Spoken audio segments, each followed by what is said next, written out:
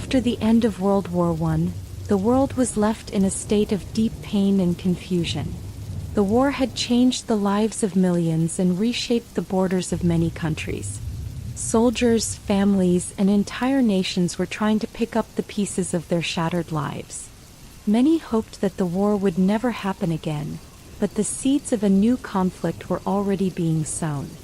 The Great War, as World War I was known, had been a terrible ordeal. Millions of people had died and entire cities had been destroyed.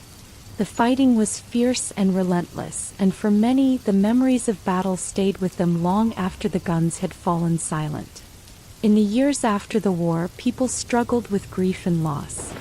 Governments worked hard to rebuild, but the damage was deep and the scars of war were not easily healed. One of the most important events during this time was the signing of the Treaty of Versailles in 1919. The treaty was meant to bring peace by punishing the nations that had started the war, especially Germany. The leaders of the victorious countries wanted to make sure that Germany could never again threaten the peace of Europe. They set harsh terms, demanding that Germany take full responsibility for the war, pay huge sums of money as reparations, and give up territories that had once been part of its lands. For many Germans, the treaty felt extremely unfair. It left their country humiliated and in a state of deep poverty. The economy suffered greatly because the financial penalties were too heavy for a nation still recovering from the war. The people of Germany felt angry and betrayed. They believed that the treaty was not a fair solution and that it made their already difficult lives even worse. This anger and hurt did not fade away quickly. Instead, it grew with each passing year. As the years went by, the world saw an increase in political and economic instability. In many countries, old governments were replaced by new leaders who promised to fix the problems of the past. In Germany, this discontent paved the way for a new kind of politics.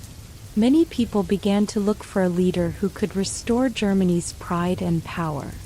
They longed for someone who could offer hope in these troubled times. In this period of uncertainty, extreme ideas began to spread. Some groups started to promote the belief that a strong nation should never accept defeat or humiliation. They argued that the country needed to rise again by any means necessary. These ideas were dangerous because they called for revenge and war. One man in particular took these ideas to heart. His name was Adolf Hitler, and he soon began to lead a movement that promised to restore Germany's greatness. Hitler's speeches were filled with simple, powerful words. He talked about the need for unity and strength and blamed the hardships on those who had been blamed for the war. His message resonated with many who were desperate for change.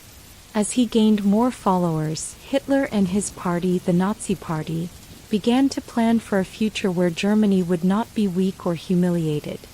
They promised to bring back jobs, rebuild the economy, and restore national pride. This promise of a better future drew many people who were tired of poverty and uncertainty. But it wasn't only Germany that was feeling the strain. All over Europe, countries were still recovering from the loss and damage of World War I.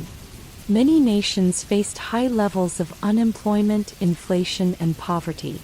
The world economy was in a fragile state, and when the Great Depression hit in 1929, the situation became even worse. The Depression caused widespread suffering. Many people lost their jobs and entire families struggled to put food on the table. In these hard times, fear and anger grew in many hearts. Leaders in other parts of the world also began to adopt extreme measures to deal with these challenges. In Italy, Benito Mussolini had already risen to power by promising to bring order and strength to his country. His ideas of national pride and a return to old glories found support among many Italians.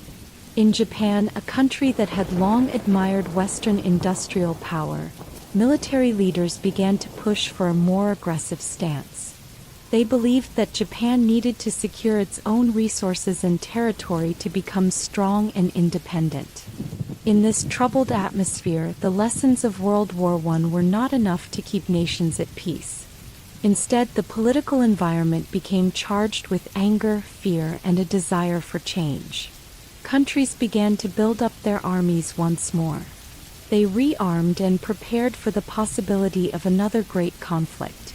The memory of the last war was still fresh, and yet many leaders believed that a new war might solve their problems, or at least allow them to seize new opportunities.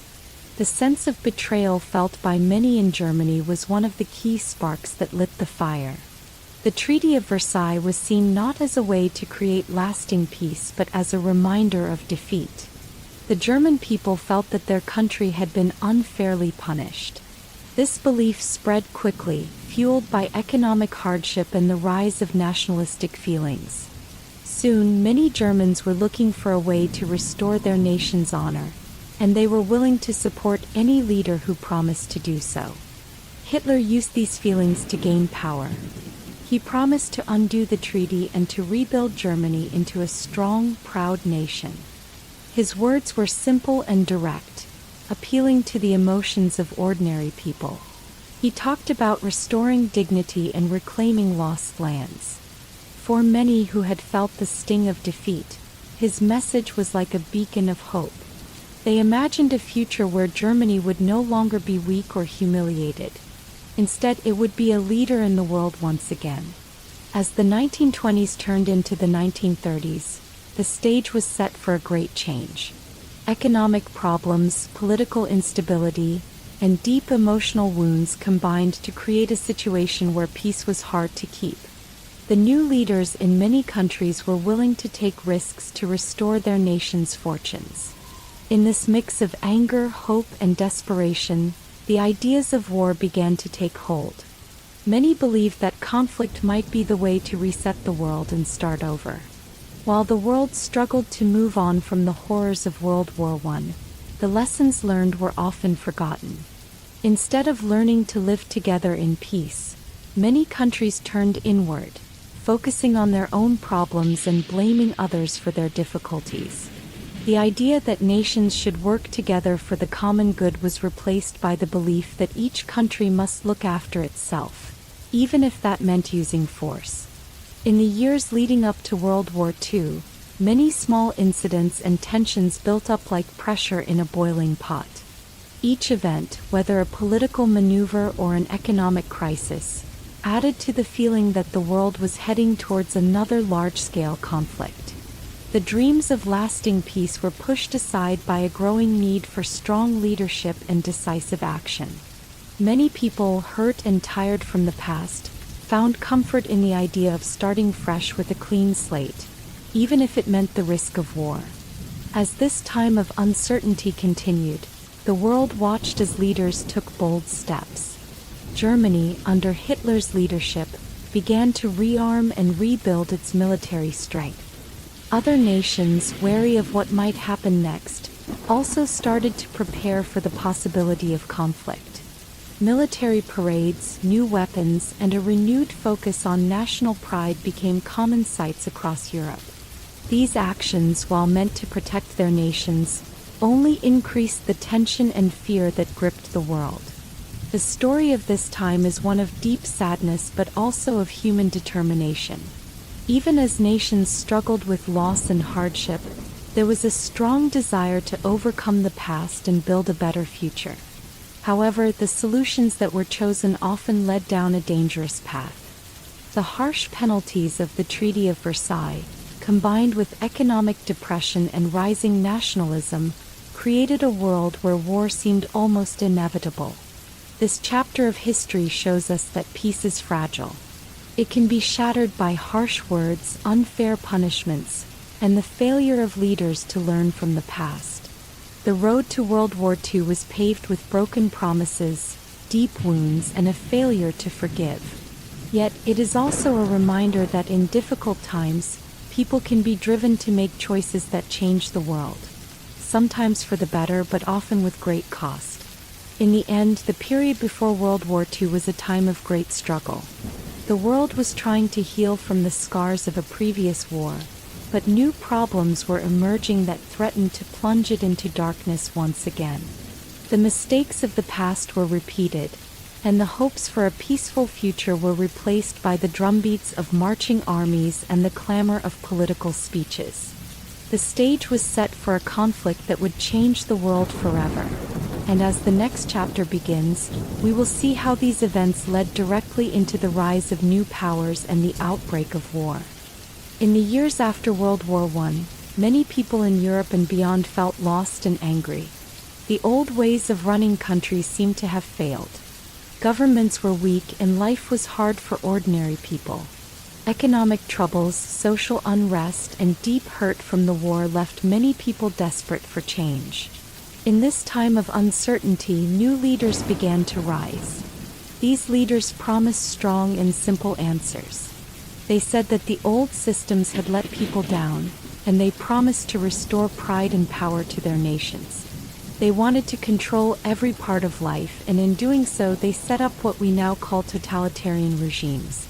In Italy, a man named Benito Mussolini became one of the first leaders to use these ideas. Mussolini started his career as a journalist and a political activist. He believed that Italy needed a new way of being strong and proud. In 1919, he founded the Fascist Party. The word fascism comes from the Latin word for bundle or group, and it was meant to show strength and unity. Mussolini argued that Italy had lost its way after World War I. The country was in chaos and many people were poor and unhappy. He promised that under his rule, Italy would become a strong and unified nation. Mussolini used fiery speeches and simple words to reach the common people. He told them that the old politicians were weak and that only a strong leader could restore order. His speeches were full of passion, and many Italians were swept up in the hope of a better future. Mussolini's government moved quickly to silence those who opposed him. Newspapers, schools, and even art were brought under strict government control. The state would decide what was true and what was not. In this way, Mussolini created a society where his ideas ruled every part of life. At the same time, in Germany, another leader was gaining power by using a similar message of strength and unity. The German people were still angry about the Treaty of Versailles, which had forced them to pay heavy penalties and accept blame for World War I. This anger and pain made them very open to promises of change. Adolf Hitler, a former soldier and political agitator, rose to lead the National Socialist German Workers' Party, also known as the Nazi Party. Like Mussolini, Hitler used simple and forceful language to reach people. He promised to restore Germany to its former glory, to overturn the unfair treaty, and to give the people a sense of pride. Hitler's speeches were full of ideas about national unity and strength. He blamed many of Germany's problems on certain groups, and he told the people that the solution was to create a pure and powerful nation. The Nazi Party worked hard to spread its ideas through rallies, parades, and media. They created a powerful image of unity and order that attracted many Germans who were tired of hardship and humiliation. Once in power, Hitler moved quickly to take control of every part of German life. He passed laws that banned opposition parties, and he used the police and military to enforce his ideas. Soon, the old democratic government was replaced by a state that was ruled by fear and strict control. The rise of these two leaders, Mussolini in Italy and Hitler in Germany, showed how totalitarian regimes could take hold in a troubled world.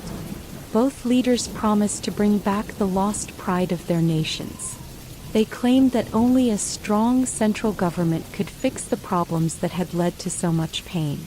Their ideas were simple and direct. They spoke of unity, strength, and the need to work together under one strong leader. For many people who felt abandoned by their old governments, these promises were very attractive. While Italy and Germany were moving toward totalitarian rule, Japan was also changing in its own way. Japan had been a rising power in the early 20th century and had enjoyed some successes on the world stage. However, like many other nations, Japan was hit hard by economic troubles. The country's leaders began to feel that Japan needed to grow stronger to protect itself. In Japan, military leaders and nationalists started to have more influence. They believed that Japan needed to expand its territory to gain resources and become a true power. These ideas led to a shift in government, where the military played a much larger role in decision-making. In the 1930s, Japan began to show its new direction. The country started to build up its military forces and took aggressive steps to gain control over parts of Asia. Japanese leaders argued that the nation had a special mission to lead in Asia and bring order to regions they believed were in chaos. The government began to promote ideas of loyalty, honor, and sacrifice for the nation. Like in Italy and Germany, simple and strong language was used to inspire the people. National symbols and rituals became very important in Japan, and the government used them to build a sense of unity and strength. In this way, Japan too moved toward a totalitarian system where the state and the military controlled the life of the nation. All three of these countries, Italy, Germany, and Japan, shared some common features in their move toward totalitarianism. They all experienced deep economic and social problems. They also shared the idea that a nation should be united under one strong leader. In each country, the leaders used simple messages to win the support of the people. They promised to bring back the lost honor and power of their nations. They also made it clear that there would be little room for any ideas or groups that did not support their vision. This meant that opposition was not tolerated. Newspapers, political parties, and groups that did not agree with the new order were quickly silenced or controlled.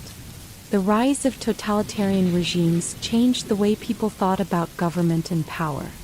In these new systems, the leader was seen as the ultimate authority. All decisions were made by the state, and individual freedoms were often sacrificed for the sake of national strength. Many people believed that the loss of freedom was a small price to pay for a strong and united nation. Leaders like Mussolini, Hitler, and the military rulers in Japan convinced many that their methods were the only way to restore order and pride.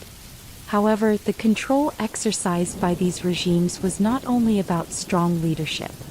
It also involved a careful manipulation of information. Propaganda became a key tool. In Germany, for example, Hitler's government used radio broadcasts, posters, and newspapers to spread its message. The state controlled what was shown in schools and on public events. In Italy, Mussolini made sure that his ideas were repeated everywhere. In Japan, the government used cultural symbols and national ceremonies to remind people of their duty to the nation. In each case, the regime worked hard to shape the way people thought and to create a loyal population that trusted its leaders without question. The promise of a better future under a strong leader was a powerful lure. People who had suffered through the pain of war, poverty, and political instability found hope in the simple answers provided by totalitarian leaders. They believed that the old ways had failed and that a new, stronger government could fix all their problems. This belief led many to support these regimes, even when it meant giving up some of their freedoms. The leaders were clear. To rebuild the nation, everyone had to work together under one rule. Over time, the actions of these regimes became more extreme. Laws were passed that limited freedom of speech and the right to protest. The government began to monitor and control every part of life. In Germany, people were forced to join organizations that supported the Nazi Party, and in Italy, the state began to control the arts and education. In Japan, dissent was met with harsh punishment, and the military had a strong grip on society. The promise of a better future had come at the cost of freedom and truth. The rise of totalitarian regimes was not a sudden event. It happened slowly as people's hopes and fears grew stronger. It took years for these leaders to build their power. They started by gaining support from groups who felt left behind and who believed that change was necessary. Then they used every tool at their disposal, speech, propaganda, and sometimes violence, to silence opposition and build a new order. As they gained control, these regimes reshaped their countries in a way that would affect not only their own citizens but the entire world. In the end, the rise of totalitarian regimes marked a new chapter in world history. It showed how a mix of fear, anger, and hope could be used to build systems that promised strength and unity but ended up taking away the freedoms that many people hold dear. The story of this time reminds us that when people feel abandoned by their leaders, they may turn to those who promise simple answers, even if those answers come at a great cost. In the years after the rise of strong and authoritarian governments, many nations began to show signs of ambition. These governments were eager to prove their strength and restore national pride. They looked to expand their borders and gain new lands. This period of early aggressions and expansion marked the beginning of a dangerous path that would eventually lead to a full-scale war. One of the first examples of this aggressive spirit came from Japan. In 1931, Japanese military forces moved into a region in northeastern China called Manchuria. They claimed that this region was needed to secure Japan's future. Manchuria was rich in natural resources like coal and iron. Japanese leaders argued that these resources were essential to fuel their growing industries and maintain the nation's strength. The move was not approved by the international community, but Japan pressed on. The invasion of Manchuria showed that Japan was willing to use force to achieve its goals. This act of aggression was one of the first signs that the world was heading toward conflict. Meanwhile, in Europe, Italy was also testing its power. Under the leadership of Benito Mussolini, Italy had already taken steps to strengthen itself. In 1935, Mussolini decided to invade Ethiopia, a country in East Africa. Italy claimed that it needed to build a new empire, much like the great empires of the past. The invasion of Ethiopia was a brutal campaign. Italian forces used modern weapons and military tactics to overwhelm the Ethiopian army.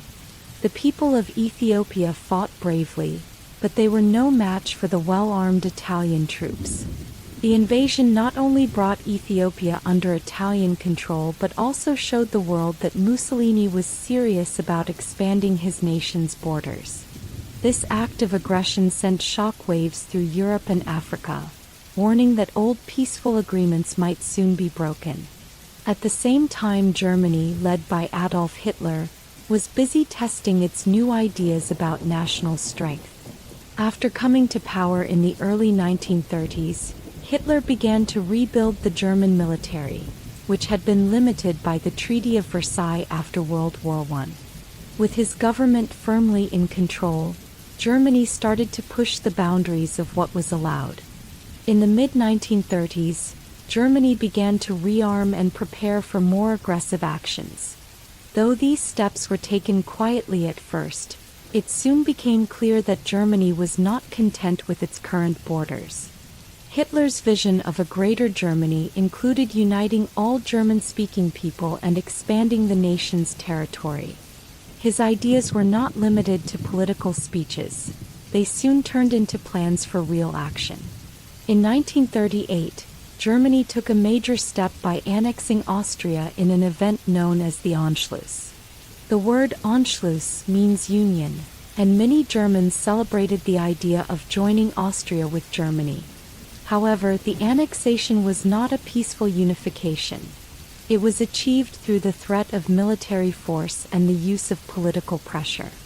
German troops marched into Austria, and the government quickly surrendered to avoid conflict. The annexation of Austria was a clear sign of Germany's growing ambitions. It was also a test for the rest of Europe. Many leaders hoped that a strong international response might stop further moves by Germany, but the response was weak. The lack of strong opposition encouraged Germany to think that it could continue to expand with little cost. In the years following these early acts of aggression, the world watched with increasing concern. The governments of Japan, Italy, and Germany were showing that they were willing to use force to solve their problems and to make their nations stronger. Their actions were not isolated incidents but part of a larger pattern. Each nation believed that by gaining more territory, they could secure the resources they needed and restore the honor of their country.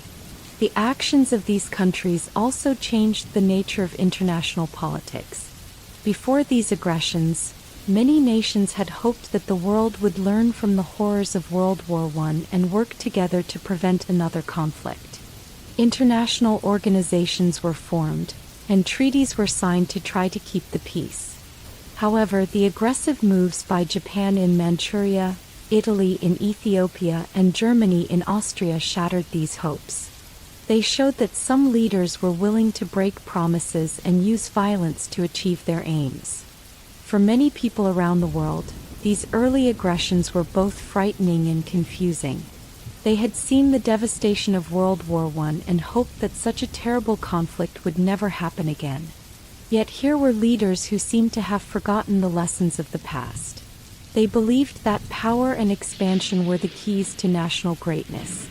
Their actions brought back memories of old empires and past glories, but they also threatened to plunge the world back into chaos. The response from other nations was mixed.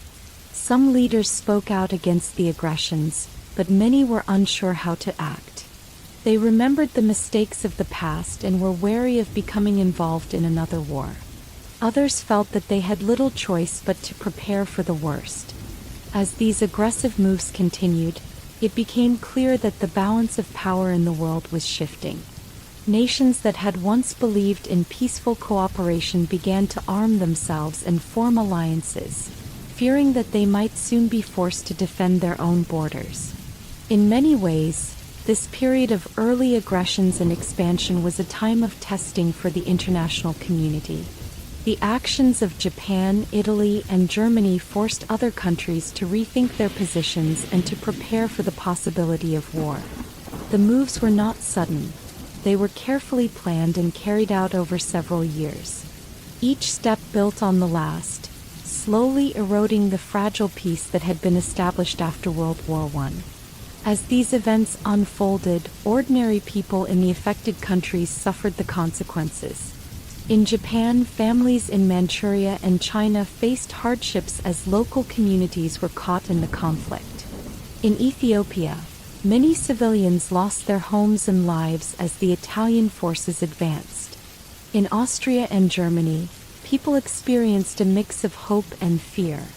Some were excited by the promise of national unity, while others worried about the loss of their freedom and the rise of a more dangerous government. The common thread in all these events was the desire of nations to reclaim what they believed was rightfully theirs. The aggressors argued that they were simply restoring past glories and securing a better future for their people. However, their methods were harsh and often cruel. The expansion was not achieved through dialogue and mutual agreement but through the use of military force and intimidation.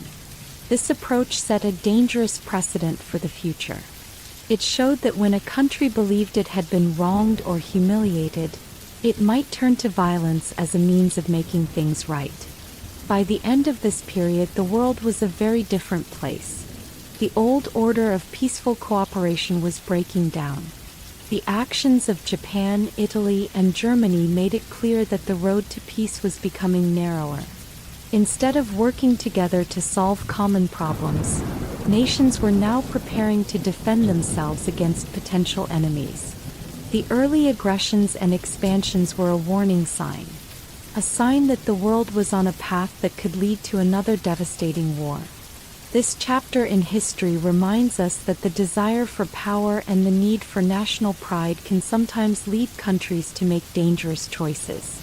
When leaders choose aggression over dialogue, they put not only their own people at risk but also the entire world. The early acts of expansion by Japan, Italy, and Germany were small steps that quickly grew into larger actions. Each step made it more likely that conflicts would eventually escalate into a full-scale war. In the years that followed, these early aggressions would serve as the opening moves in a larger and more tragic conflict. The careful planning, the bold moves, and the willingness to use force set the stage for what would become one of the darkest chapters in human history. The actions taken during this time were not just about land or resources, they were about pride, identity, and the deep wounds left by past conflicts. As we look back on this time, we see how the desire to reclaim lost honor can lead a nation down a dangerous path. The early aggressions and expansions were the first signs of a world that was losing its grip on peace.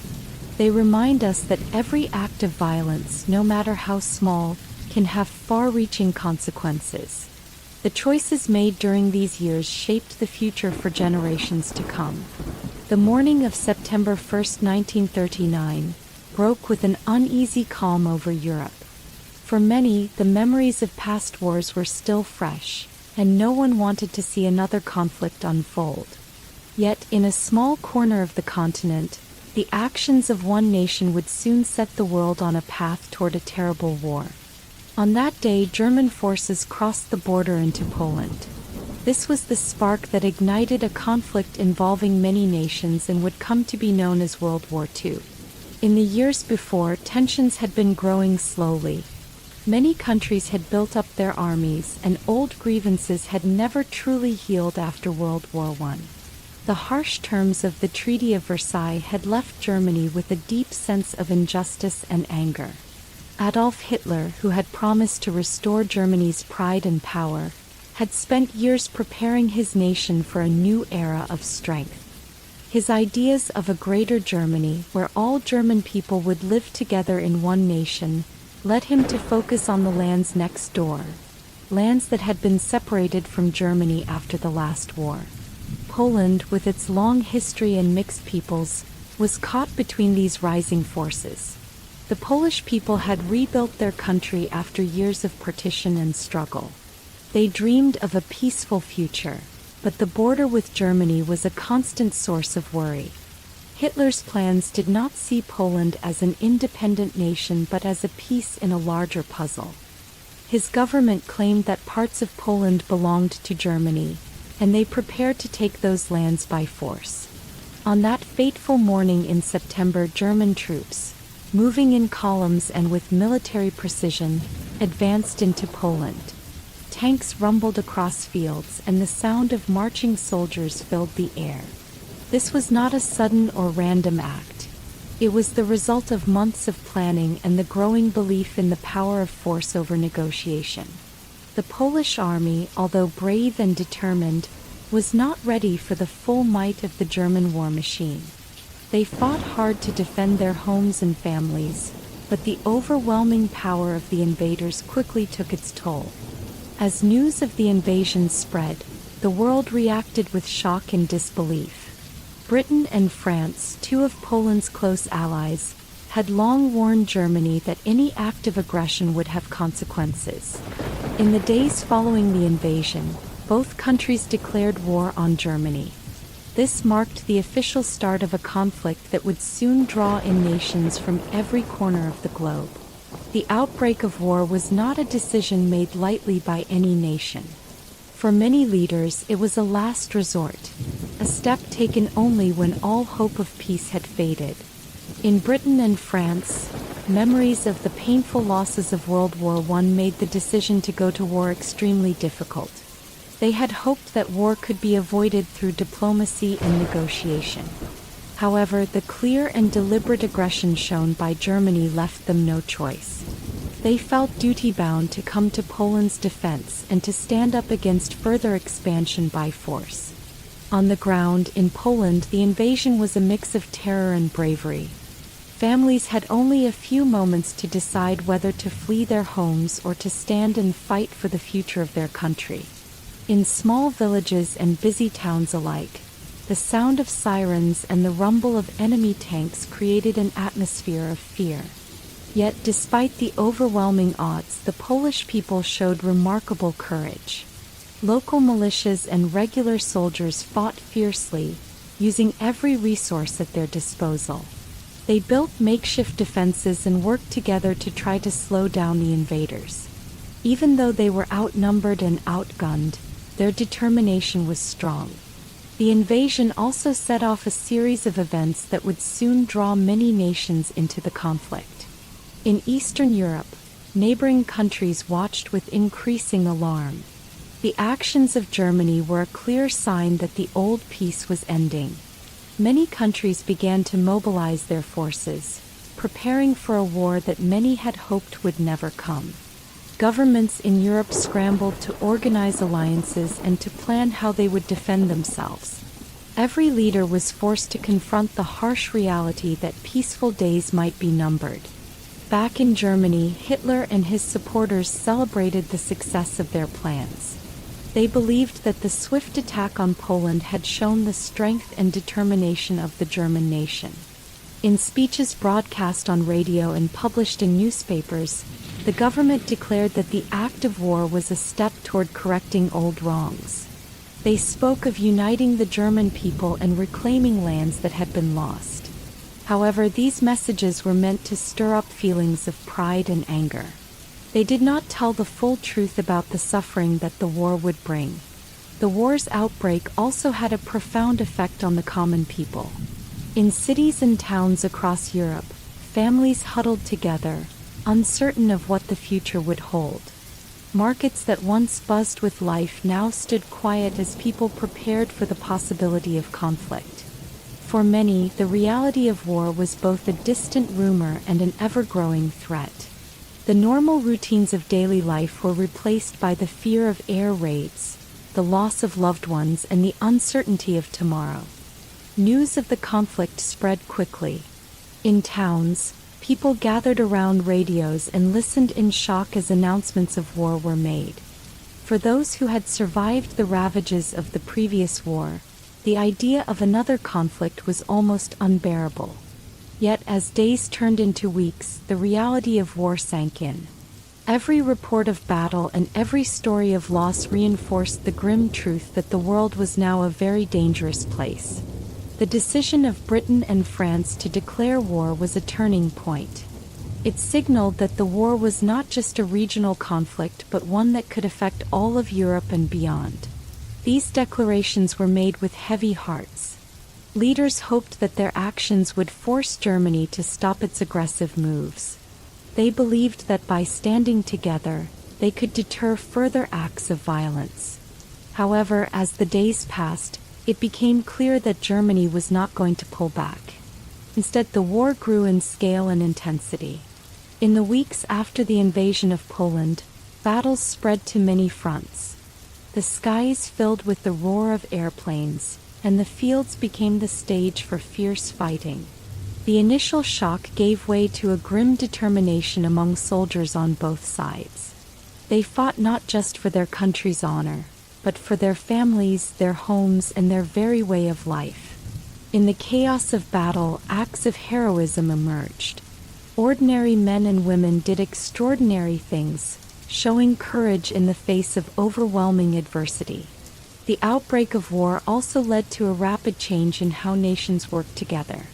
Old rivalries and historical grudges were set aside, as the need for a united front became clear. Britain, France, and other countries formed alliances, promising to support each other in the fight against aggression.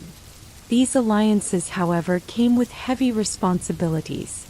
Each nation was forced to consider how far it would go to defend its allies and what sacrifices it would have to make.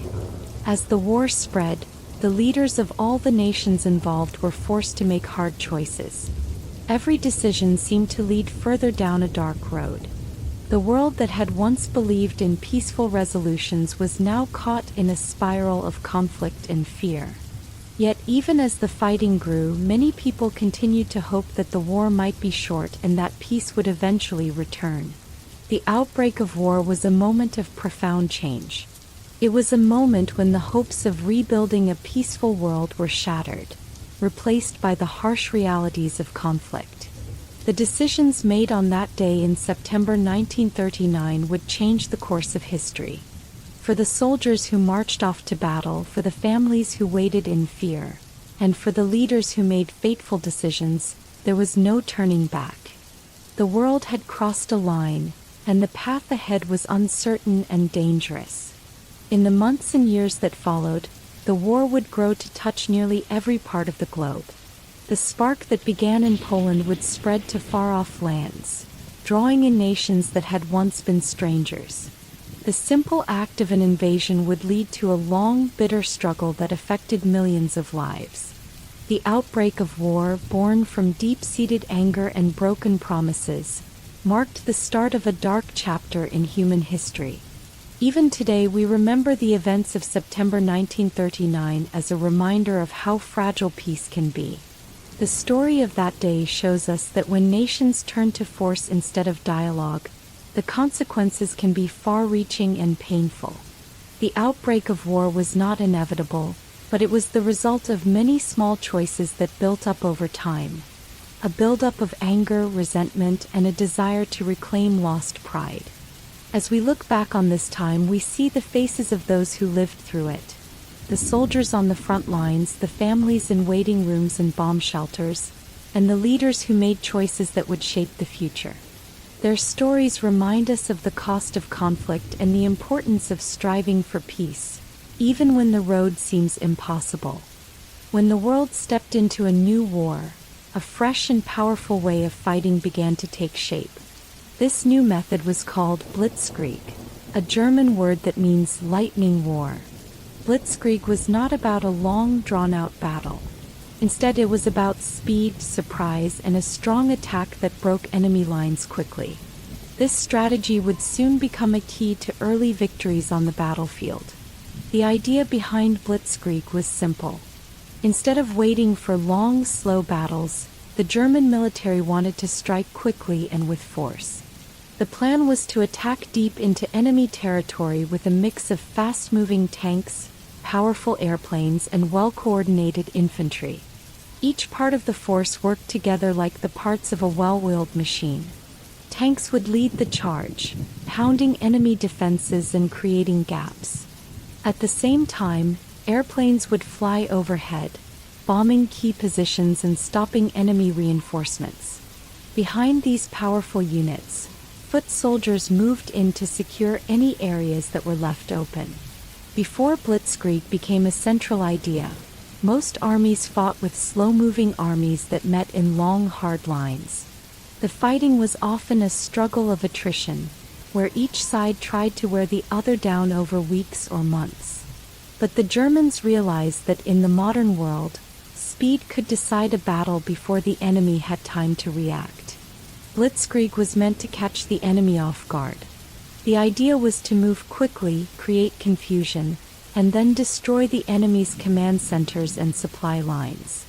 When an enemy lost its ability to communicate and resupply, it would soon fall apart. The origins of Blitzkrieg are not tied to a single battle or a single idea. Instead, it grew out of the lessons learned during World War I. In that war, armies had seen how modern technology like machine guns and airplanes could change the nature of fighting. Many military leaders began to think about how to use these new tools in a more effective way. In the years between the wars, the German army studied these ideas and began to experiment with new tactics. They realized that combining fast tanks, airplanes, and infantry could create a force that was far more powerful than the sum of its parts. When Germany invaded Poland in 1939, the world got its first real look at Blitzkrieg in action. The German army did not line up in long rows and meet the enemy with slow marches. Instead, they moved in rapid, decisive strikes. Tanks rolled forward quickly, supported by fighter planes that swooped low to drop bombs.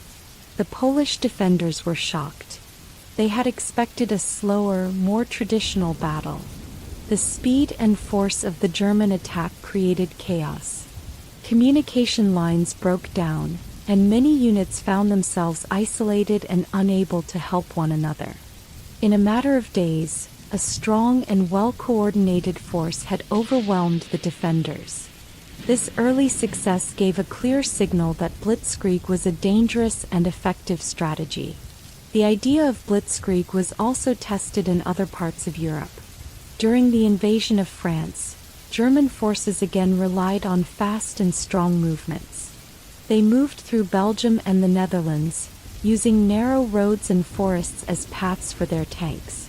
At the same time, they launched attacks into the heart of France. The French army, which had long relied on slow and defensive strategies, was caught off guard.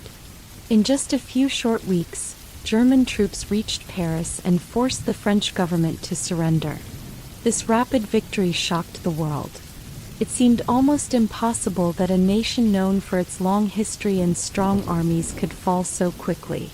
One of the secrets behind Blitzkrieg was the way that all parts of the military worked together. In a Blitzkrieg attack, every unit had its role. Tanks would lead the way, punching holes in enemy defenses. Airplanes provided cover from above, striking enemy positions that could slow the advance. Infantry followed closely, taking control of captured ground and preventing the enemy from organizing a counterattack. This close coordination was new and required careful planning and practice. The German army spent many hours training together, ensuring that every unit knew its role in a fast-moving battle. The Blitzkrieg strategy also relied on the element of surprise. The enemy had little time to prepare when a fast-moving attack was launched. In many cases, local commanders did not know where to send their reserves because the rapid movement of German forces had already scattered their lines. Without a clear chain of command or a way to move quickly, the enemy was forced to react slowly. This delay was exactly what the German army needed to keep its momentum. Once the enemy lines were broken, it became nearly impossible to regroup. The speed of the attack meant that the enemy did not have time to call for reinforcements or to set up a new defensive line. Despite its early successes, Blitzkrieg was not without its challenges. One of the main problems was keeping the momentum going. A Blitzkrieg attack required constant speed and power. If the attack slowed even for a short time, the enemy could begin to recover. This was a lesson learned in some of the later battles. For Blitzkrieg to work, every part of the force had to remain coordinated and alert. If any unit lagged behind, the entire plan could be at risk. The German military worked very hard to solve these problems. They developed better communication systems, improved their training, and learned how to repair damaged tanks quickly. These improvements helped ensure that the Blitzkrieg strategy remained effective in many battles. Another challenge was the terrain. Blitzkrieg worked best on flat, open land where tanks and vehicles could move quickly. In rough or hilly terrain, the speed of the attack could be slowed down. For example, in parts of Eastern Europe and later in the Soviet Union, the wide open spaces sometimes helped the attackers. But in other cases, such as the rugged regions of Western Europe, natural obstacles could force tanks and infantry to slow down. When this happened, the enemy had a chance to set up defenses and delay the attack. Even so, the overall idea of Blitzkrieg, using speed, surprise, and strong coordination, remained a powerful tool for the German army. The human side of Blitzkrieg was just as important as the strategy itself. Soldiers had to learn to move fast and think on their feet. They trained in how to work together as a single, united force. For many young soldiers, the speed of the battle was both thrilling and frightening. They had to trust their commanders and each other completely. In the chaos of a Blitzkrieg attack, every second counted. A soldier's quick decision could mean the difference between capturing a strategic point or allowing the enemy to regroup. Stories from that time tell of brave men and women who risked their lives to keep the attack moving forward. Their courage was a key part of the success of Blitzkrieg. For the people at home, the news of fast-moving battles was both exciting and worrisome. Radio broadcasts brought the sounds of tank engines and the news of rapid victories. Many families listened in awe as stories of swift attacks and bold maneuvers were shared. However, there was also a deep sadness in knowing that these victories came at a high cost. Behind every rapid advance were countless acts of bravery and loss. The simple language of radio news could not capture the full human cost of the battles, but it did keep the public aware of the dramatic changes on the battlefield. As the war continued, the lessons of Blitzkrieg spread beyond Germany. Other nations took note of this new style of warfare and began to study it carefully. Some tried to copy the strategy while others developed new ideas to counter it. In many ways, Blitzkrieg changed the face of modern war. It showed that the old ways of slow, methodical fighting were no longer enough. The speed and surprise of a well-planned attack could win battles before the enemy had time to react. In later years, military historians would look back on the success of Blitzkrieg as one of the key innovations of World War II. They studied the battles, the strategies, and the brave soldiers who made it all work. They learned that the success of Blitzkrieg was not just about technology or speed. It was also about the will to move forward, even in the face of uncertainty and danger. The spirit of Blitzkrieg was built on the belief that decisive action and unity could overcome even the most stubborn resistance. For the soldiers on the ground, every battle using Blitzkrieg was a lesson in courage and teamwork. They learned to rely on each other, to move as one, and to keep their focus even when the enemy seemed overwhelming. Their experience on the battlefield taught them that success often came down to the smallest details. A well-timed call, a quick maneuver, or a moment of bravery that broke through the enemy line. As we remember the stories of Blitzkrieg, we see a picture of a new kind of war. It was a war where ideas and technology combined with human courage to create a force that could change the course of history in a matter of hours. The lessons learned from Blitzkrieg remind us that in times of conflict, speed and unity can be as important as strength. They also remind us of the heavy cost of war, where every rapid move and bold attack came with the risk of great loss. In the end, the Blitzkrieg strategy became a symbol of a new era in warfare. It was a method that changed the way battles were fought and left a lasting mark on military history.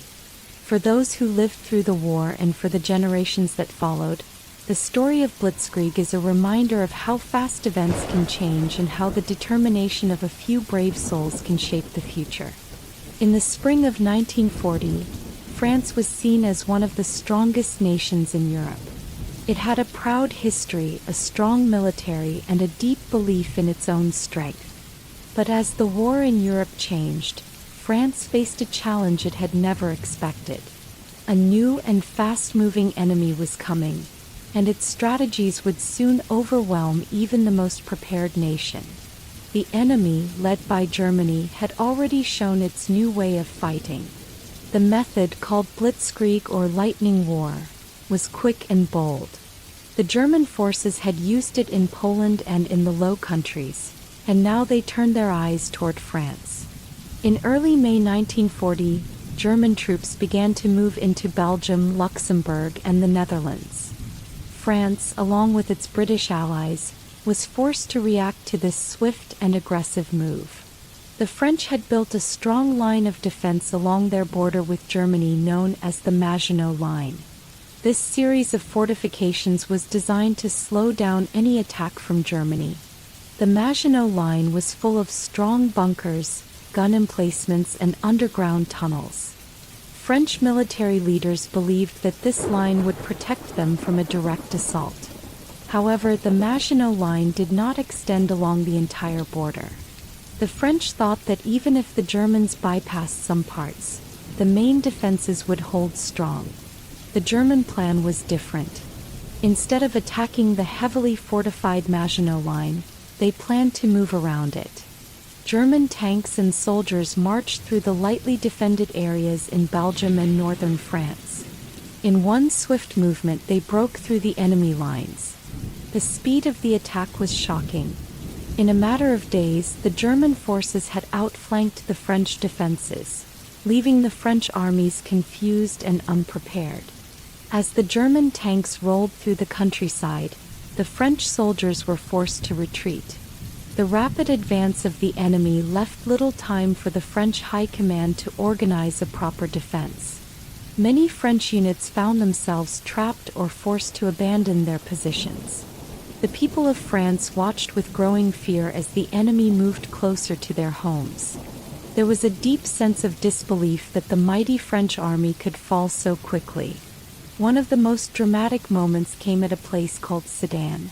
This small town in northeastern France became the focal point of the German attack. German tanks squeezed through a narrow valley, surprising the French forces who believed that the natural features of the land would slow the enemy down. At Sedan, the German forces broke through the line in a sudden and powerful move. The French soldiers, caught off guard by the speed and power of the attack, were forced to retreat in disarray. This breakthrough at Sedan was a turning point. It opened the way for the German forces to rush deeper into France. The shock of the German advance spread across the country. In Paris and other major cities, ordinary people listened in disbelief to news of rapid movements on the battlefield. Families hurriedly packed what they could and left their homes, fearing the worst. The French government, which had been working hard to maintain order and prepare defenses, suddenly found itself in a situation where every minute counted. There was confusion and fear among the citizens, and many wondered if their way of life would survive this new and brutal attack. Inside the French military headquarters, leaders struggled to understand how events had unfolded so quickly. Plans that had been drawn up for years were now falling apart. Communication between different units was difficult, and many officers were unsure how to counter the German strategy. There was a growing realization that the enemy's tactics were unlike anything seen before. The French soldiers, who had trained for traditional battles of slow and steady advance, now had to face a foe that moved like a flash. This meant that the established plans for defense were no longer effective. In the midst of the chaos, British forces arrived to help support France. The British Expeditionary Force had been sent to help stop the German advance. They fought bravely alongside the French, trying to slow down the enemy. But even with their help, the speed and power of the German attack left little room for organized defense. British and French soldiers often found themselves fighting in small groups, trying to delay the enemy as best they could. They built makeshift barricades and fought in the streets, all in a desperate attempt to hold back the unstoppable tide of German tanks and soldiers. The fall of France was not just a military defeat. It also had a deep impact on the people. In towns and villages, families huddled together in fear as the sounds of distant explosions and marching boots filled the air. The French countryside, known for its beauty and history, became a landscape of uncertainty and sorrow. People began to lose hope that their country, which had once been so strong, could stand up to the new enemy. Rumors and anxious whispers spread through towns. Some feared that the proud French spirit was broken, while others believed that the government could still rally a defense. But with each passing day, the truth became harder to ignore. As the German forces continued their march, the French government was forced to make a difficult decision. It was clear that the situation was growing more desperate, and many of the leaders believed that continuing the fight in the current way would only bring more suffering to the people. The government decided to move its operations away from Paris to a safer location, hoping to maintain control and organize further resistance. However, this decision also meant that Paris, the heart of French culture and pride, was soon left vulnerable. In June 1940, after several weeks of fighting, the situation for France became dire. German forces had captured large parts of the country, and many French cities were under threat. The French government, realizing that they could no longer defend the nation as it was, began negotiating for an armistice with Germany. The armistice was a formal agreement to stop fighting, and it marked the end of active hostilities on French soil. For many, it was a moment of deep sorrow and loss. The idea that a great nation like France could be forced to surrender was almost unimaginable. The signing of the armistice took place in a railway carriage in the town of Compiègne. The choice of this location was symbolic. It echoed the events of World War I, when France had also been defeated. As the agreement was signed, French soldiers and citizens alike felt a heavy weight on their hearts. The armistice meant that parts of France would now be under German control. It also meant that the country's independence had been greatly diminished. Many French people felt betrayed by the government, which they believed had failed to protect them and their way of life. After the armistice was signed, France was divided. In the north and west, large areas came under direct German occupation. In the south, a new government was set up in the town of Vichy. This new government, known as the Vichy regime, promised to restore order and rebuild the country. However, many saw it as a government born out of defeat and compromise. The division of France created deep divisions among its people. Some continued to hope for liberation, while others believed that life must go on despite the loss of freedom. The fall of France left many lessons for the world. It showed that even the strongest nations could be brought down by a combination of unexpected tactics and overwhelming force. The rapid German advance, made possible by the new Blitzkrieg strategy, changed the rules of war. It taught military leaders around the world that traditional defenses might not be enough when faced with a fast and determined enemy. The events also left a deep scar on the French nation. The loss of independence and the division of the country were wounds that would take many years to heal. Yet even in the darkest moments, stories of bravery and resilience emerged. Many French soldiers, civilians, and resistance fighters continued to work in secret to oppose the occupation. Small acts of defiance and courage became symbols of hope for a better future. In the forests, hidden in the towns, and along the battle-scarred roads, the spirit of France did not completely vanish. The memory of a proud nation that had once stood strong encouraged many to dream of the day when freedom would return. For the people of France, the fall of their country was a time of bitter loss. It was a time when dreams were shattered and the familiar ways of life were forced to change. Families had to leave their homes, and old friends found themselves divided by the new lines drawn on the map. The sound of marching boots and the presence of enemy soldiers became a daily reminder of defeat. Yet amid this sorrow, many also held on to the hope that one day France would rise again. They remembered the glories of the past and believed that the strength of the French spirit could not be completely extinguished. In the years that followed, the fall of France became a subject of deep reflection. Historians and ordinary people alike tried to understand how such a mighty nation had been overcome so quickly. The events of 1940 served as a reminder of the unpredictable nature of war.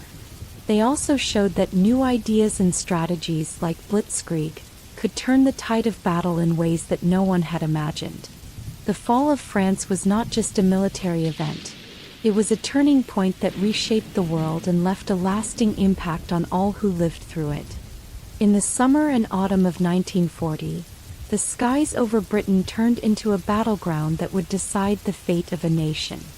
After the rapid fall of France, the next target for Germany was Britain. With their innovative Blitzkrieg strategy proving effective on land, the German Air Force, known as the Luftwaffe, set its sights on Britain. The goal was clear: to weaken the British defenses, destroy their air force, and pave the way for a possible invasion. But what unfolded in the skies of southern England became one of the most remarkable battles of World War II, the Battle of Britain. Before the battle began, Britain was already braced for a hard fight. The country had a proud naval tradition and a strong sense of independence. The British people had survived many hardships in the past, and they were determined not to let their nation fall into enemy hands. When the threat of a German invasion became real, the government and military took immediate action. Under the leadership of Prime Minister Winston Churchill, Britain rallied its people with stirring speeches and a promise to fight on, no matter what. The British Royal Air Force, RAF, was at the heart of the defense. Although outnumbered by the powerful Luftwaffe, the RAF had many advantages. The pilots were highly trained and determined, and they knew that the survival of their country depended on their skill in the air. Fighter squadrons were spread across the country, ready to intercept enemy planes as soon as they were detected.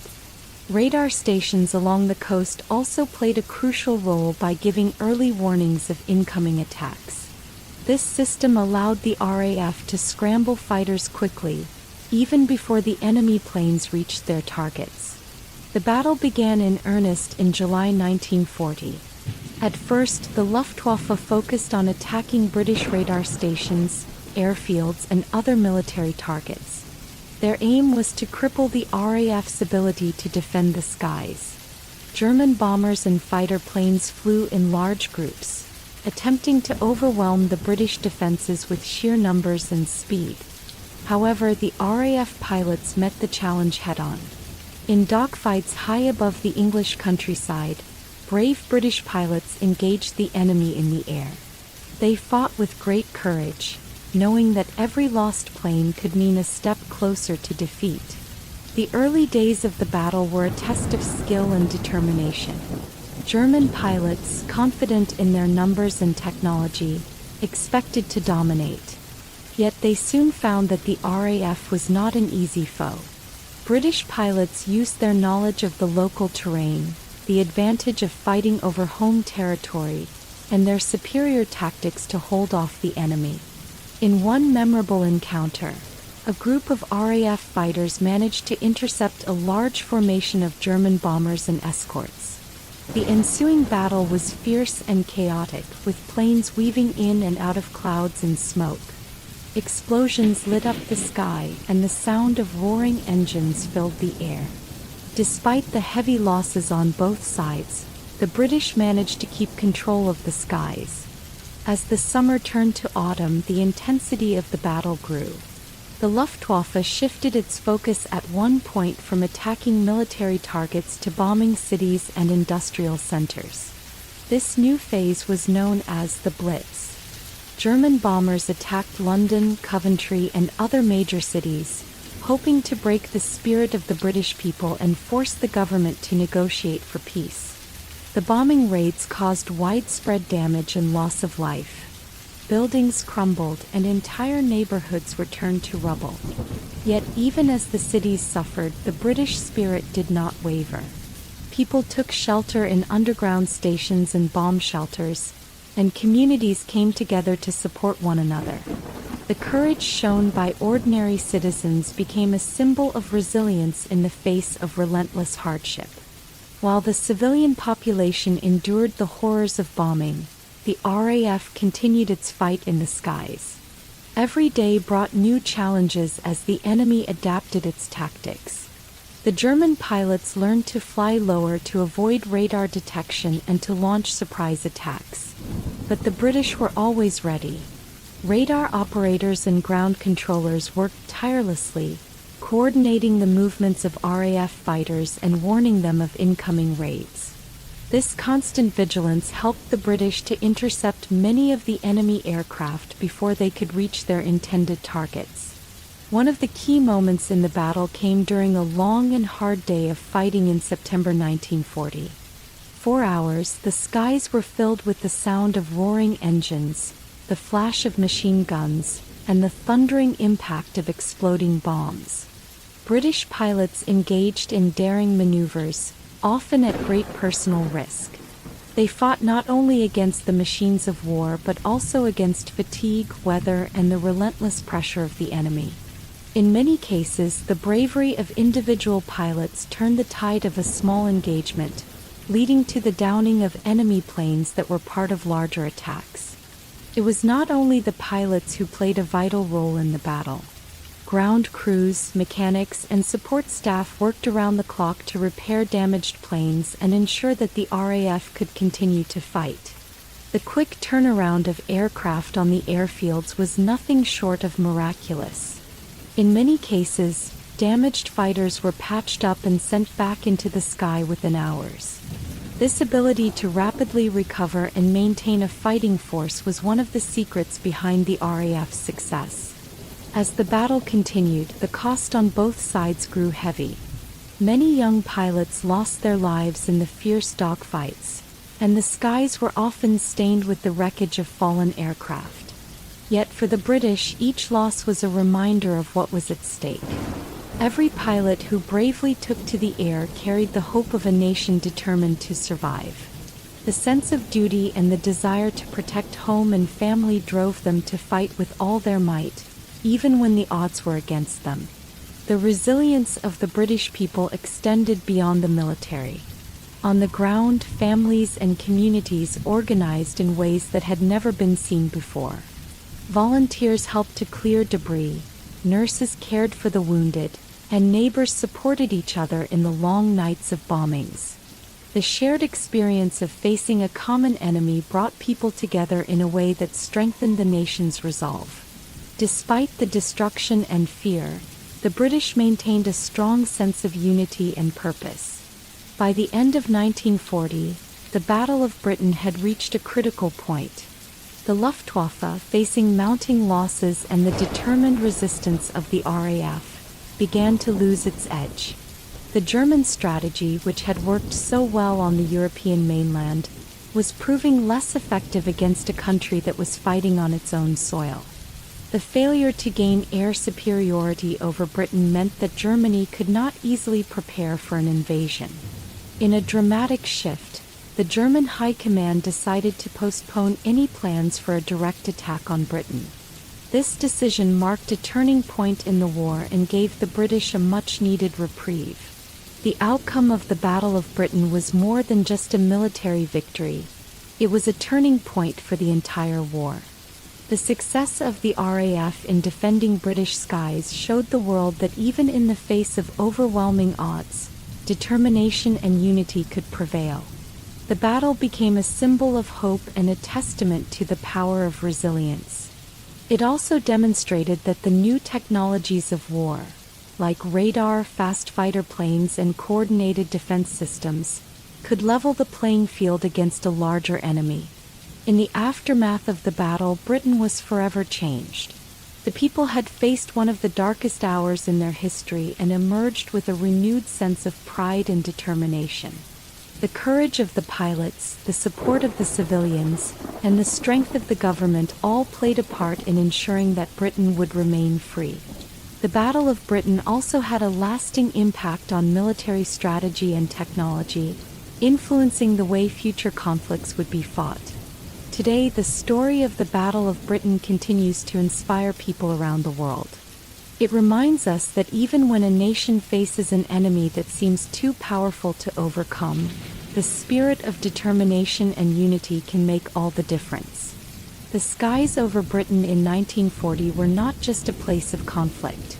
They were a stage for a dramatic struggle that showed the world what it means to fight for freedom. As we look back on this period, we remember the bravery of those who took to the skies and the sacrifices made by so many. The legacy of the Battle of Britain lives on in the history books, in the memorials that honor the fallen, and in the hearts of those who continue to cherish the freedom that was so hard won. The battle was not an easy victory, and it came at a high cost, but it proved that with courage, innovation, and unity, even the mightiest of enemies can be held at bay. In the summer of 1941, the quiet border between Germany and the Soviet Union was shattered by a massive surprise. Adolf Hitler's long-held dream of expanding eastward had finally become a reality. On June 22, 1941, German forces launched a huge invasion called Operation Barbarossa. This invasion would mark the beginning of the Eastern Front, a battleground that would grow into one of the largest and most brutal theaters of World War II. For many years before the invasion, Hitler had spoken of the vast lands of the Soviet Union as a place filled with riches and resources. He believed that these lands would provide the fuel, food, and raw materials needed to support Germany's growing war machine. In his eyes, the Soviet Union was not only a rival but also a source of life for the future of the German people. Yet he underestimated both the strength and the determination of the Soviet nation. On that fateful morning in June 1941, millions of soldiers from Germany and its allies began a carefully planned attack along a front that stretched for thousands of miles. The German army, well trained and armed with modern weapons, moved quickly across the border. They brought with them tanks, artillery, and aircraft in a show of overwhelming force. The Soviet Union, caught by surprise, was forced to react quickly. In many areas, Soviet troops were still recovering from earlier purges and were not fully prepared for the sudden onslaught. The initial days of Operation Barbarossa were marked by rapid advances. German troops pushed deep into Soviet territory, capturing large areas and encircling whole units of Soviet soldiers. The speed and coordination of the German attack left many Soviet commanders in confusion. Towns and villages that had once been quiet were suddenly filled with the sounds of marching soldiers and the roar of tanks. The vast steppes and forests of the Soviet Union, which many had thought would slow down an enemy, instead became battlefields where the fate of nations would be decided. Despite the early successes of the German forces, the Soviet people began to show their remarkable strength and resilience. The Soviet government, led by Joseph Stalin, called for all citizens to fight and defend their homeland. Factories were moved eastward and millions of people were called to arms.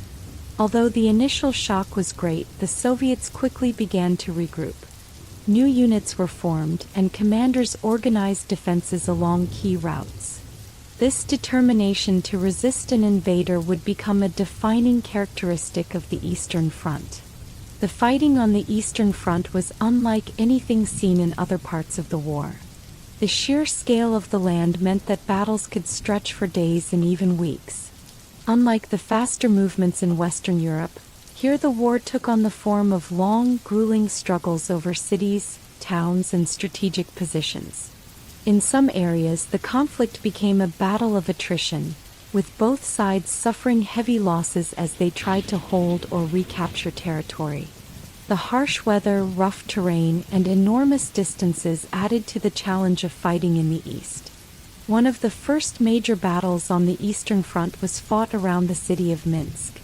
German forces, moving swiftly through Belarus, managed to encircle large numbers of Soviet troops.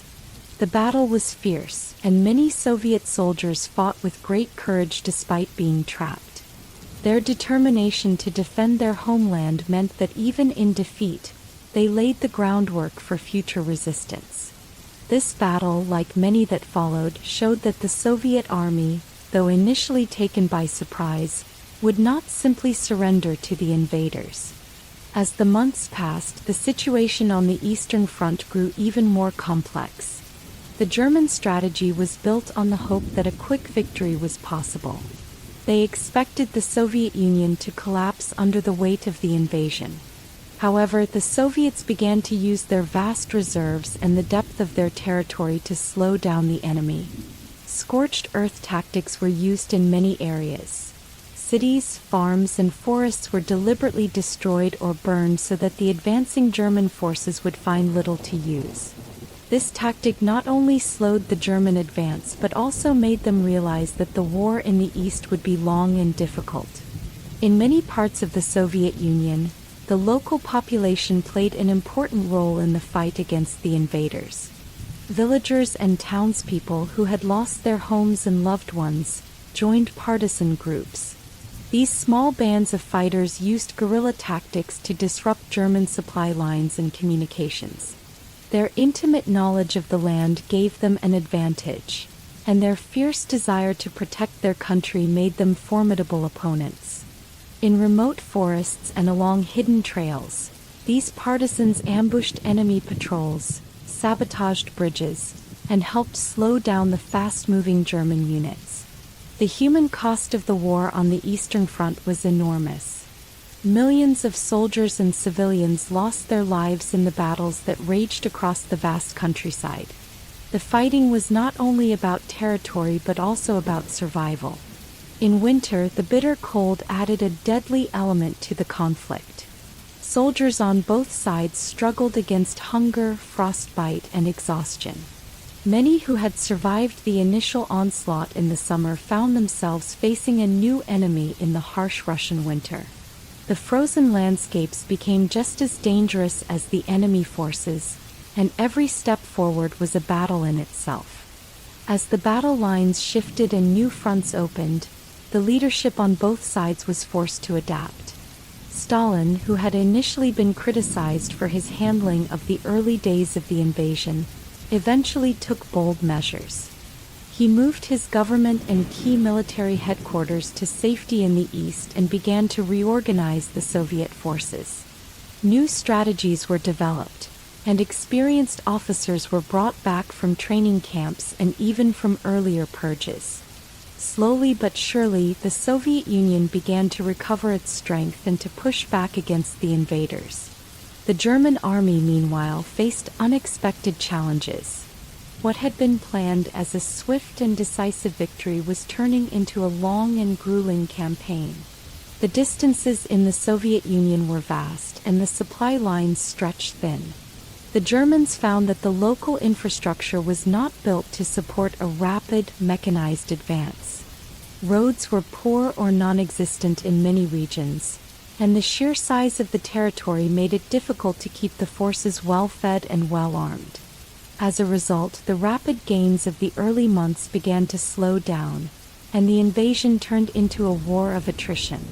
One of the key turning points on the Eastern Front came during the Battle for Moscow, the heart of the Soviet Union. As German forces approached the city, fierce resistance from Soviet troops and the onset of winter combined to create a formidable barrier. The battle for Moscow was not just a fight for a city, it was a fight for the survival of the Soviet state. In the bitter cold, with snow covering the ground and temperatures dropping to dangerous lows, Soviet soldiers held their positions with stubborn determination. The German advance, which had seemed unstoppable, was finally halted. This battle showed that the Soviet Union was willing to endure immense hardships to protect its capital. Throughout the long months of fighting, the Eastern Front became a symbol of both the cruelty of war and the strength of human spirit. Soldiers on both sides experienced moments of bravery and despair. Many fought not only for political ideals but also for their families, their homes, and the hope that one day the war would end. The stories of heroism, of a soldier sacrificing his life to save a comrade or a group of partisans ambushing a well-armed patrol, spread among the people and boosted morale even in the darkest times. The scale of the fighting on the Eastern Front forced the world to take notice. Journalists, diplomats, and even ordinary citizens back home in Europe and beyond began to understand that the war was no longer confined to a few battlefields in the West. The vast and brutal struggle in the East would shape the course of World War II for years to come. The enormous sacrifices, the incredible feats of endurance, and the high cost in human lives all served as a stark reminder of the price of freedom and survival. As the conflict continued into the later years of the war, the Eastern Front remained a central focus. The brutal winter of 1941 to 1942, the fierce battles around key cities, and the steady push and pull of front lines all contributed to a long and bitter struggle. Both sides knew that victory on the Eastern Front would not come easily. It would require not only military strength but also the resilience of the people and the determination of leaders willing to make hard choices. The emergence of the Eastern Front marked a new era in the war. It transformed the conflict from a series of rapid conquests into a grueling, prolonged battle where every inch of land had to be fought for with blood and sweat. The vast landscapes of the Soviet Union, with their deep forests, wide open fields, and harsh winters, became both a challenge and a refuge, a place where courage was tested and hope was born in the midst of hardship.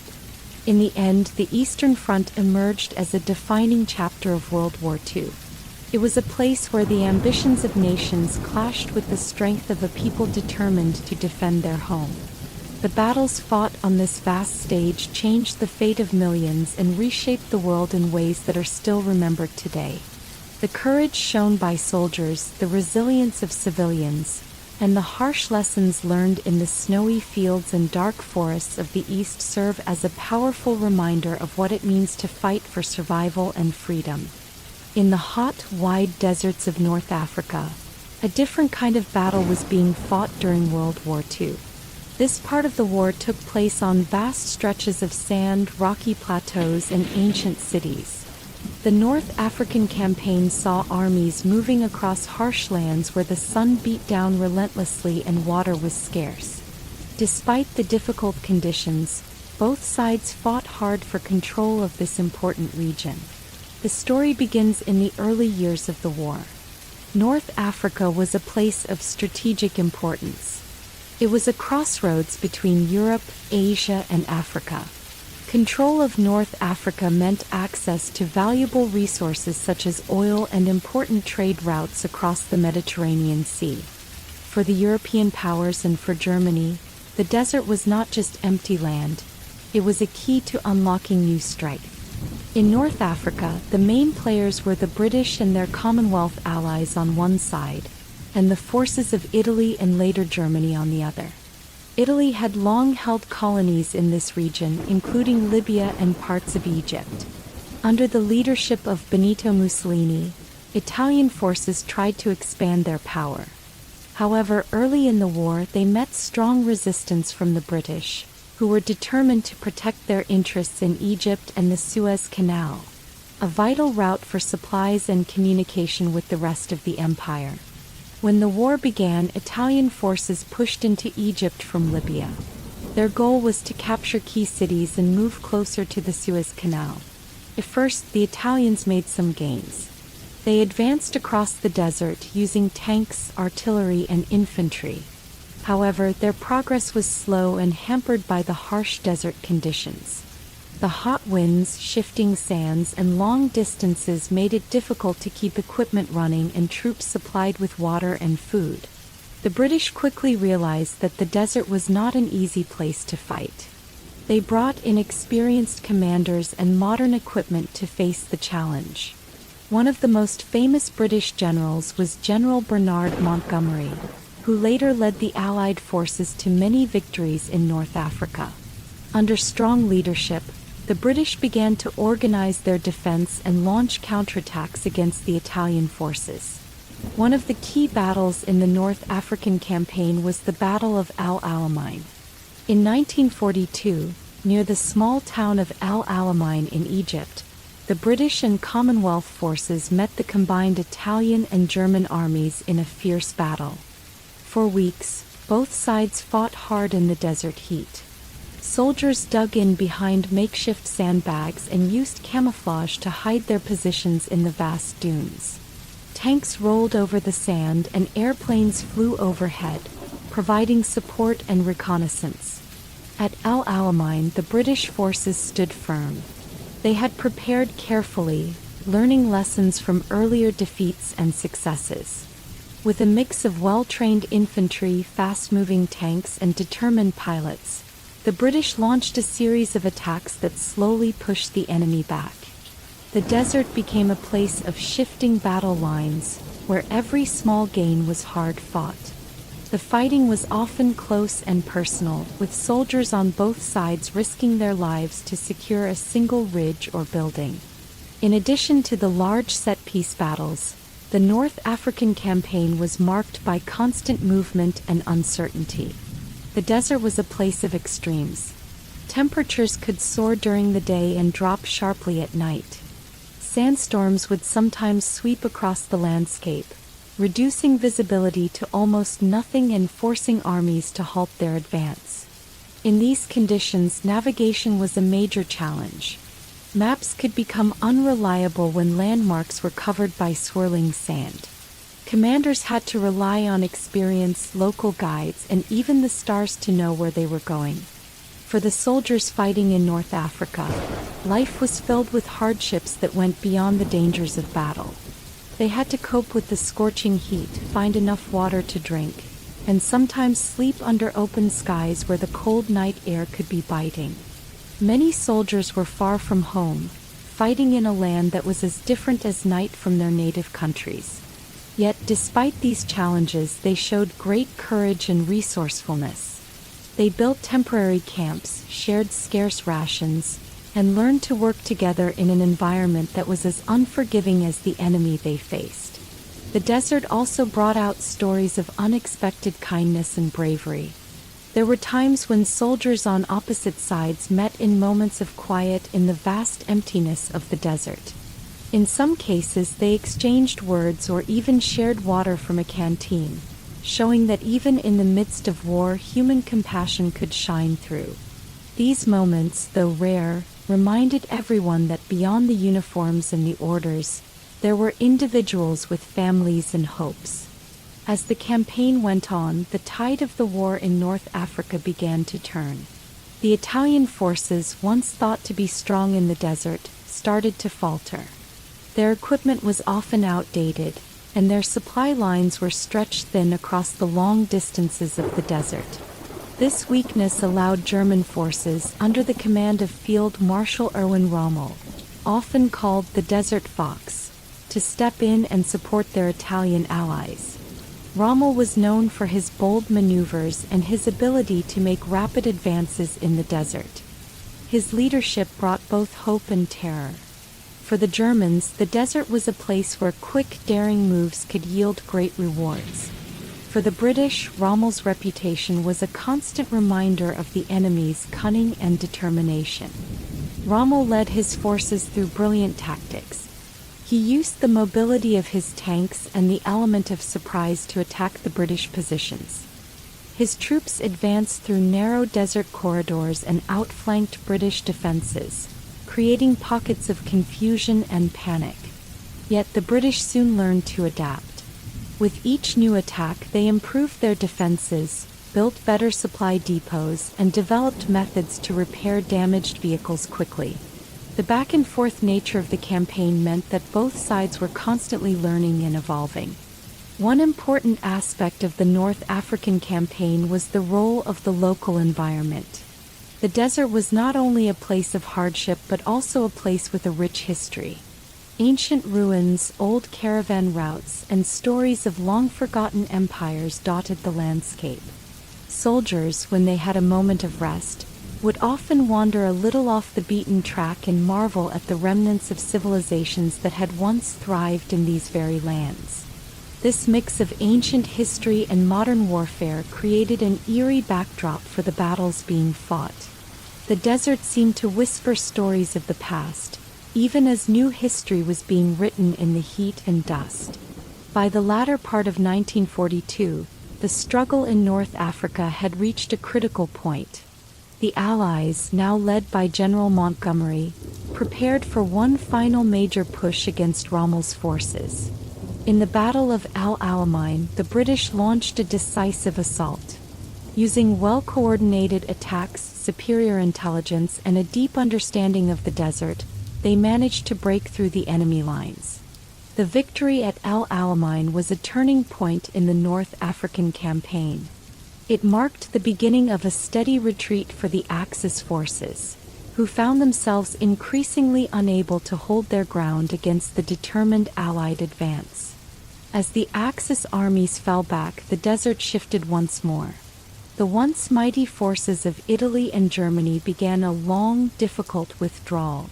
The Allies, in contrast, started to push into territory that had long been under enemy control. Cities and towns in Libya and Tunisia came under new management as the Allies moved in. This change was not immediate. The desert battles continued for many more months, with skirmishes, ambushes, and sudden attacks occurring in the vast spaces between settlements. The success of the North African campaign had far-reaching effects. It boosted the morale of the Allied forces and proved that the Axis armies could be defeated, even in a harsh and challenging environment. The lessons learned in the desert, about mobility, adaptation, and the importance of supply lines, would influence many future battles in the war. For the local people in North Africa, the shifting fortunes of war brought both hope and sorrow. While many welcomed the prospect of change and freedom from occupation, others feared the destruction and disruption that war always brought. Throughout the campaign, the human cost was enormous. Thousands of soldiers on both sides lost their lives in the relentless battles. The harsh desert conditions claimed many more as soldiers succumbed to thirst, exhaustion, or the cold desert nights. Yet even amid loss and hardship, the spirit of resilience shone through. Stories of heroism, small acts of kindness, and moments of unexpected courage spread among the troops and the local communities alike. As the North African campaign drew to a close in 1943, the Allies had succeeded in securing the region. The victory in North Africa was not just a military achievement.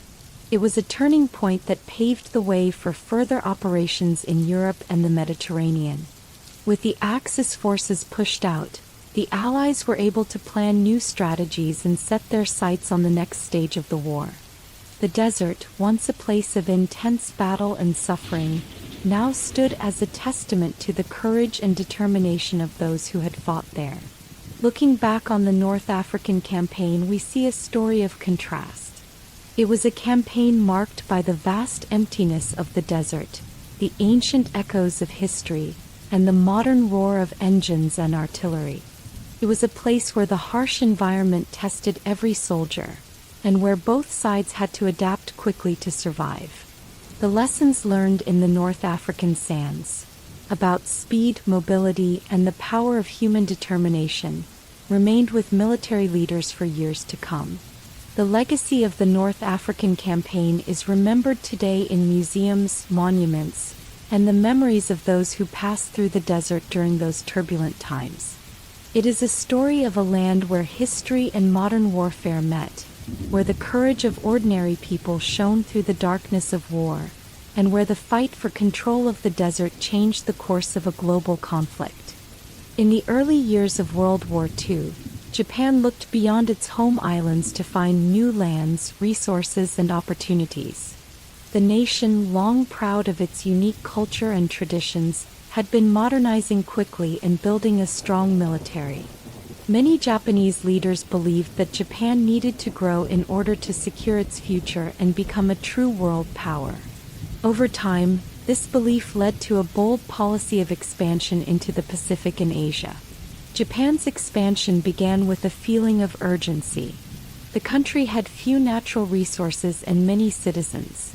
The leaders thought that by gaining control of territories rich in oil, rubber, and other raw materials, Japan could strengthen its economy and military. They also believed that a growing empire would help protect Japan from the influence of Western powers. In the eyes of many Japanese, expansion was not only about survival, it was also about restoring Japan's honor and pride. Before the outbreak of full-scale war, Japan had already made some moves to extend its influence in Asia. In the 1930s, Japan invaded Manchuria, a region in northeastern China. The occupation of Manchuria was presented as a way to protect Japanese interests, but it was also a clear sign that Japan was ready to use military force to expand its territory. The new state of Manchukuo was established, and Japan set up a government there to control the region. This early success gave Japan the confidence to push further. By 1941, Japan had its eyes set on the broader Pacific region. The Japanese military, now well-trained and equipped, began to plan a series of bold moves. Their goal was to secure key islands and territories that would serve as bases for further operations. These areas included parts of Southeast Asia such as Malaya, Singapore, and the Dutch East Indies, as well as strategic points in the Pacific. The idea was to create a vast defensive perimeter, making it difficult for enemy forces to launch a counterattack. For many in Japan, this expansion promised not only the resources needed to sustain the nation but also a sense of destiny. One of the first major steps in Japan's Pacific expansion was the attack on Pearl Harbor on December 7, 1941. In a surprise move, Japanese aircraft launched a devastating strike on the American naval base in Hawaii. The attack was intended to weaken the United States Pacific Fleet and buy Japan time to secure its conquests in Asia. Though the attack caused significant damage, it did not destroy the American aircraft carriers, which would later play a crucial role in the war. The attack on Pearl Harbor shocked the world and brought the United States fully into the conflict. Following the attack on Pearl Harbor, Japan quickly moved to capture territories throughout the Pacific. In the days and weeks that followed, Japanese forces landed in many places with little resistance. In the Philippines, Guam, Wake Island, and parts of Malaya, the Japanese military advanced with speed and precision. Local defenders, caught by surprise, struggled to hold back the tide of the Japanese invasion. In many cases, the local populations were not only unprepared for war but also unaware that their lands were about to change hands. One striking example of Japan's rapid expansion was the capture of Singapore. Known as the Gibraltar of the East, Singapore had long been seen as a strong British stronghold in Southeast Asia. However, Japanese forces managed to outflank the British defenses. Using speed and the element of surprise, they launched an assault through the jungles of Malaya. After fierce fighting, the British garrison in Singapore was forced to surrender in February 1942. The fall of Singapore was seen as one of the greatest defeats in British history and marked a high point in Japan's early expansion. As Japan moved forward, its military strategy was built on speed and determination. The Japanese believed in a swift campaign, seizing key islands and territories before enemy forces could regroup. Their naval and air forces played a vital role. Carriers, battleships, and airplanes were used to transport troops and supplies over long distances. At the same time, Japanese soldiers were well prepared to fight in different environments, from dense jungles to open islands. Their training focused on quick maneuvers and the ability to adapt to new challenges. This combination of planning, speed, and adaptability allowed Japan to achieve many early victories. However, the rapid expansion did not come without challenges. The vast distances of the Pacific made it difficult to keep supply lines intact. Even the best-planned campaigns could be slowed by storms, rough seas, and the simple problem of moving large numbers of soldiers across thousands of miles of ocean. Moreover, local resistance in some areas began to stir. In places like China, guerrilla fighters and local militias made it hard for the Japanese to control the land fully. Although Japan had many successes in the early years, the seeds of long-term problems were already being sown. The capture of key territories also had a significant impact on the local people. In many areas, Japanese rule was harsh. Resistance was often met with severe punishment, and many local communities suffered under forced labor, shortages of food, and other hardships. In some cases, the Japanese tried to present themselves as liberators from colonial rule, but the reality was much more complicated. While some local groups initially welcomed the Japanese as a force against European colonizers, they soon found that Japanese occupation brought its own challenges. The complexities of cultural differences, harsh military discipline, and economic exploitation created a tense situation in many occupied areas. Despite these challenges, Japan's early successes in the Pacific boosted the morale of many in the country. Newspapers and radio broadcasts in Japan spoke of a greater East Asia co-prosperity sphere, a vision of a self-sufficient region free from Western influence. This slogan was meant to evoke a sense of unity and shared destiny among the nations of Asia. In reality, however, the policy often meant that Japan dominated the political and economic life of the region, sometimes to the detriment of local interests. Nevertheless, the idea resonated with many who believed that Japan was destined to lead Asia into a new era. As 1942 progressed, Japan's initial burst of expansion began to encounter stiff resistance. The United States, now fully engaged in the war, began to rebuild its naval forces and prepare for counterattacks. Battles in the Pacific grew fiercer as American forces launched operations to slow Japan's advance. The islands that had been quickly taken were now scenes of bitter fighting, as both sides fought for every inch of territory. The tide of war was beginning to shift slowly. What had started as a series of rapid victories for Japan was now met with the determination of a nation fighting for its survival. In addition to the military challenges, Japan faced growing economic problems.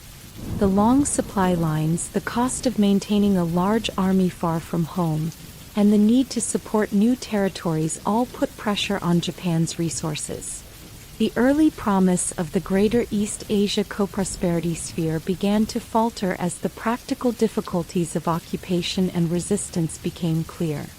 The harsh conditions in many occupied territories, combined with constant military pressure, made it difficult to maintain control over the vast area Japan had claimed. By the end of 1942, the situation in the Pacific was changing. Battles such as Midway and Guadalcanal marked the beginning of a steady pushback against Japan's expansion. These battles, fought with great sacrifice on both sides, showed that Japan's earlier successes might not be enough to secure a long-term victory.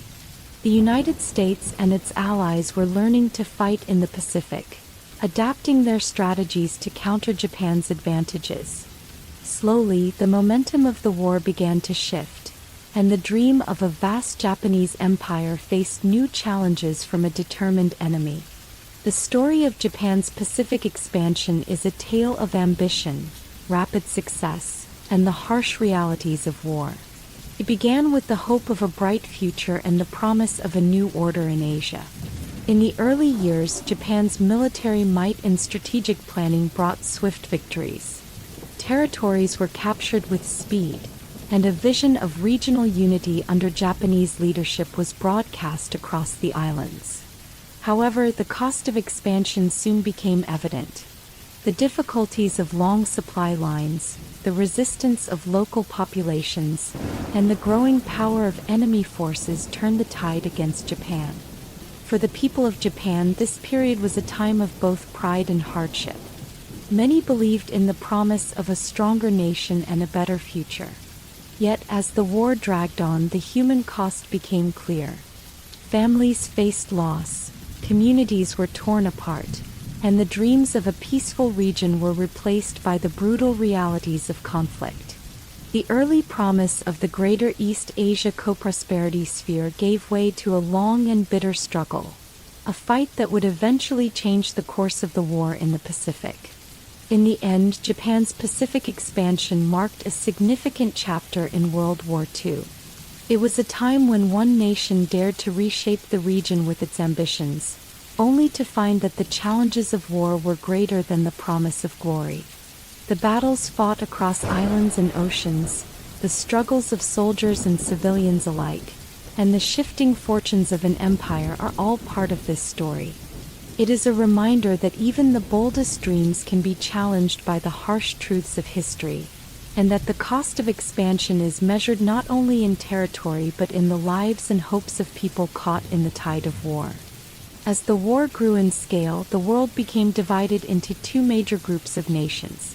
These groups, called alliances, were made up of countries that shared common goals and trusted each other to help in times of need. On one side were the Allies, which included countries such as Britain, the United States, the Soviet Union, and many others.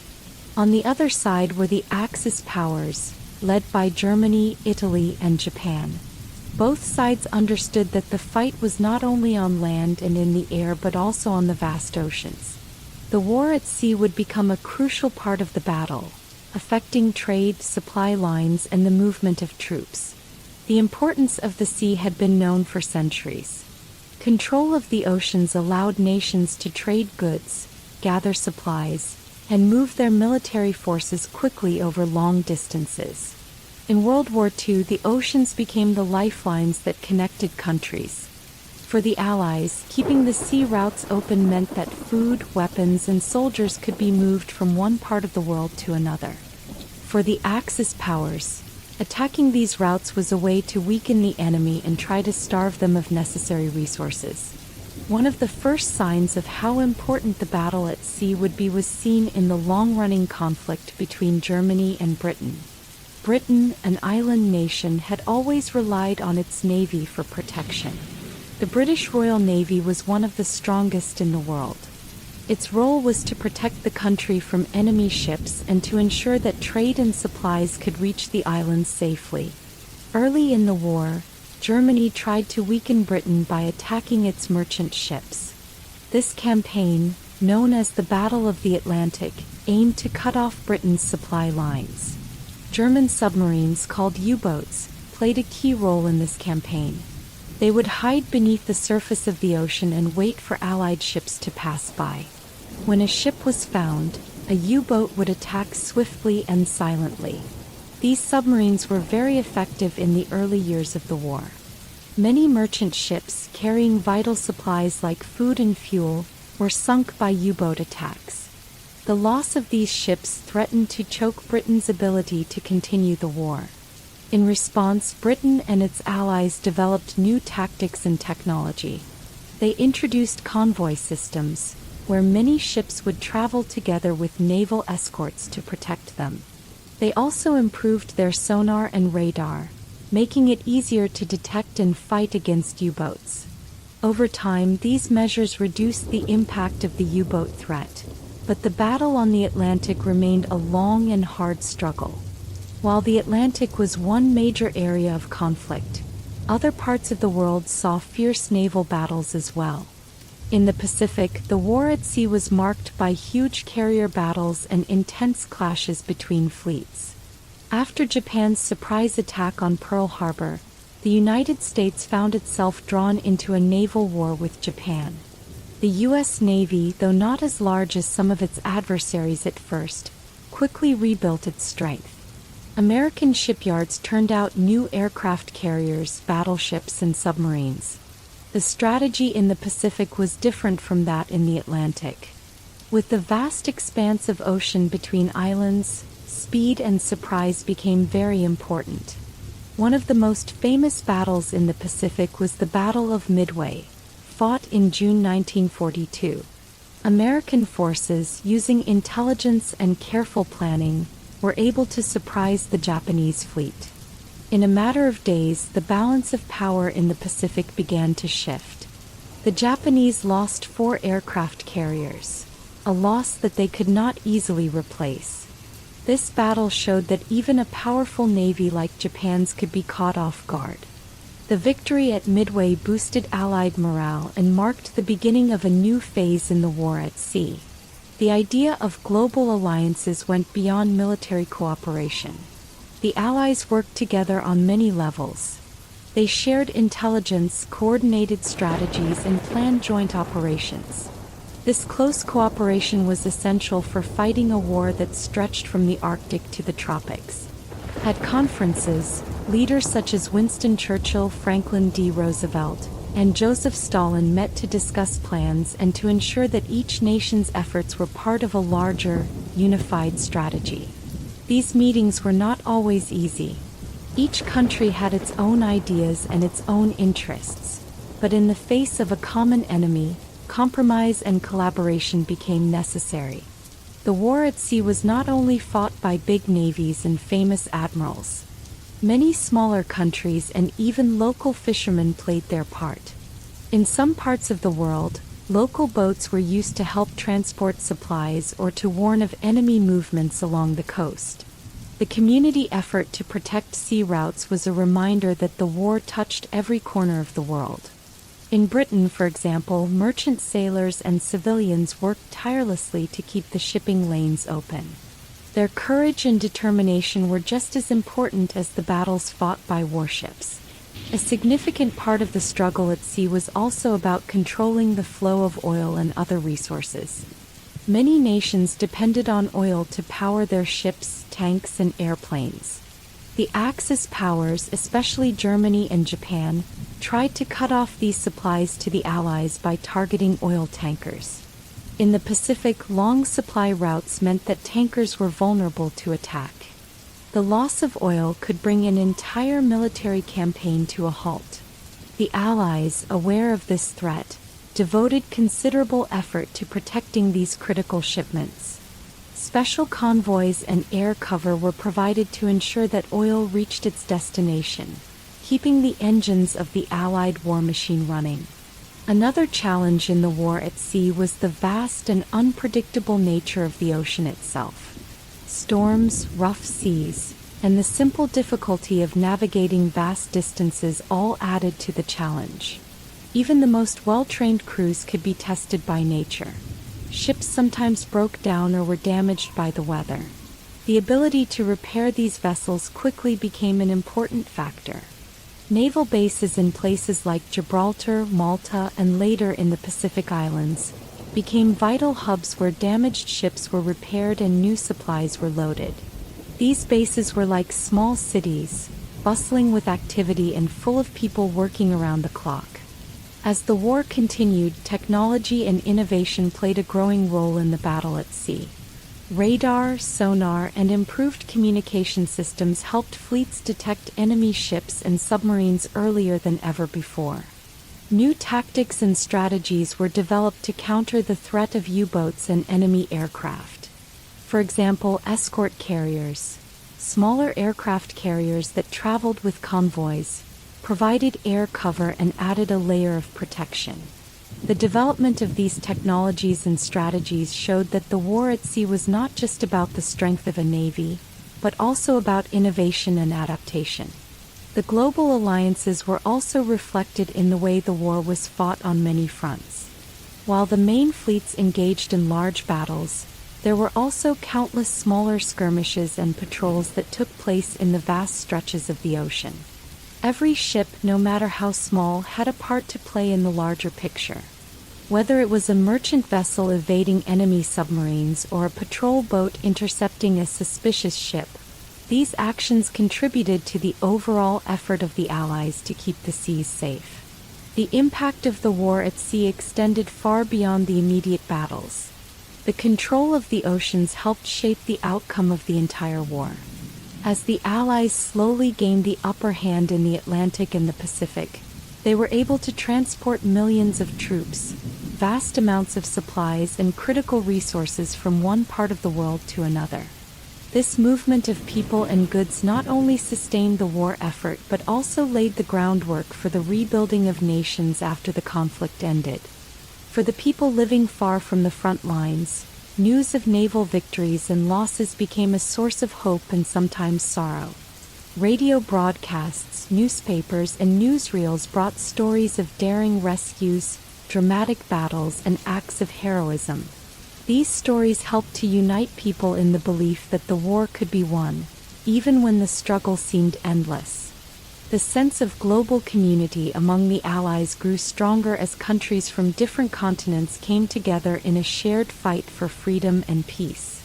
In the end, the global alliances and the war at sea were interwoven parts of a larger struggle that would change the world. The partnerships forged between nations became the basis for the post-war world order, with countries learning to work together to prevent future conflicts. The lessons learned in the battle on the oceans influenced military strategy for decades to come, highlighting the importance of technology, cooperation, and the relentless pursuit of innovation. As we look back on this period, the story of global alliances and the war at sea reminds us that the fate of nations often rests on the ability to work together. It shows how the power of unity, combined with the courage of countless individuals, can turn the tide of even the most daunting challenges. The oceans, vast and unpredictable, became the stage for a struggle that was as much about human spirit as it was about ships and weapons. While battles raged on distant fields and across vast oceans, the people at home played an equally important role in the war. Life on the home front was a story of courage, sacrifice, and determination. In cities, towns, and rural areas alike, families, workers, and communities banded together to support their countries. Their efforts in factories, farms, and neighborhoods helped keep the war machine running and gave hope to those fighting on the front lines. At the beginning of the war, many nations realized that the fight was not only to be won on battlefields. It was also a struggle for survival that involved every citizen. Governments called on people to do their part. Men and women who were not fighting were asked to work in factories to produce weapons, ammunition, and other supplies. They were needed to build tanks, airplanes, ships, and countless other items that soldiers required in the field. This new role was not always easy. For many workers, it meant long hours, hard work, and learning new skills that they had never needed before. In Britain, for example, factories were turned into busy hubs of activity. The sound of machinery filled the air as men and women worked side by side. Even young people took part in the effort. They helped assemble parts of airplanes, sew uniforms, and produce food for the army. The country's industrial heart beat faster than ever as every citizen did their part. These factory workers became the backbone of the British war effort, and their work was celebrated in newspapers, radio broadcasts, and community events. Posters calling for unity and hard work were seen on walls and in shop windows. They reminded everyone that every small effort contributed to a greater cause. In the United States, the home front experienced a similar transformation. Factories that once made cars and household appliances were quickly repurposed to build military equipment. The government established agencies to organize production and ensure that resources were used wisely.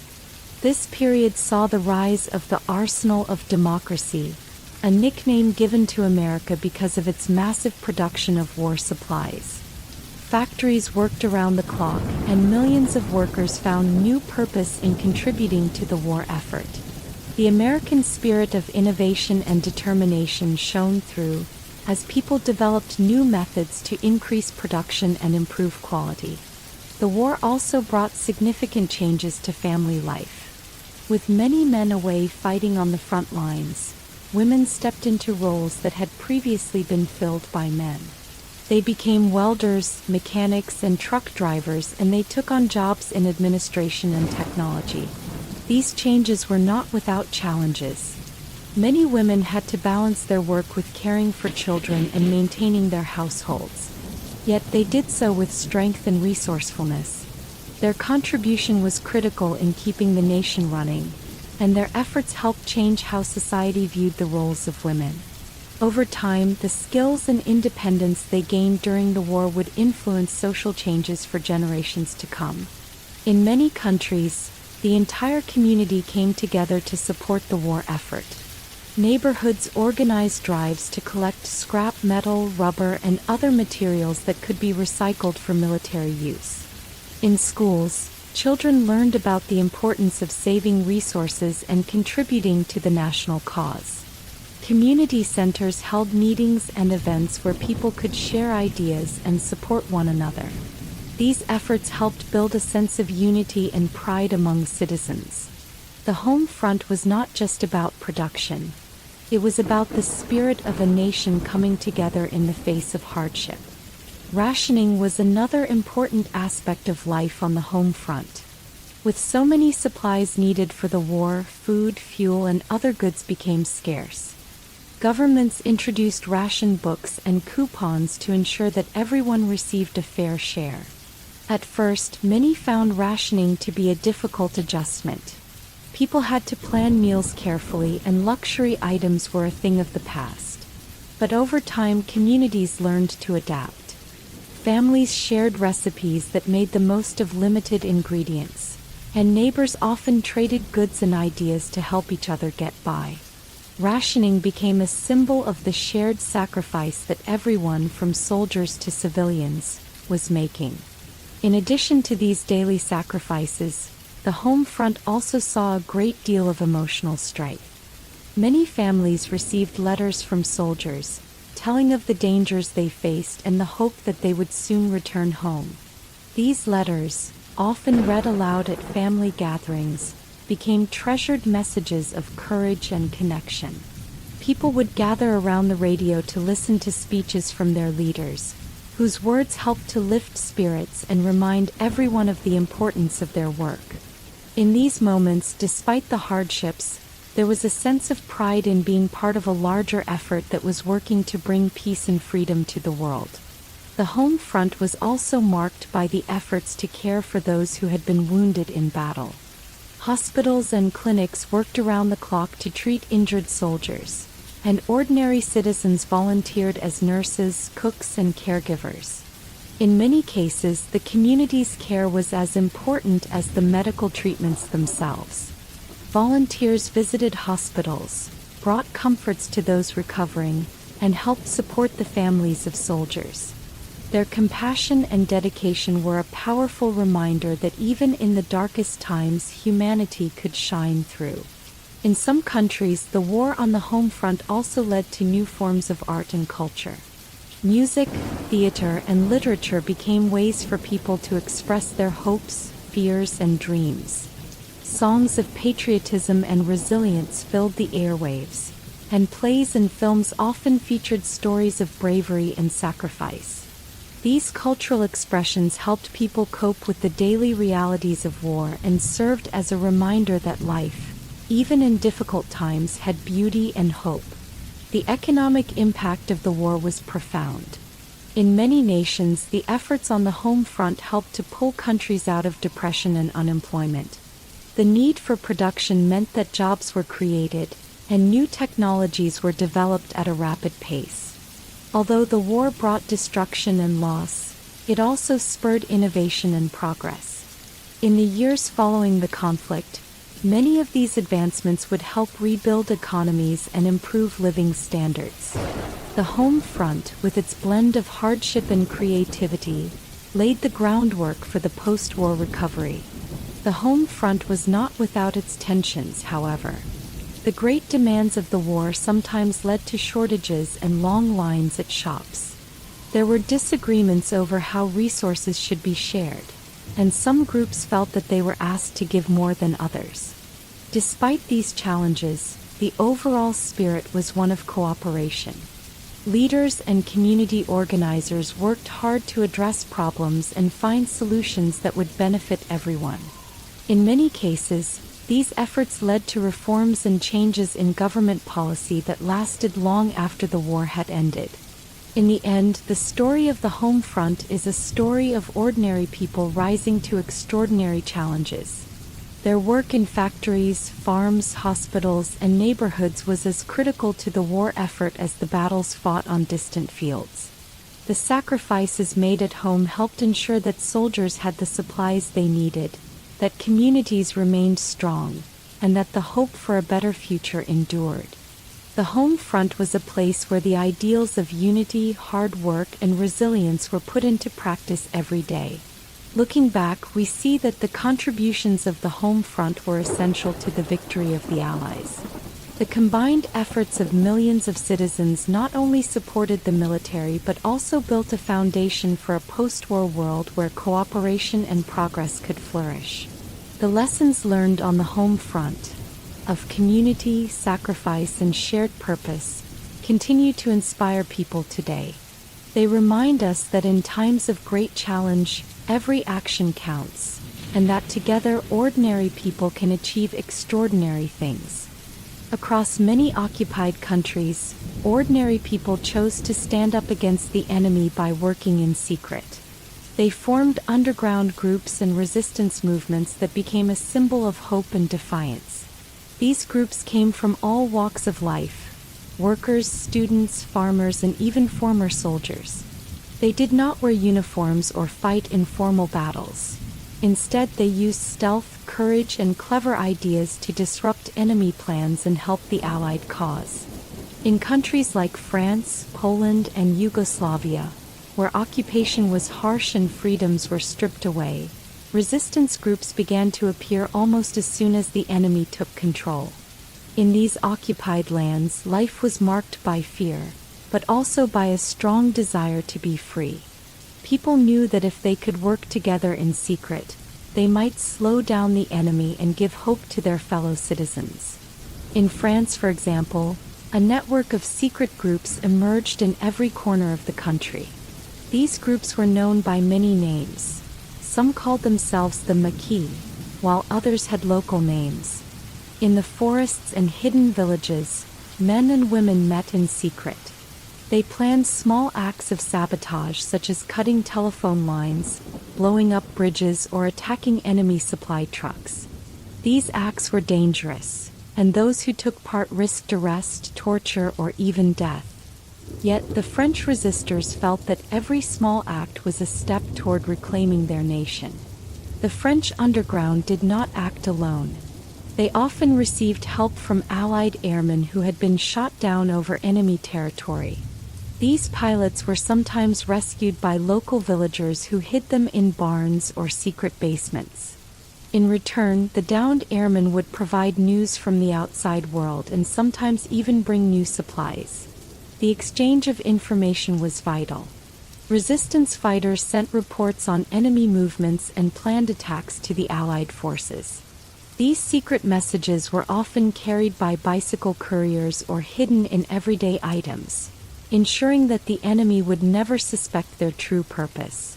Poland too saw the rise of underground movements. After the invasion, Poland was divided between enemy powers, but the Polish people did not give in.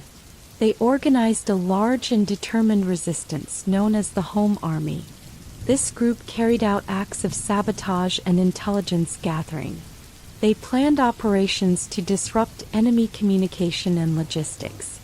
In the cities, ordinary workers secretly printed newspapers that told the truth about the occupation.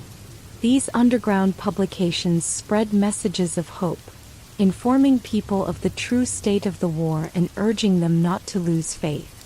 Even though the Polish resistance worked in darkness, their efforts shined as a beacon for others who dreamed of freedom.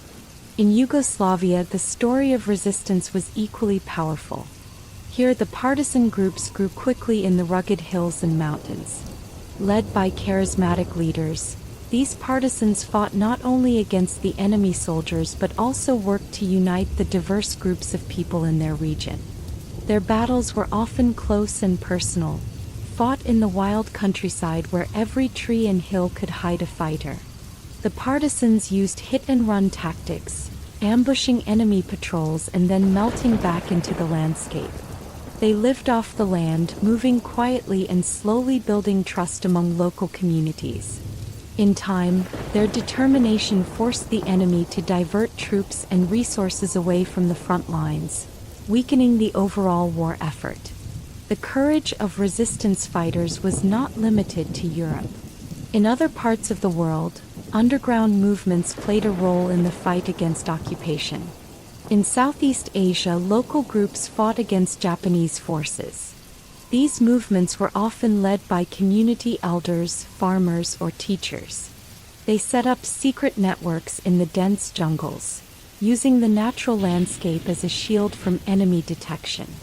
Their efforts included gathering intelligence, sabotaging rail lines and bridges, and helping Allied soldiers navigate unfamiliar territory.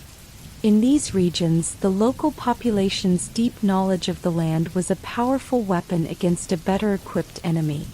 For all these groups, secrecy was the key to survival. Resistance fighters did not wear bright uniforms or carry heavy weapons openly. Instead, they blended in with the local population. They used ordinary clothes and moved during the night to avoid being seen. Their secret meetings were held in basements, hidden rooms, or even in the open countryside, where the sound of nature masked their conversations. They had to trust each other completely, for one mistake could lead to betrayal. Many groups developed secret codes and signals to communicate, and these methods became as important as any weapon they carried. The work of these underground movements was not only about fighting the enemy directly. They also helped to keep the spirit of the people alive during a time of despair. In many towns, the sound of whispered encouragement in the dark or the sight of a small, carefully placed poster could bring hope to those who had lost everything. Resistance fighters organized secret cultural events, like small theater plays or musical gatherings, where the oppressed could momentarily forget their hardships. These events were acts of rebellion in themselves, a reminder that the enemy could never take away the spirit of a free people. The stories of individual resistance fighters are many and varied. Some became legends in their own time. There were those who, despite being unarmed, managed to outwit enemy patrols by using their deep understanding of local paths and secret hideouts. Others used their skills in making and repairing radios to build networks that sent crucial messages to the Allied forces. One such story tells of a young woman who risked her life by riding a bicycle at night to deliver secret documents. On one occasion, as she pedaled along a deserted road, she had to hide behind a wall when enemy patrols passed by. Her bravery ensured that a vital message reached its destination, saving the lives of many soldiers. Yet the path of resistance was never easy. Every day brought the risk of capture. In many countries, the enemy established brutal secret police forces to root out dissent. In hiding, friends sometimes turned against friends, either out of fear or for a reward. The risk of betrayal was constant. When a resistance cell was discovered, many fighters paid the ultimate price. However, even in defeat, the sacrifices of these brave souls lit a spark that would never die. Their willingness to stand up against overwhelming odds has been remembered for generations as an example of true courage. These underground movements also played a key role in gathering intelligence. The information they collected about troop movements, enemy plans, and the state of occupied cities was sent to Allied headquarters. This intelligence helped the Allies to plan large operations such as the D-Day landings and to adjust their strategies in real time. The network of secret radio operators, couriers, and hidden print shops became an essential part of the overall war effort. Without the tireless work of the resistance, many operations would have been far less successful. As the war went on, the efforts of the resistance began to have an increasing impact on the overall conflict. In some areas, large-scale uprisings forced the enemy to divert significant forces from the front lines. These uprisings, although sometimes short-lived, demonstrated that even a small group of determined citizens could challenge an occupying army. They also served as a powerful morale booster for other groups, encouraging them to take similar actions in their own regions. In the aftermath of the war, the legacy of these underground movements was celebrated in countless books, movies, and memorials. The sacrifices made by ordinary people who chose to risk everything for their freedom were recognized as one of the most inspiring aspects of the war. Their stories remind us that even in the darkest times, the light of hope can shine through if people are willing to stand up and fight for what is right. The chapter of resistance and underground movements shows that the war was not fought only on battlefields with tanks and planes. It was also a war of ideas, courage, and the unyielding will of people who believed in freedom. The sacrifices of the underground fighters were as important as the victories on the front lines, for they kept alive the belief that a better world was possible. Their legacy teaches us that even the smallest acts of defiance can have a lasting impact and that the fight for freedom is a duty shared by all. In the vast, frozen lands of the Soviet Union, the course of the war began to change. After months of rapid German advances, a great battle emerged that would alter the fate of the Eastern Front. This battle, fought in the bitter cold of winter, became a turning point that marked the beginning of the Soviet pushback against the invaders. At first, the German army had enjoyed many victories. Their fast and powerful attacks had carried them deep into Soviet territory. They captured large areas and forced many Soviet soldiers to retreat. The Germans had believed that the Soviet Union would fall quickly under the weight of their power. But as the harsh winter set in, the strength and resilience of the Soviet people began to show. The freezing weather, long nights, and endless snow created challenges that even the experienced German forces had not expected. One of the most important battles during this time was fought in the city of Stalingrad. Stalingrad, named after the Soviet leader Joseph Stalin, was a city on the banks of the Volga River. It was a vital industrial center and a symbol of Soviet pride. For the Germans, capturing Stalingrad was a key objective. They hoped that by taking the city, they would cut off the Soviet forces in the south and secure a critical supply route. The battle for Stalingrad began in the summer of 1942. At first, the German forces advanced with confidence. They launched fierce attacks and pushed the Soviet defenders back. The city quickly became a maze of rubble, factories, and ruined streets. The fighting was intense and brutal. In many parts of the city, house-to-house combat broke out as both sides fought to control every block, every street, and every building. For the Soviet soldiers and civilians, the battle for Stalingrad was not just about territory, it was about survival and honor. Every Soviet fighter knew that if they allowed Stalingrad to fall, it would be a heavy blow to their nation's spirit. The people of the city, from factory workers to mothers and fathers, joined the fight in any way they could. They built makeshift defenses, gathered food and supplies, and even used the ruins as hiding places for wounded soldiers. The streets of Stalingrad became a symbol of defiance. Every building, every ruined wall, echoed with the determination to fight on, no matter how fierce the enemy. As winter approached, the conditions in and around Stalingrad grew even harsher. The temperature dropped, and the cold became a silent enemy. For the German soldiers, the bitter cold took its toll. Their equipment froze, and many suffered from frostbite. The supplies that they had counted on were delayed or lost in the heavy snowfall. Meanwhile, the Soviet forces, hardened by years of hardship and used to the extreme weather, found strength in the freezing conditions. They knew that the cold could be used as a weapon against their enemy. In November 1942, the Soviet army launched a massive counteroffensive. In a carefully planned and coordinated move, thousands of Soviet soldiers surrounded the German forces fighting in Stalingrad. The harsh winter, combined with fierce Soviet attacks, trapped the German army in a tight pocket around the city. Cut off from supplies and reinforcements, the trapped forces found themselves in an impossible situation. With food and ammunition running low, morale among the German soldiers began to falter. The Soviet counterattack was not just a military maneuver, it was a powerful statement of determination. The Red Army, bolstered by fresh recruits and experienced veterans, fought back with everything they had. In the freezing streets of Stalingrad, the fighting became even more desperate. Both sides suffered great losses, and the sound of battle echoed through the cold air. For many Soviet soldiers, every step forward was hard-won. They advanced slowly through the city, street by street, building by building. Yet with each small victory, their confidence grew.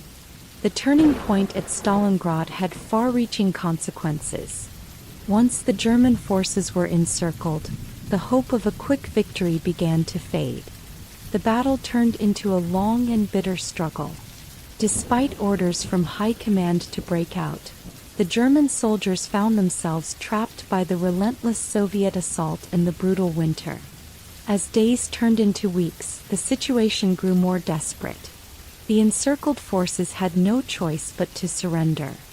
In February 1943, after months of fighting, the German army in Stalingrad was forced to give in.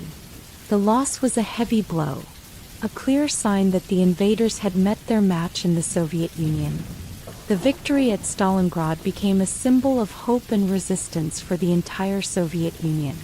It marked the first major defeat for the German army on the Eastern Front. The battle proved that the invaders were not invincible and that the Soviet people were ready to fight for their homeland. The success at Stalingrad boosted the morale of the Red Army and inspired more people to join the fight. It also showed the world that even in the most difficult circumstances, courage and unity could change the course of history. After the victory, the Soviets began to push the Germans back on many fronts. The momentum had shifted. Battles that followed saw the Red Army reclaiming lost territories, and the once mighty German advance began to slow down. The harsh winter had played a key role, but it was the determination and resilience of the Soviet forces that ultimately turned the tide. Soldiers who had once been forced to retreat now advanced, reclaiming their homes and driving the enemy further away from the heart of the Soviet Union. For the German army, the defeat at Stalingrad was a wake-up call. It showed that the vastness of the Soviet land, combined with the unforgiving weather and the strength of the Soviet people, made it very difficult for any foreign force to conquer the nation. The loss also had a deep impact on German morale and on the confidence of its leaders. The idea of a quick victory in the East was replaced by the reality of a long and grueling war. On the home front in the Soviet Union, the news of the victory at Stalingrad was met with celebration and relief. People who had endured years of hardship saw the victory as proof that their sacrifices had not been in vain. Songs, stories, and monuments were created to honor the bravery of those who had fought in the battle. The victory helped to unite the nation and reinforce the belief that together, they could overcome even the greatest challenges. The turning point in the East was not a single moment, but a gradual process that began with the fierce battle for Stalingrad. It was a time when the Soviet Union, once on the defensive, took the initiative and started to shape the future of the war. This shift had global consequences. The defeat of the German army in Stalingrad sent shockwaves throughout Europe and among the Allies. It gave hope to other nations that the tide of war could be turned. The victory also encouraged the Allies in the West, who began to plan their own strategies with renewed determination. In the years that followed, the Red Army continued to advance. Battles at Kursk, Leningrad, and Moscow showed that the momentum was firmly with the Soviets. Each victory pushed the German forces further back and reclaimed more of the vast territory that had once been lost. The harsh lessons of Stalingrad were not forgotten. Soviet commanders learned to use the winter weather to their advantage, and the combined strength of their people continued to be a decisive factor in the war. The turning point in the East serves as a reminder of the power of resilience and unity. It teaches us that even when the situation seems desperate, hope can be rekindled by the courage of a determined few. The battle for Stalingrad and the subsequent Soviet counteroffensives reshaped the course of World War II and set the stage for the eventual defeat of the Axis powers in the East. The story of this turning point is one of hardship, sacrifice, and ultimately the triumph of the human spirit.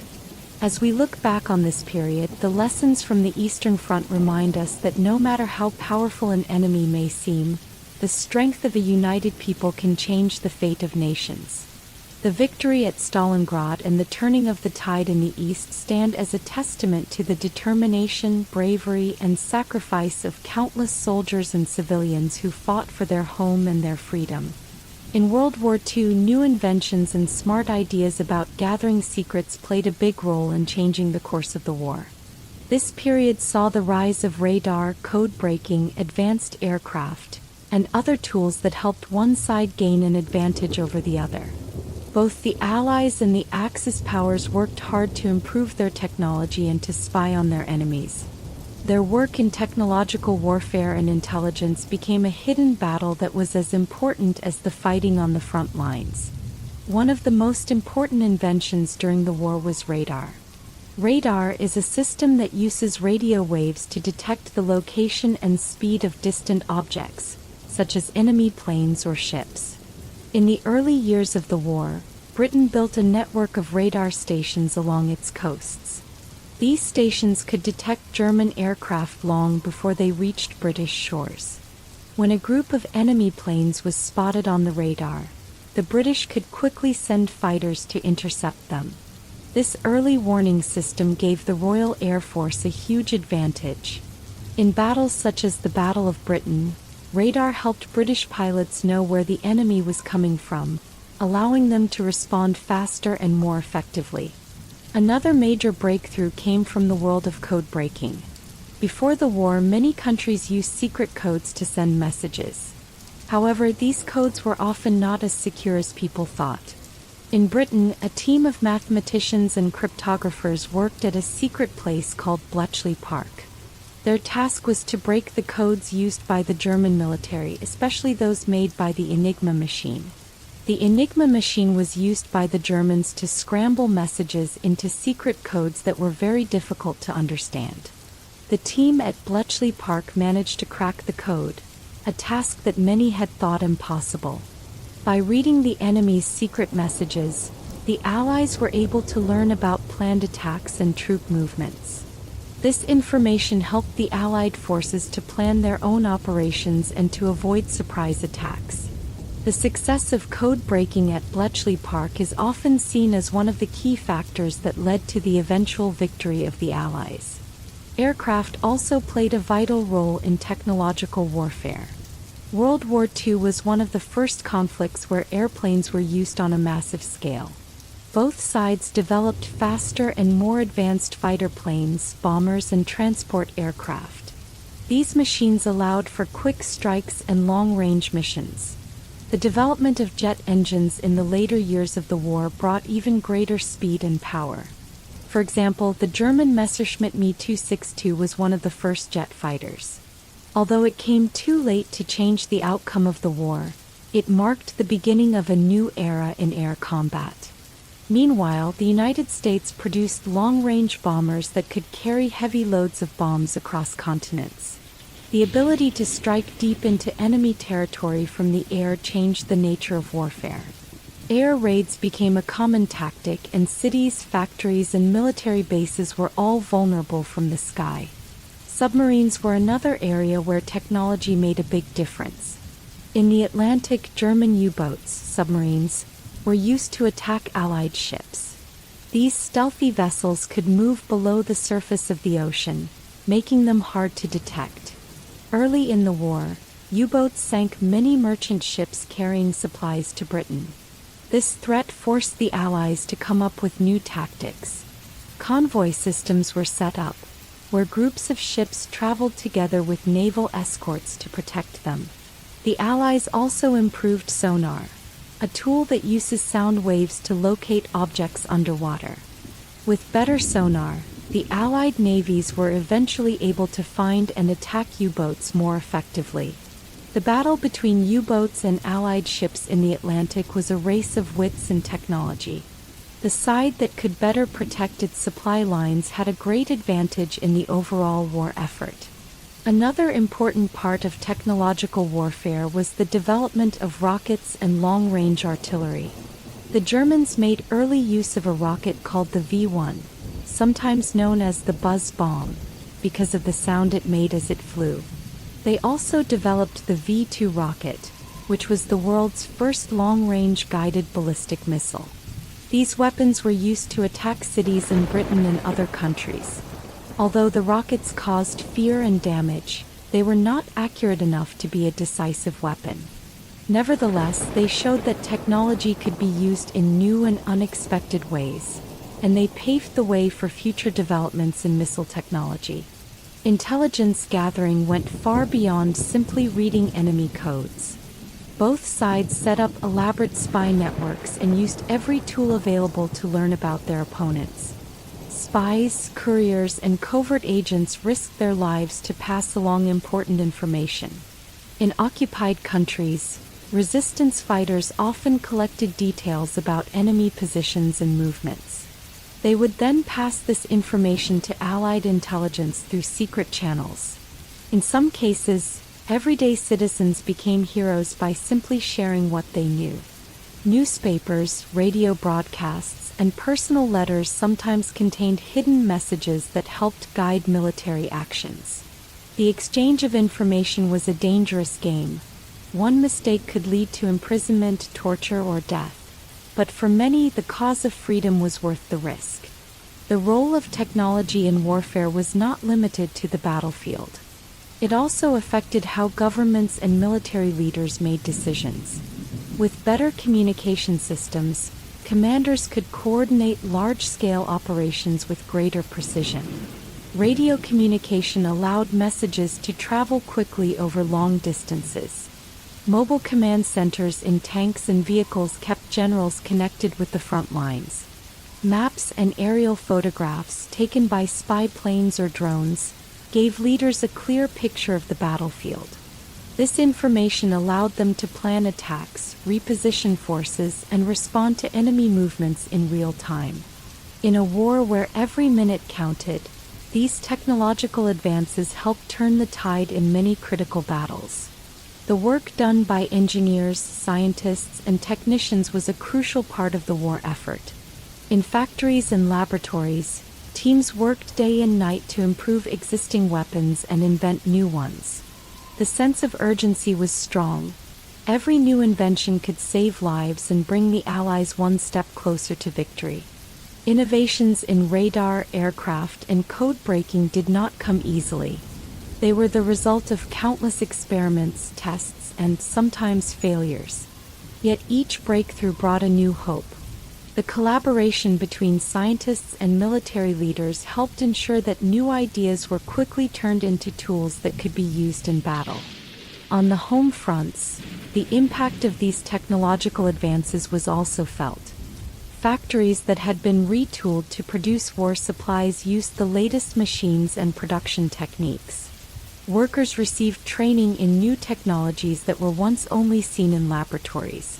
This transformation in industry not only helped win the war but also laid the foundation for the post-war economic boom. Many of the inventions developed during the conflict would later find peaceful applications in everyday life, from computers and jet engines to advanced medical equipment. The rivalry in technological warfare and intelligence was a constant race. As one side made a breakthrough, the other worked to counter it.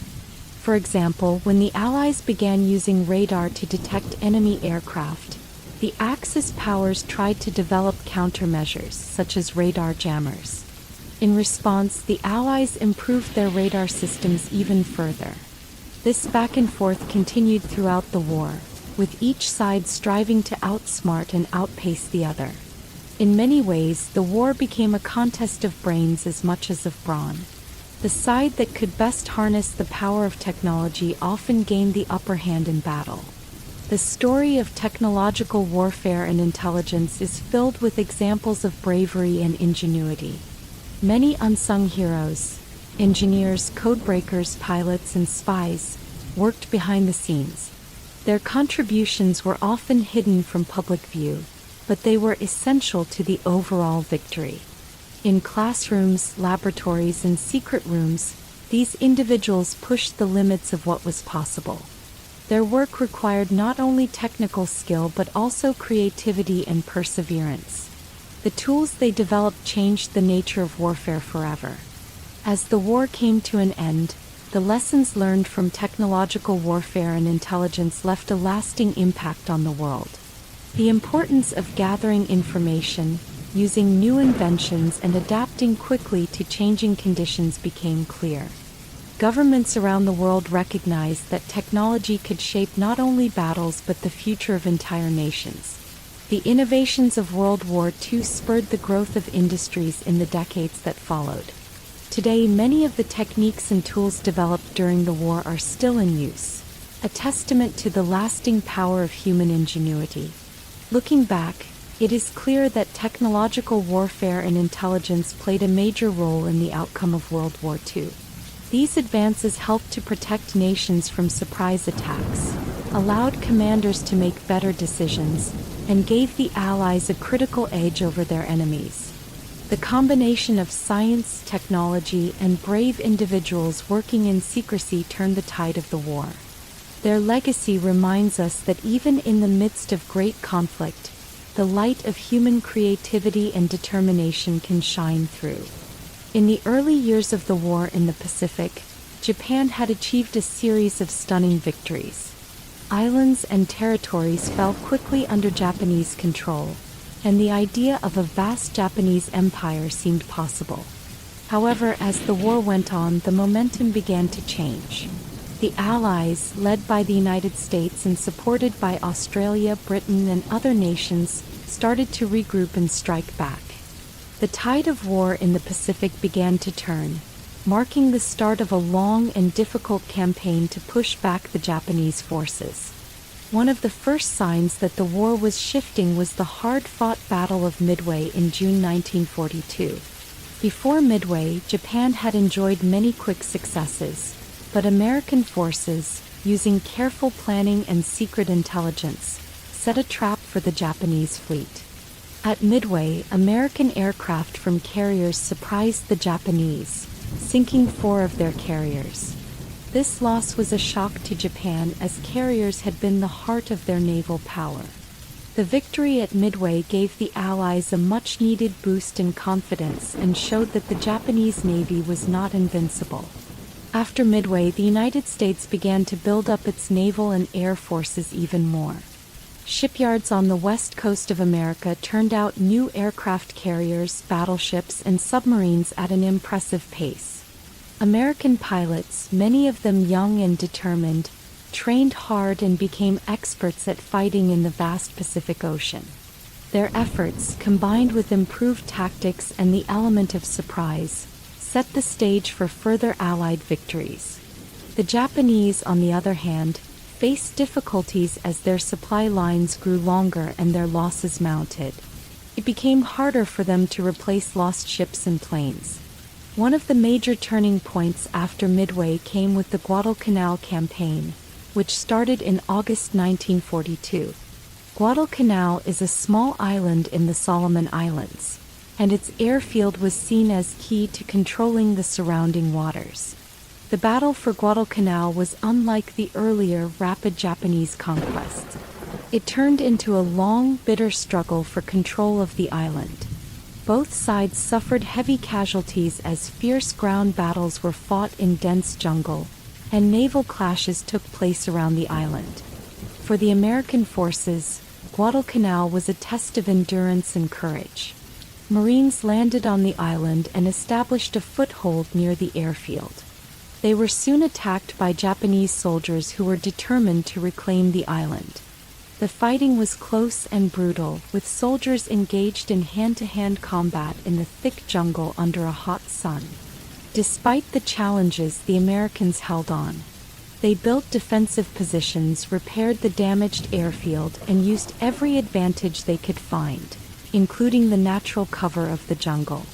Slowly, the Japanese offensive was halted, and the Americans began to push back, forcing the enemy to retreat into the surrounding forests and eventually off the island entirely. The struggle on Guadalcanal had an important psychological impact. It proved that the Japanese, who had once seemed unstoppable, could be challenged and defeated. For the Allied forces, the victory was a clear sign that persistence and strategy could overcome the enemy's early advantages. For the Japanese, the loss of Guadalcanal was a bitter setback that forced them to rethink their plans in the Pacific.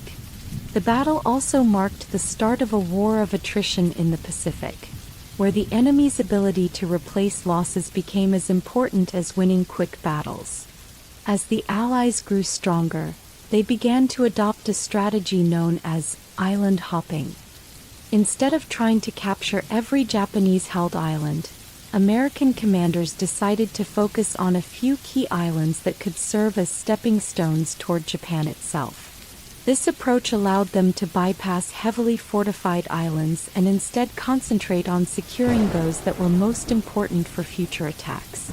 By capturing these strategic islands, the Allies were able to build airfields and naval bases that extended their reach deeper into the Pacific.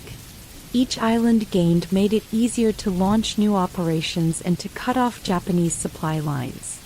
One of the most dramatic examples of the island-hopping campaign was the battle for Tarawa in November 1943. Tarawa was a tiny atoll in the Gilbert Islands, but it was heavily defended by Japanese forces. The American forces faced fierce resistance as they attempted to land on the beaches. The battle was short but extremely bloody. Despite the high cost, The victory at Tarawa provided a critical airstrip and demonstrated that even well-defended islands could be taken with determination and careful planning. The lessons learned at Tarawa helped refine tactics for future amphibious assaults, reducing casualties and improving coordination between land, sea, and air forces. Another key moment in the turning of the tide came with the Battle of the Philippine Sea in June 1944. This battle is sometimes known as the Great Marianas Turkey Shoot, because of the overwhelming loss of Japanese aircraft. The United States, with its large fleet of modern carriers and experienced pilots, managed to inflict heavy losses on the Japanese Navy. In the skies above the Philippine Sea, American fighter planes shot down scores of enemy aircraft, and the Japanese suffered such heavy losses that they were forced to limit their operations for many months. The battle not only weakened Japanese naval power but also helped secure the Allied advance toward the Philippines, a critical region for launching further attacks on Japanese-held territory. Throughout these battles, the role of intelligence and technology continued to be crucial. The Allies had improved their radar systems, which allowed them to detect incoming enemy aircraft and to coordinate defenses more effectively. They also made great strides in code breaking, which had been a major factor in earlier victories like Midway. These technological advantages, combined with the bravery and skill of the pilots and sailors, meant that the Japanese could no longer dominate the skies and seas as they once had. The tide was clearly turning in the Pacific. The turning of the tide was not only about big battles at sea or on islands. It also had a profound effect on the morale of the people back home. In the United States, Australia, and other Allied countries, news of victories like Midway, Guadalcanal, and the Philippine Sea lifted spirits and strengthened the resolve to see the war through to the end. People celebrated in factories, schools, and communities. Every new success brought hope that Japan's early conquests would be reversed and that peace could one day return to the Pacific region. For the Japanese, the turning tide brought great challenges.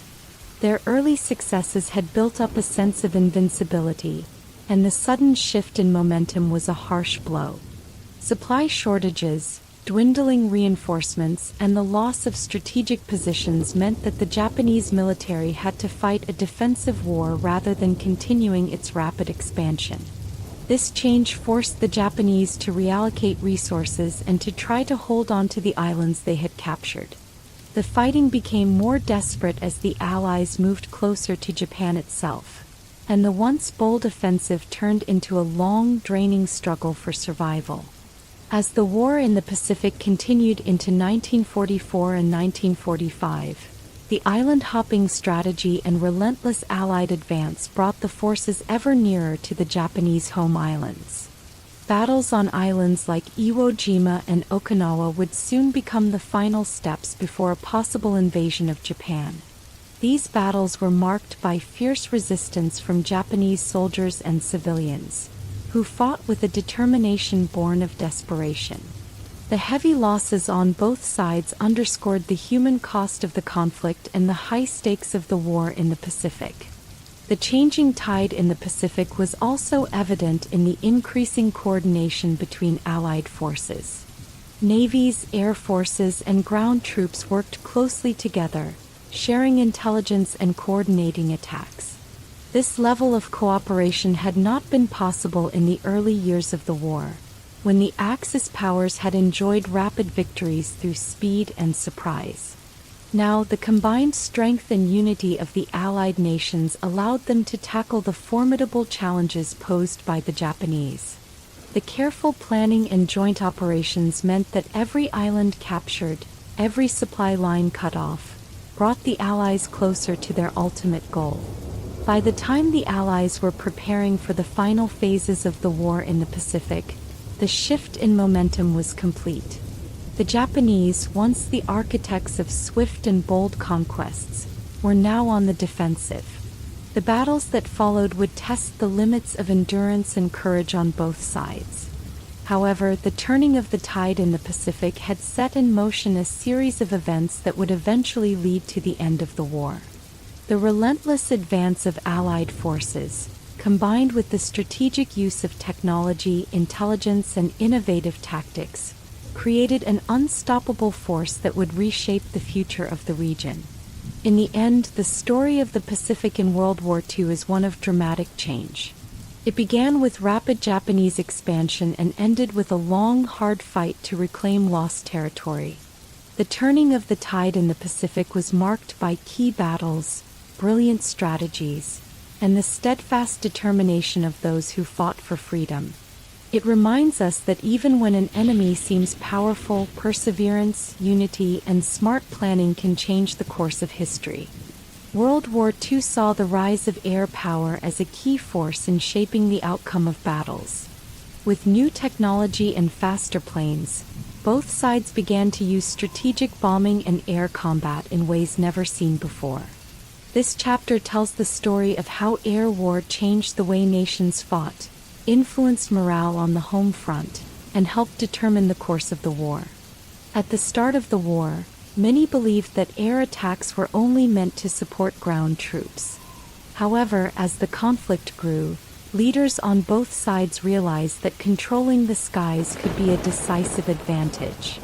They began to plan long-range bombing campaigns aimed not only at military targets but also at enemy factories, transportation networks, and even entire cities. The idea was to weaken the enemy's ability to fight by cutting off supplies and demoralizing the population. One of the earliest and most dramatic examples of this new form of warfare was seen during the Battle of Britain. Although the main goal for Germany was to gain air superiority and force Britain into submission, the prolonged air battles over British skies turned into a war of attrition. British pilots fought bravely against the larger and often better-equipped German Luftwaffe. Radar technology and quick decision-making played a vital role, allowing the Royal Air Force (RAF) to intercept incoming raids and protect key targets. The determination of the RAF during this period demonstrated that strategic air defense could prevent an enemy invasion. Across Europe, strategic bombing campaigns became common. The Allied forces, particularly Britain and later the United States, began to use their growing air power to strike at the heart of German industry. Cities like Hamburg, Dresden, and Berlin were targeted because they housed factories, railways, and administrative centers. The belief was that by destroying these centers, the enemy's war effort would slow down or even collapse. Bombers, flying in large formations, would drop thousands of high-explosive bombs and sometimes incendiary devices over a wide area. These raids often created huge fires that were hard to control, leading to significant damage to the city infrastructure. The strategic bombing campaign was not without controversy. The heavy bombing of civilian areas raised moral questions about the cost of war. Families lost their homes and many innocent people suffered. However, military planners argued that these actions were necessary to break the enemy's will to fight and to shorten the war. The hope was that by creating widespread disruption and lowering morale, the enemy government might be forced to negotiate a surrender. The devastation of cities also forced enemy industries to rebuild and adapt, sometimes shifting production to hidden or dispersed locations. While the Allies used strategic bombing to target German industry, the Axis powers were not far behind. Germany, for instance, developed its own bombing strategies early in the war. During the Blitz, German bombers attacked British cities in a series of nighttime raids. The aim was to destroy industrial centers, break the will of the British people, and force the government to come to terms. London, Coventry, and other major cities were heavily bombed. Although these attacks caused great loss and suffering, they ultimately failed to break the British spirit. Instead, the British people, together with their government and military, found ways to cope with the destruction. Air raid shelters, blackout curtains, and community support helped people survive the nightly threats. The resilience shown during the Blitz became a symbol of Britain's determination to continue fighting. In the Pacific theater, the Air War played a similarly transformative role. After the attack on Pearl Harbor, the United States rapidly expanded its air force. Carrier-based aircraft, which could take off from the decks of ships and engage the enemy far from home, became a cornerstone of American strategy. Battles such as Midway and later in the Philippines demonstrated that air power could decisively turn the tide in naval engagements. In the vast expanse of the Pacific, where distances were long and supply lines stretched over thousands of miles, aircraft offered the ability to strike quickly and retreat before the enemy could respond. American bombers, including the famous B-29 Superfortress, later carried out long-range missions against Japanese cities, culminating in devastating raids that greatly weakened Japan's industrial capabilities. The use of strategic bombing had a profound effect on the enemy's war production. Factories that once hummed with activity were reduced to rubble by repeated air raids.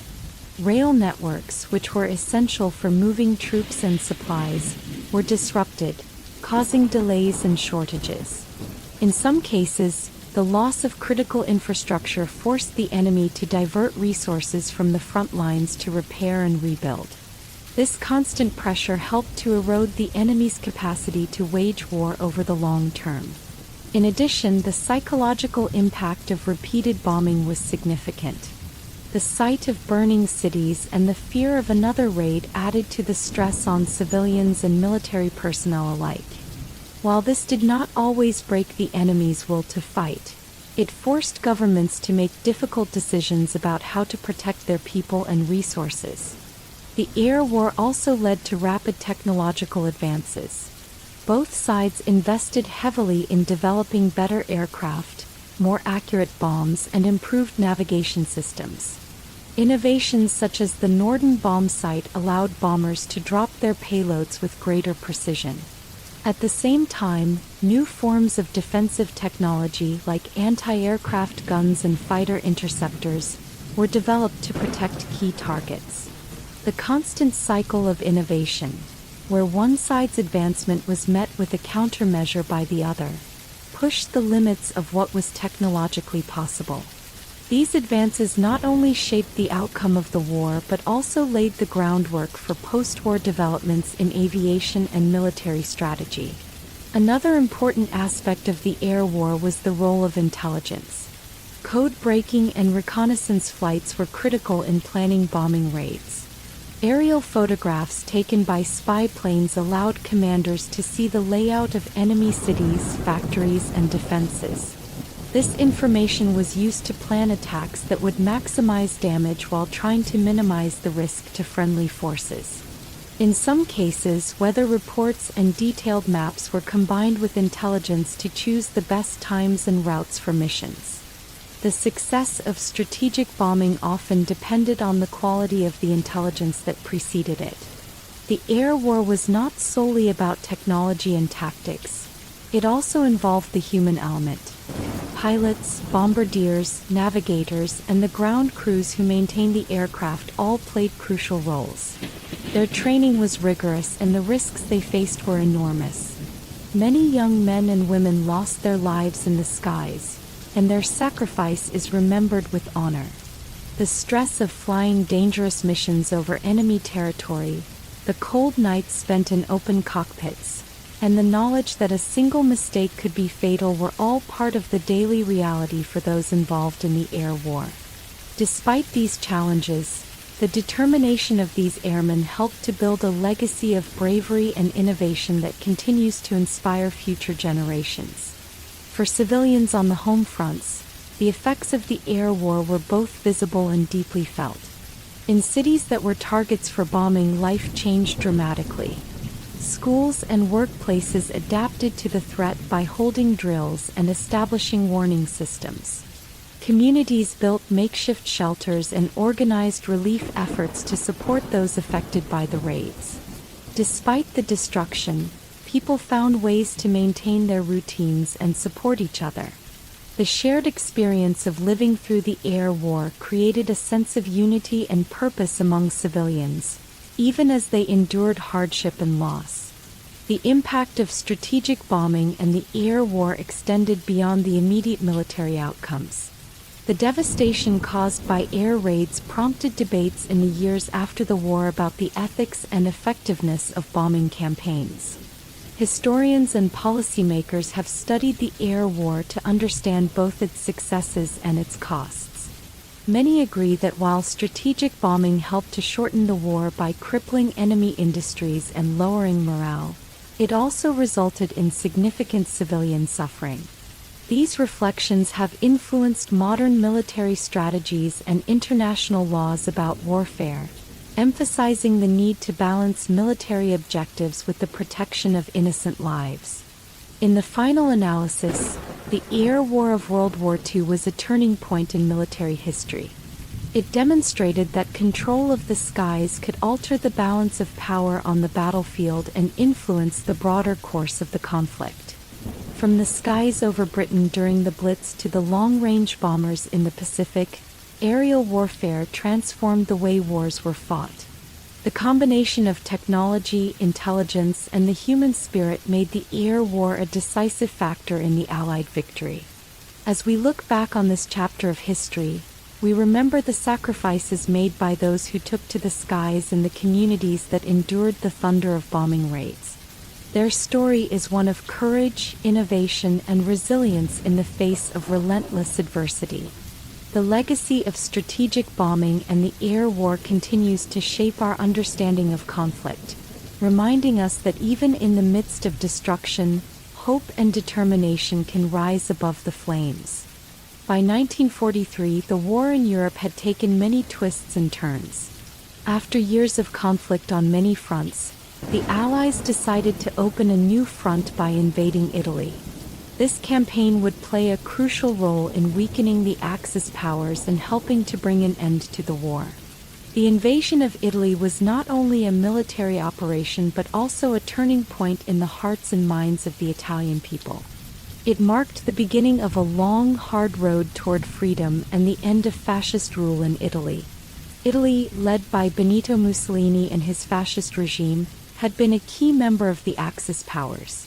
For many Italians, Mussolini's rule was a mix of pride in Italy's past glories and harsh control over daily life. However, by 1943, the tide of war had turned, and many Italian citizens grew tired of the constant fighting and suffering. The Italian military had suffered heavy losses, and the country was in deep turmoil. The people longed for peace and change, even as the war continued to rage around them. In the summer of 1943, the Allied forces, made up of troops from the United States, Britain, and other countries, began preparing for the invasion of Italy. Their plan was clear: to land in Italy, defeat the fascist forces, and push northward to eventually force an end to the Axis presence in Europe. The invasion began in Sicily, a large island at the southern tip of Italy. Sicily was seen as a good starting point because it was close to North Africa, where the Allies had already fought long and hard, and it offered a launching pad to the Italian mainland. On the night of July 9, 1943, thousands of Allied troops set sail for Sicily. Under the cover of darkness, ships carrying soldiers, tanks, and supplies approached the shores of the island. The invasion was carefully planned.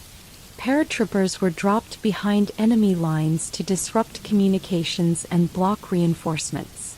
Meanwhile, naval forces bombarded coastal defenses to soften up the enemy positions. In the early hours of July 10th, the landings began in earnest.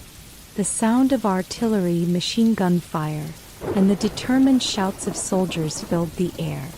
Despite stiff resistance from Italian and German troops, the Allies managed to secure several beachheads along the coast. The battle in Sicily was long and hard. 4 days, fierce fighting took place in towns, on hills, and in the countryside. The rugged terrain of Sicily made movement difficult, and both sides suffered heavy casualties. Yet the resolve of the Allied soldiers was strong. They slowly pushed the enemy back, capturing key towns and cutting off supply routes. As the fighting continued, many Sicilians saw the Allies as a chance for a new beginning. Some local residents risked their lives to help the soldiers by offering food, shelter, and valuable information about enemy positions. The success in Sicily was a turning point. By August 17, 1943, the Allied forces had effectively taken control of the island. The victory was celebrated as a major step toward liberating Italy. However, the campaign was far from over. With Sicily in Allied hands, the next phase was to invade the Italian mainland. The decision was not easy. The Italian terrain was different from the rocky coasts of Sicily. It included mountains, valleys, and a long, rugged coastline. The Germans, who had come to Italy to support Mussolini's regime, had prepared strong defensive lines along the mainland.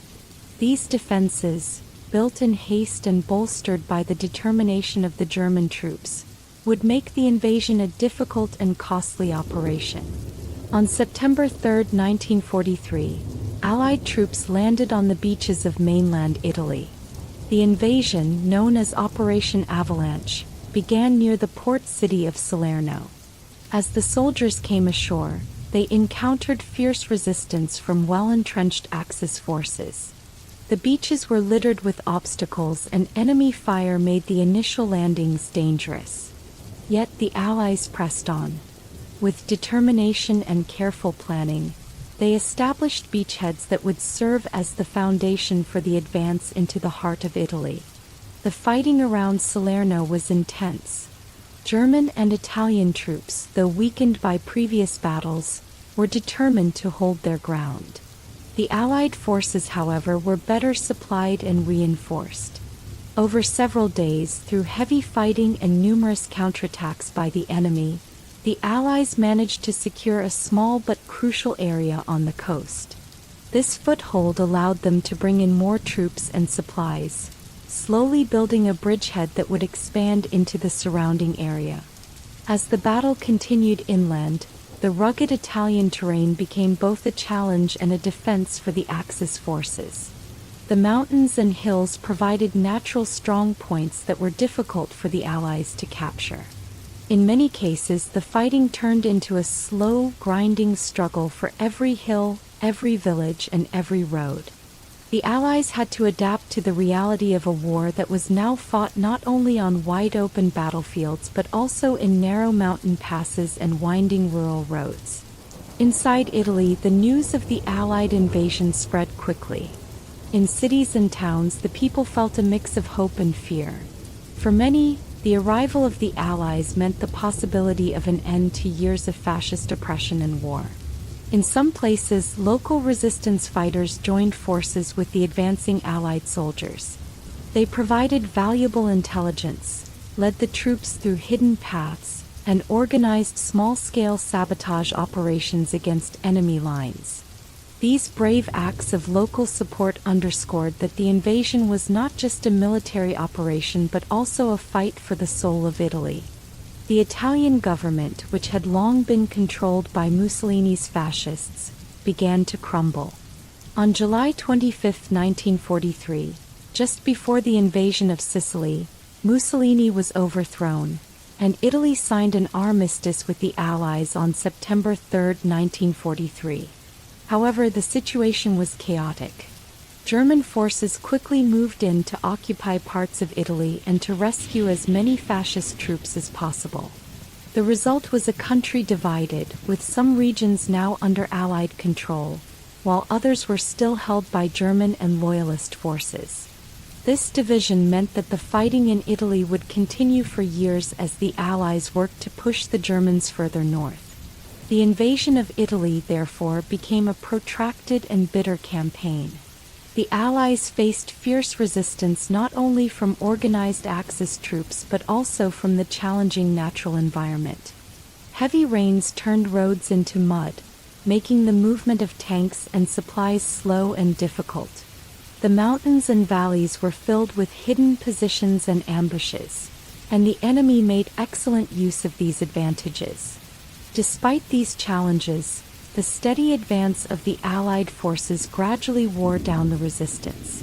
Town after town was liberated, and the enemy was forced into a long retreat toward the north. In the meantime, the Italian people experienced both the hardships of war and the hope of liberation. In liberated areas, civilians began to rebuild their lives, often with the help of local resistance groups and Allied forces. The promise of a new Italy free from fascist control spurred many to take risks and support the cause. At the same time, however, the realities of war, bombing raids, disrupted supplies, and the loss of loved ones continued to cast a shadow over daily life. The invasion of Italy was not just a military victory, it was also a turning point for the nation. It marked the beginning of the end for the old regime and paved the way for a future based on freedom and democracy. As the Allies advanced northward, they not only battled enemy troops but also helped to restore hope among the Italian people. The campaign saw many examples of courage and sacrifice. Stories emerged of soldiers from both sides risking their lives to save civilians, of local villagers sheltering refugees and fighters, and of communities coming together to rebuild their shattered towns. Over the following months and years, the fighting in Italy continued as the Allies pressed on, and the German forces dug in behind formidable defensive lines such as the Gustav Line and the Gothic Line. Each battle was hard fought, with the cost measured in lives and hardship.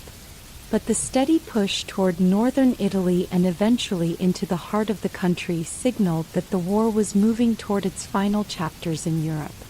By 1945, the invasion of Italy had transformed the country. The fascist regime was gone, and the Italian people had played a key role in shaping their own destiny. The campaign had been long and difficult, with victories hard won and sacrifices made by countless soldiers and civilians. It was a campaign that highlighted not only the might of modern warfare but also the enduring power of hope, unity, and the desire for freedom. In reflecting on the invasion of Italy, we see a story of determination against overwhelming odds. The Allied forces, facing a well-prepared enemy and a challenging landscape, managed to break through and bring change to a nation ruled by fear and oppression. The liberation of Italy was a pivotal moment in World War II, one that helped to weaken the Axis powers and set the stage for the eventual Allied victory in Europe. The legacy of the campaign lives on in the memories of the Italian people and in the history books. It reminds us that even in the darkest times, when the enemy seems invincible, courage and perseverance can light the way to a better future. The invasion of Italy stands as a testament to the bravery of those who fought on the beaches and in the mountains, and to the resilience of a nation that yearned to be free. On June 6, 1944, the world witnessed one of the largest and most daring military operations in history. This day, known as D-Day, marked the beginning of the liberation of Western Europe from Nazi occupation. The invasion was carefully planned for months, with thousands of soldiers, sailors, and airmen working together to create a turning point in the war. D-Day was not just a military assault. It was a symbol of hope for millions living under harsh tyranny. In the early morning hours, as the sun began to rise over the English Channel, Allied forces gathered on the coast of southern England. They prepared to cross the Channel to the beaches of Normandy, a region in northern France. The plan was bold and complex. Over 156,000 Allied troops from the United States, Great Britain, Canada, and other nations were set to land on 5 designated beaches, each with a code name: Utah, Omaha, Gold, Juno, and Sword. Their mission was to break through the German defenses that had held Western Europe for years. For many soldiers, the journey across the Channel was filled with both anxiety and determination. In landing craft and small boats, they navigated rough waters and braved enemy fire. The air was tense and every sound carried the weight of destiny. On board, soldiers clutched their equipment, recalling training and the promises made to their families back home. They knew that this day could change the future of their nations and free millions from oppression. When the landing craft reached the Normandy beaches, chaos and bravery unfolded on the sand. At Omaha Beach, American forces encountered fierce resistance. German machine gun nests, artillery, and obstacles along the shore turned the landing into a deadly contest. Soldiers advanced under heavy fire, often falling in groups as they fought to overcome every barrier. Yet, amid the turmoil, individual acts of courage shone through. Many soldiers risked their lives to help their comrades, pushing forward despite the overwhelming odds. The bravery displayed on Omaha Beach, although it came at a high cost, was a powerful statement that the enemy would not hold the line forever. At the other beaches, Utah, Gold, Juneau, and Sword, Allied troops also faced strong defenses. In some places, the landing was smoother, aided by effective pre-landing bombardments that weakened German fortifications. In others, fierce firefights raged as troops fought to secure the beachhead. Paratroopers, dropped behind enemy lines in the early hours of the invasion, disrupted German communications and seized key crossroads and bridges. Their actions helped to confuse and delay the enemy's ability to mount an effective counterattack. The success of D-Day was not decided solely on the beaches. Once a foothold was established, the true challenge began, pushing inland to break free from the German hold. Over the days that followed, Allied forces expanded their beachheads. They moved cautiously at first, knowing that every step forward was met with stiff resistance. Town after town was fought over. In small villages and in the countryside, battles raged as the Allies advanced. Each captured bridge, every liberated town, brought the taste of freedom closer to those who had long suffered under Nazi control. The liberation of Western Europe was a long and difficult campaign. The Allied advance faced many obstacles: rough terrain, weather that could turn muddy fields into quagmires, and a determined enemy who had dug in deep. German forces, though increasingly on the defensive, still fought fiercely. They launched counterattacks in attempts to push the Allies back into the sea.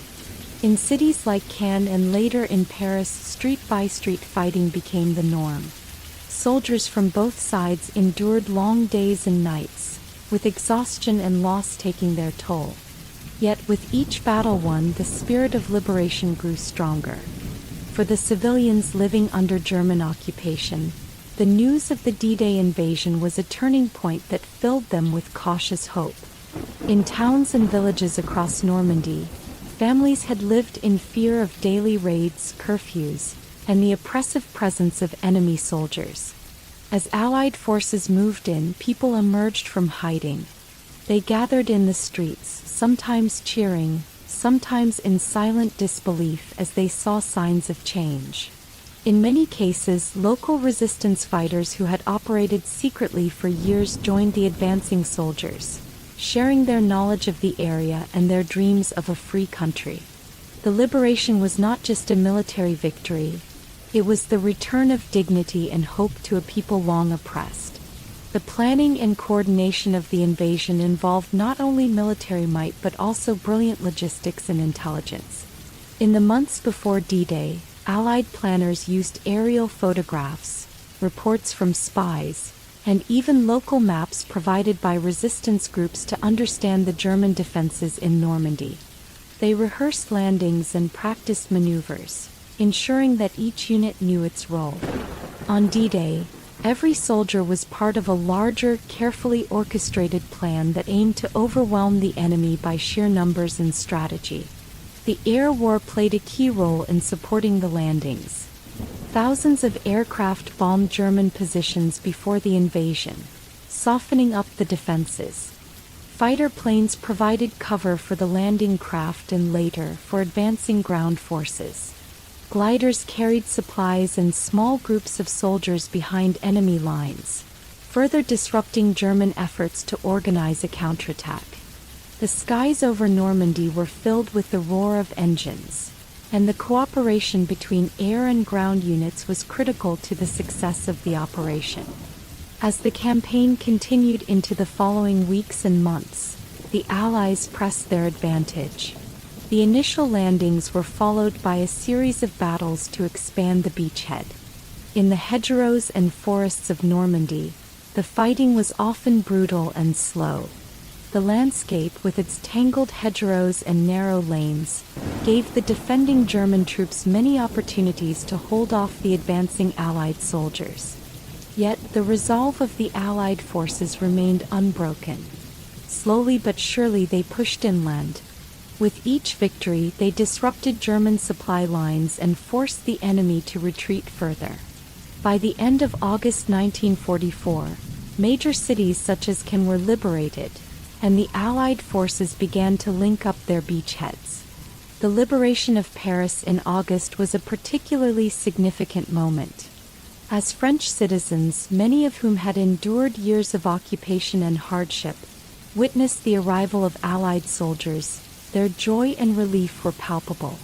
The city of Paris, long a symbol of culture and freedom, was celebrated as a beacon of hope that the old order was finally falling. The D-Day invasion and the subsequent campaign to liberate Western Europe marked a decisive turning point in the war. The coordinated effort of thousands of soldiers, supported by the bravery of civilians and the ingenuity of planners and engineers, shattered the illusion of German invincibility. The success of the invasion meant that the Allies could now open a new front in Europe, forcing the Germans to fight on multiple fronts and ultimately weakening their overall strength. The impact of D-Day extended far beyond military strategy. It became a symbol of international cooperation, as soldiers from many nations fought side by side for a common cause. The story of D-Day is remembered not just for the tactical brilliance and sheer scale of the operation, but for the human courage it displayed. Stories of individual heroism abound, from the paratroopers who risked life and limb behind enemy lines to the naval officers who guided the landing craft safely to shore. These acts of valor and sacrifice provided inspiration during the darkest days of the war and continue to inspire future generations. In the years that followed, D-Day was celebrated as a monumental achievement in the struggle for freedom.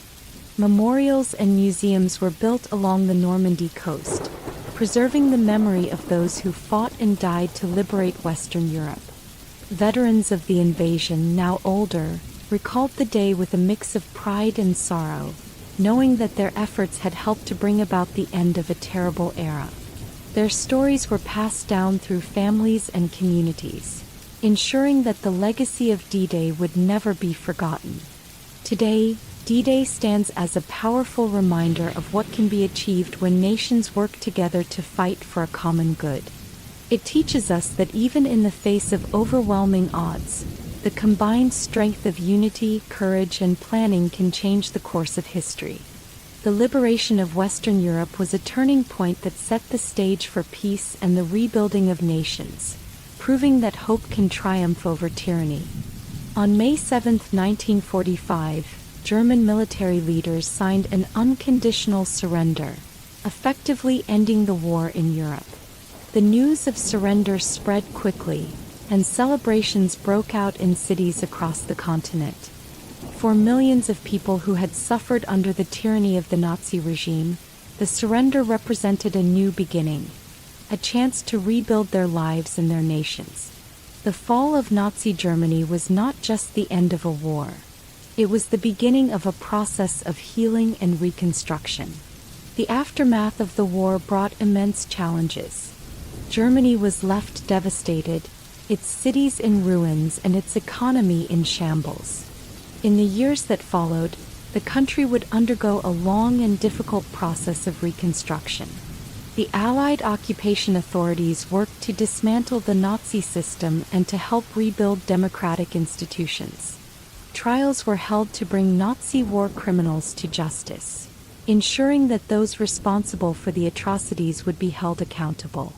The Nuremberg trials, as they came to be known, were a crucial step in confronting the horrors of the past and laying the groundwork for a future based on justice and human rights. For the German people, the fall of Nazi Germany was a time of mixed emotions. There was relief that the long nightmare was over, but also deep sorrow for the loss of life and the destruction that had been wrought. Many struggled with feelings of guilt and shame, wondering how their country could have fallen so far. In the decades that followed, Germany would work hard to confront its past, educate future generations about the dangers of totalitarianism, and build a society based on freedom, democracy, and respect for human rights. Across Europe, the fall of Nazi Germany brought hope for lasting peace. The defeat of a regime that had terrorized the continent for so long signaled a new era. Countries that had suffered under occupation began to rebuild their governments, economies, and societies.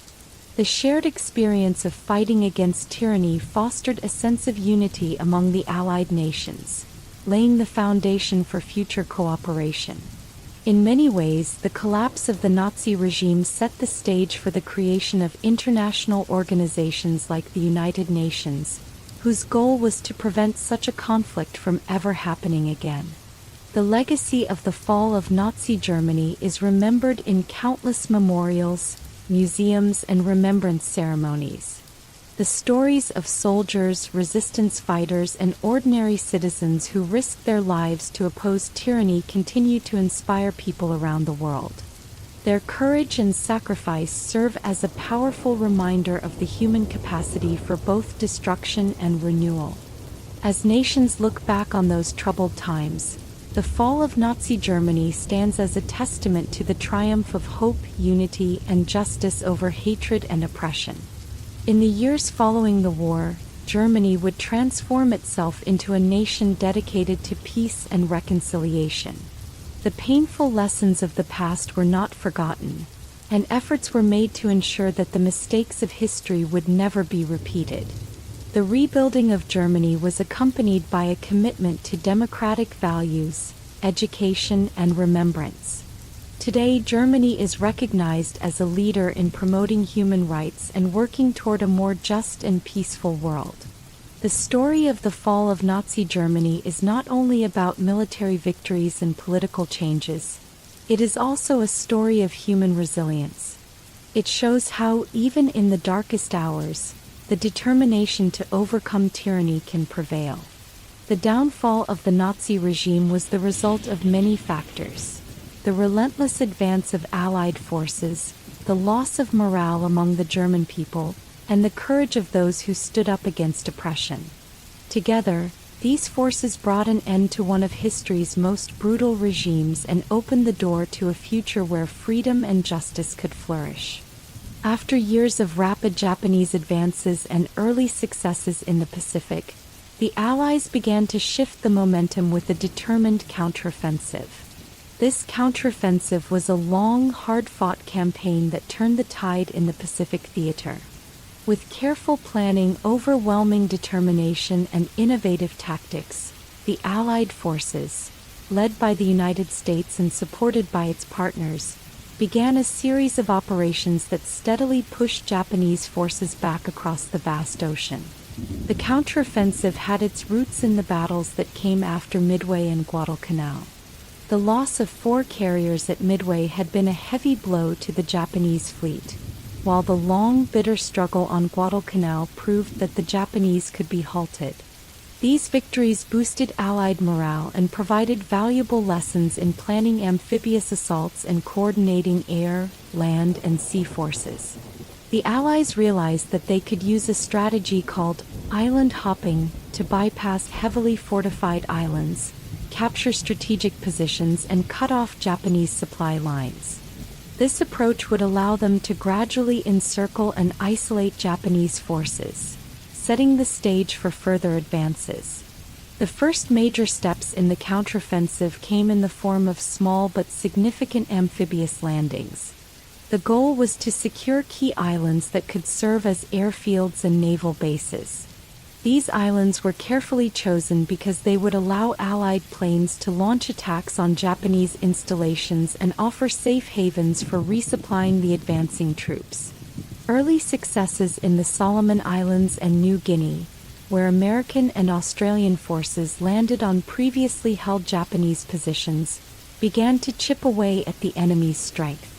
These operations were not without cost. Soldiers faced fierce resistance in dense jungles and rugged terrain, where every step forward was a battle won.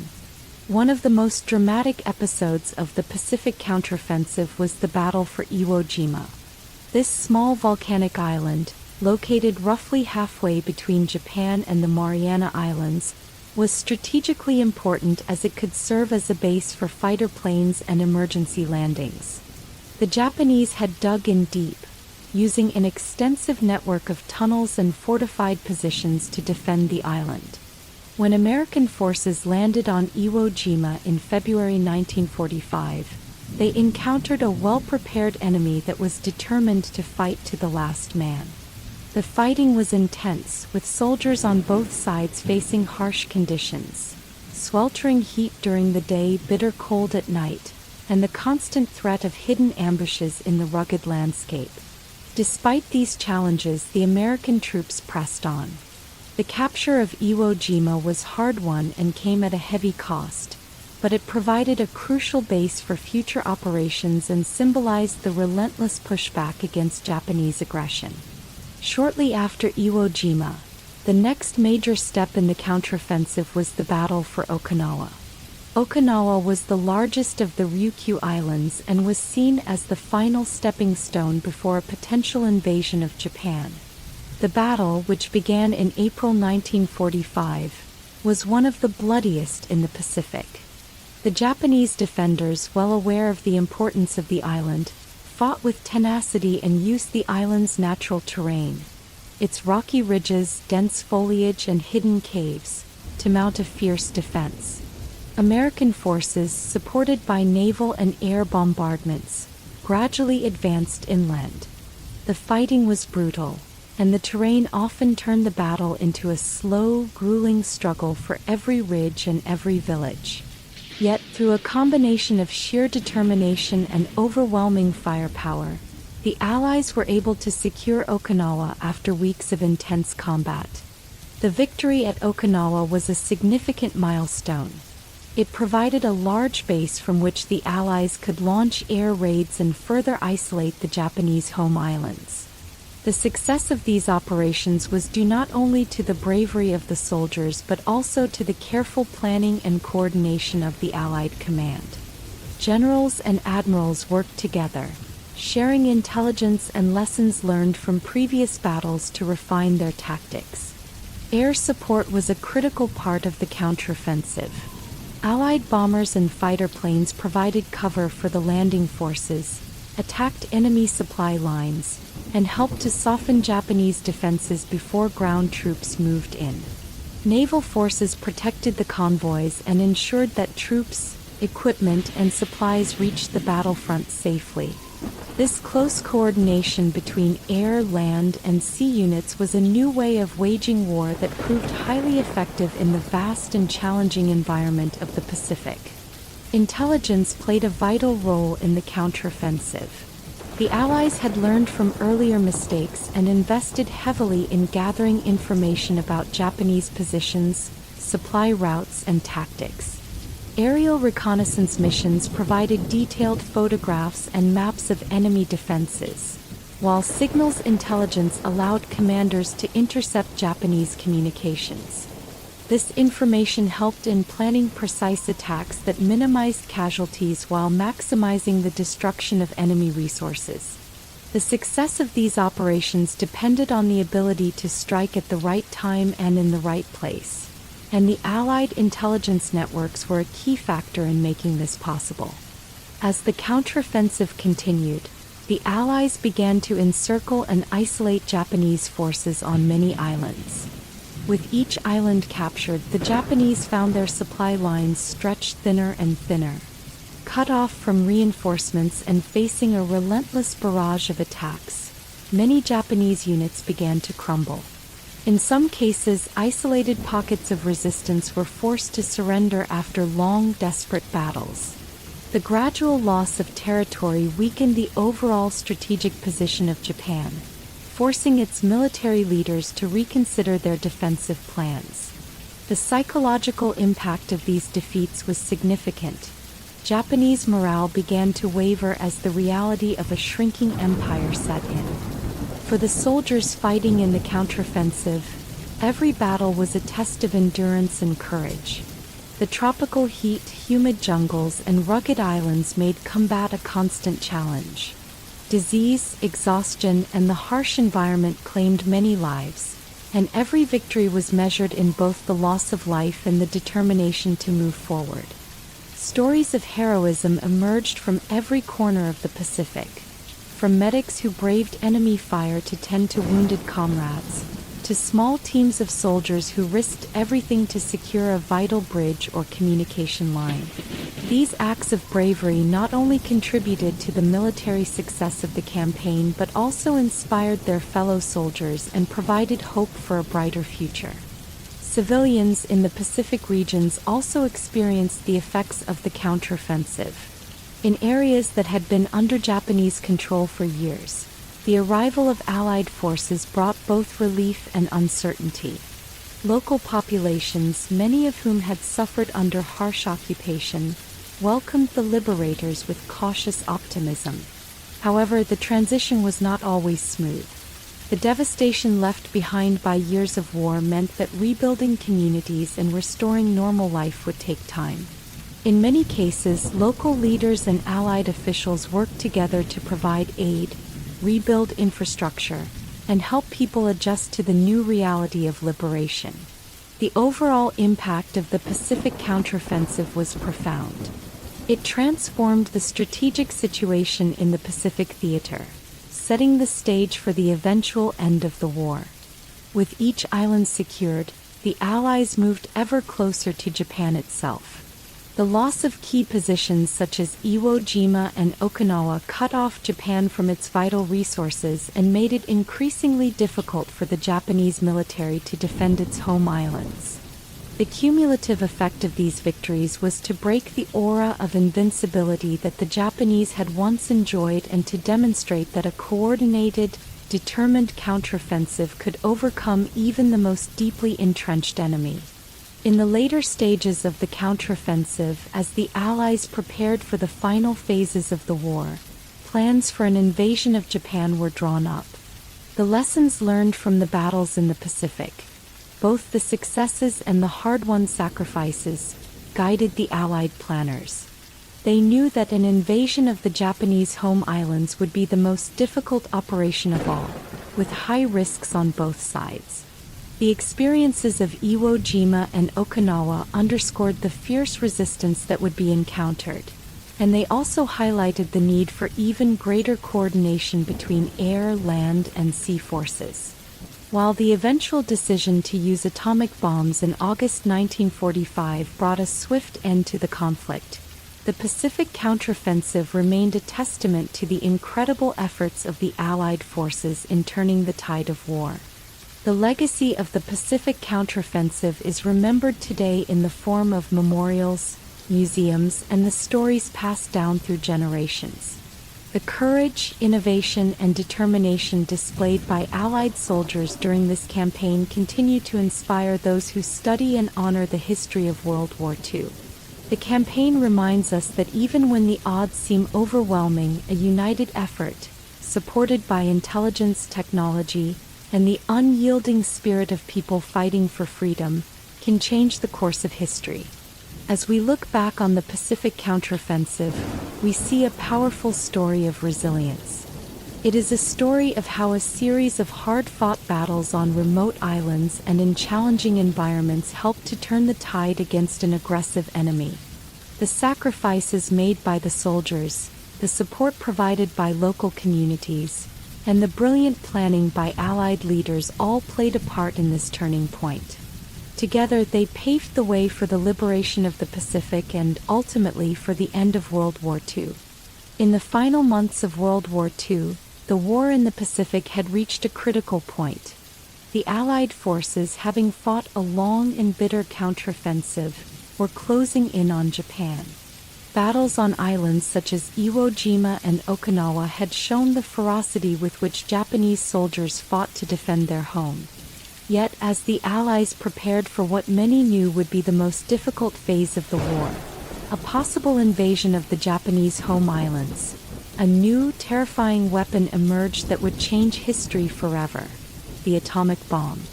The decision to use atomic bombs was not made lightly. In the years leading up to 1945, scientists in the United States had been working on a secret project known as the Manhattan Project. This project brought together some of the best minds in physics and engineering to develop a new kind of explosive device that used the energy released by splitting atoms. The scientists understood that if successfully built, the atomic bomb could release an enormous amount of energy, far more than any conventional bomb. As the war in the Pacific dragged on, American leaders began to see the bomb as a way to force Japan's surrender without the need for a full-scale invasion, which would have resulted in countless casualties on both sides. On August 6, 1945, the world changed in an instant. An American B-29 bomber named the Enola Gay took off from an airfield in the Pacific with a top-secret payload. Its target was the city of Hiroshima, an important military center and industrial hub in Japan. At 8:15 in the morning, the bomber dropped the first atomic bomb, code-named Little Boy. In a flash of brilliant light and immense heat, the bomb exploded over Hiroshima. Within seconds, a massive blast wave swept through the city, leveling buildings and turning everything in its path to rubble. The explosion released a force equivalent to thousands of tons of TNT, and the devastation was immediate and overwhelming. Thousands of people were killed instantly, and many more suffered severe injuries and long-term effects from the radiation. The bombing of Hiroshima shocked the world. For the first time, the destructive power of nuclear weapons was laid bare. News of the attack spread quickly, and people around the globe watched in disbelief as images of the destroyed city appeared in newspapers and on the radio. The Japanese government, which had long been divided over how to end the war, now faced a crisis of unprecedented scale. The leaders of Japan knew that their country was on the brink of complete destruction, yet many still hoped to negotiate terms that might allow them to preserve some semblance of honor and autonomy. However, the next act in the dramatic endgame of the war would come just 3 days later. On August 9, 1945, a second atomic bomb, code-named Fat Man, was dropped on the city of Nagasaki. Like Hiroshima, Nagasaki suffered a catastrophic explosion. The blast obliterated a large part of the city and caused immense loss of life. Although Nagasaki was not the primary target for this mission, Kokura was originally planned. The weather and visibility led the bomber to divert to Nagasaki.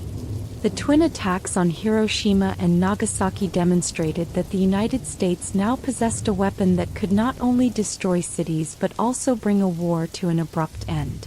The use of atomic bombs had a profound effect on Japan.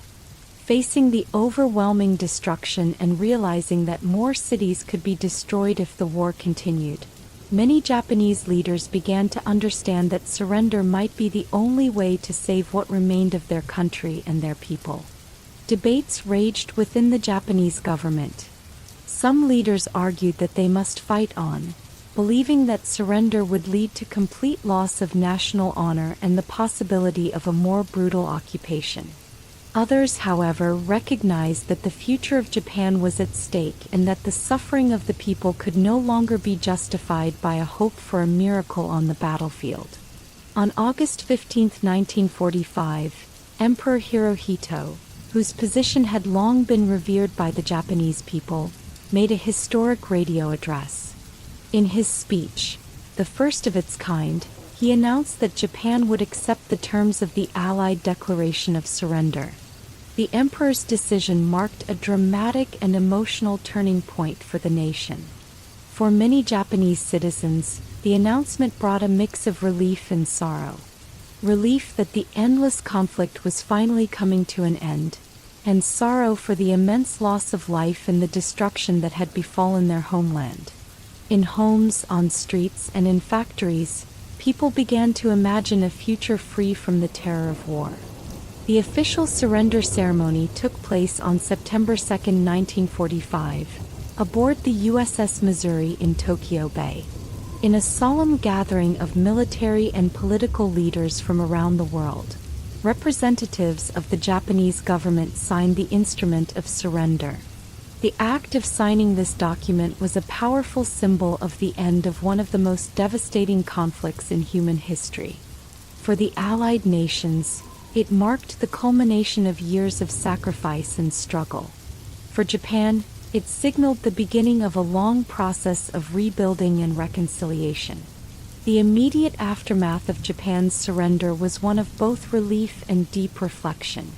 The cities of Hiroshima and Nagasaki, along with many other parts of Japan, lay in ruins.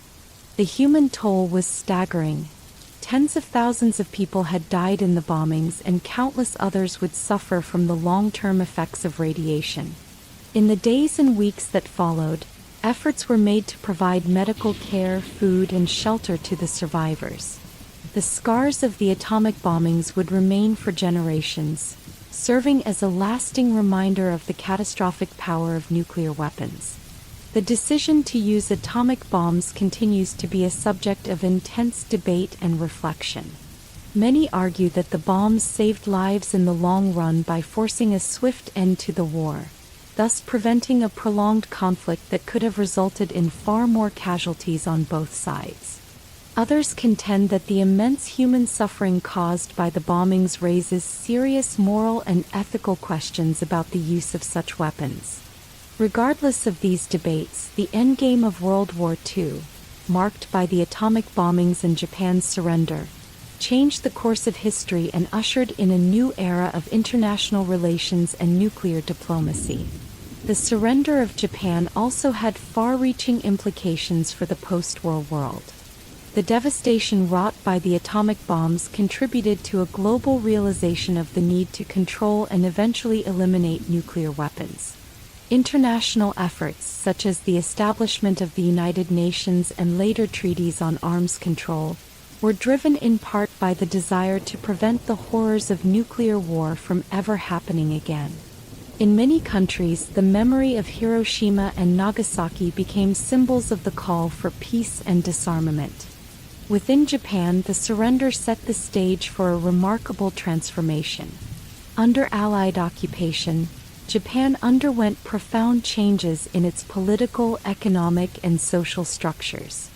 Democratic reforms were introduced, and efforts were made to rebuild the nation's economy and infrastructure. Over the following decades, Japan emerged as a peaceful, prosperous country, an outcome that stood in stark contrast to its militaristic past. The lessons learned from the war and the catastrophic use of atomic weapons played a significant role in shaping modern Japan's commitment to pacifism and international cooperation. For the world, the end of the war in the Pacific and the fall of the Japanese Empire brought both closure and a sobering reminder of the costs of conflict. The sacrifices made by millions of soldiers and civilians, the innovation and courage displayed on battlefields and in laboratories, and the ultimate decision to use atomic bombs have all left a lasting imprint on history. As nations moved into a new era of peace and reconstruction, there was a shared understanding that the lessons of World War II must be remembered and heeded. Today, memorials and museums in Hiroshima, Nagasaki, and other parts of Japan stand as testaments to the tragic events of 1945. They serve as reminders of the human cost of war and the destructive power of nuclear weapons. Survivors and their descendants share their stories, ensuring that future generations understand the importance of working for peace and avoiding the mistakes of the past. In reflecting on the endgame of World War II, we see a powerful narrative of sacrifice, innovation, and the difficult choices made in the face of overwhelming destruction. The atomic bombings, as devastating as they were, helped bring a swift end to a conflict that had already claimed millions of lives. Japan's surrender, formalized aboard the USS Missouri, marked the conclusion of a war that reshaped the world. The events of those final days remind us of the incredible capacity for both creation and destruction that exists within humanity. As the guns finally fell silent and the smoke cleared from battlefields across Europe and the Pacific, the world was left to face the painful consequences of a conflict that had spanned continents and claimed millions of lives. The end of World War II brought relief and hope for a new beginning, but it also revealed a deep and lasting human cost. Cities lay in ruins, families were torn apart, and entire communities had to come to terms with loss, displacement, and the scars of trauma. In this chapter, we look closely at the immediate aftermath of the war and the lasting impact it had on those who lived through it. Across the war-torn lands of Europe, the physical devastation was almost unimaginable. Once bustling cities such as Berlin, Dresden, and Warsaw were reduced to rubble by relentless bombings and fierce ground battles. In many cases, entire neighborhoods were flattened. The once familiar streets were filled with broken buildings, twisted metal, and debris. The destruction was not only a symbol of military defeat but also a harsh reminder of the lives that had been disrupted forever. For the millions of civilians caught in the middle of the fighting, the end of the war did not immediately mean a return to normal life. In Germany, for example, families who had lived under Nazi rule were suddenly faced with the challenge of rebuilding their lives amid chaos and despair. Food was scarce, homes were destroyed, and the infrastructure needed to support daily life was in shambles.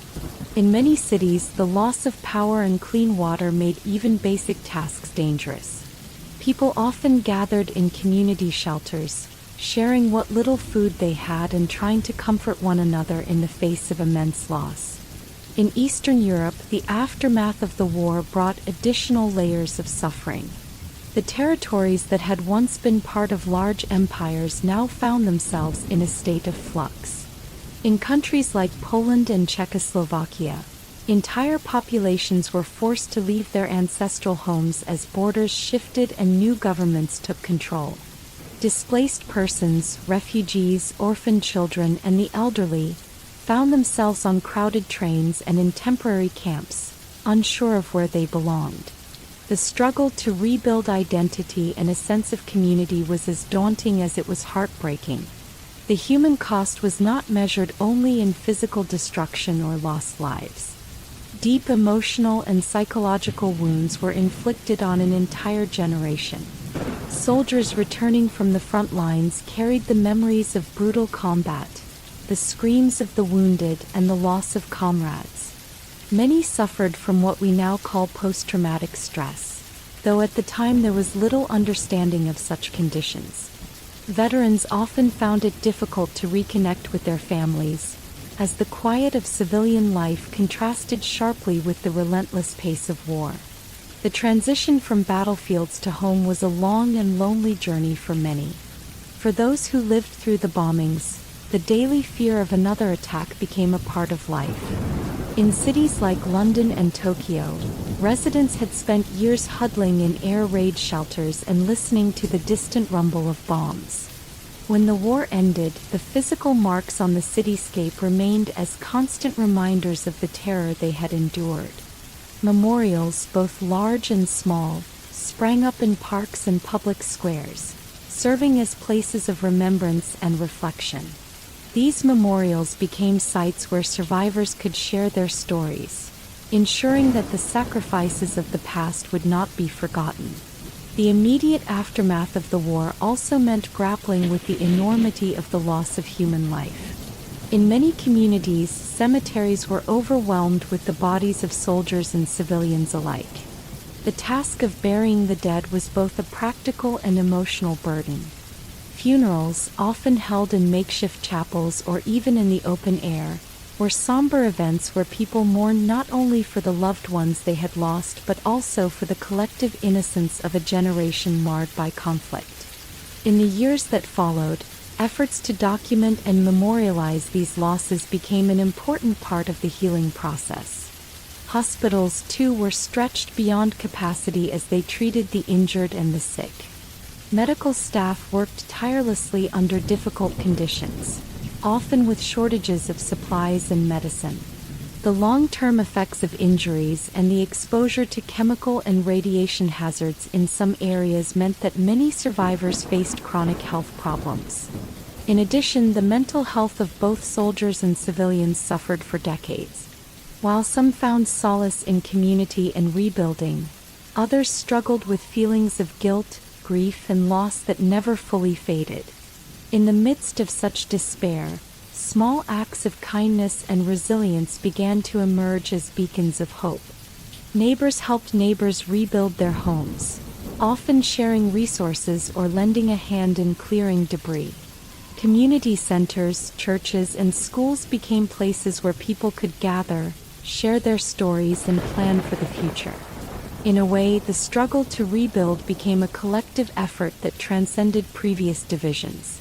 People began to understand that the work of mending a broken society required the courage to forgive and the strength to start anew. One of the most remarkable aspects of the post-war period was the determination of ordinary people to reclaim their lives and rebuild their communities. In many European countries, new governments were formed with the aim of establishing democracy and ensuring that the horrors of totalitarian rule would never return. These governments faced the monumental task of rebuilding not just physical infrastructure but also social trust and national identity. In cities that had been bombed out, initiatives were launched to construct new housing, repair public buildings, and restore essential services. Although the process was slow and fraught with challenges, every repaired street and rebuilt school was a sign that life could go on. Rebuilding efforts were supported by international aid and the support of organizations like the United Nations, which had been established in the wake of the war with the goal of preventing such a conflict from happening again. Programs were set up to provide food, medical care, and housing to those in need. These efforts helped lay the groundwork for what would later be known as the economic miracle in countries such as West Germany and Japan. The scars of war, while never fully erased, began to heal as people worked together to forge a new future. The cost of the war was also deeply felt in the realm of culture and education.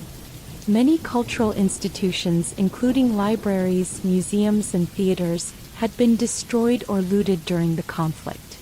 Artists, writers, and musicians found themselves grappling with the challenge of expressing the profound sorrow and hope of the post-war era. In many cases, art became a powerful tool for processing the collective trauma. Films, novels, and paintings from this period often reflect themes of loss, resilience, and the struggle for redemption. For young people, education became a critical means of understanding the past and building a better future. Schools introduced curricula that emphasized the lessons learned from the war, hoping to instill in a new generation the value of peace and the importance of preventing the horrors of conflict from recurring. For many survivors, the process of coming to terms with the war was a lifelong journey. Annual commemorations and remembrance ceremonies became essential parts of community life. These events provided an opportunity to honor those who had perished, share personal memories, and remind future generations of the price of freedom. In this way, the human cost of World War II is not just a historical fact but a living memory that continues to shape societies around the world. As the world moved into the post-war era, there was a growing global recognition of the need to build structures that could support lasting peace. The horrors experienced on the home front and the battlefields alike spurred international cooperation. Treaties such as those limiting the spread of nuclear weapons, and the establishment of organizations committed to peace and human rights, reflected a collective desire to learn from the past. While the road to recovery was long and arduous, the experience of rebuilding after such profound loss ultimately brought nations closer together. In reflecting on the human cost and the immediate aftermath of World War II, it is impossible to ignore the immense sacrifice made by those who endured the conflict. The physical, emotional, and psychological wounds left by the war served as a powerful reminder of the price of conflict. Yet, amidst the destruction, there was also the promise of renewal. The determination of millions of ordinary people to rebuild their lives, restore their communities, and forge a better future stands as a testament to the strength of the human spirit.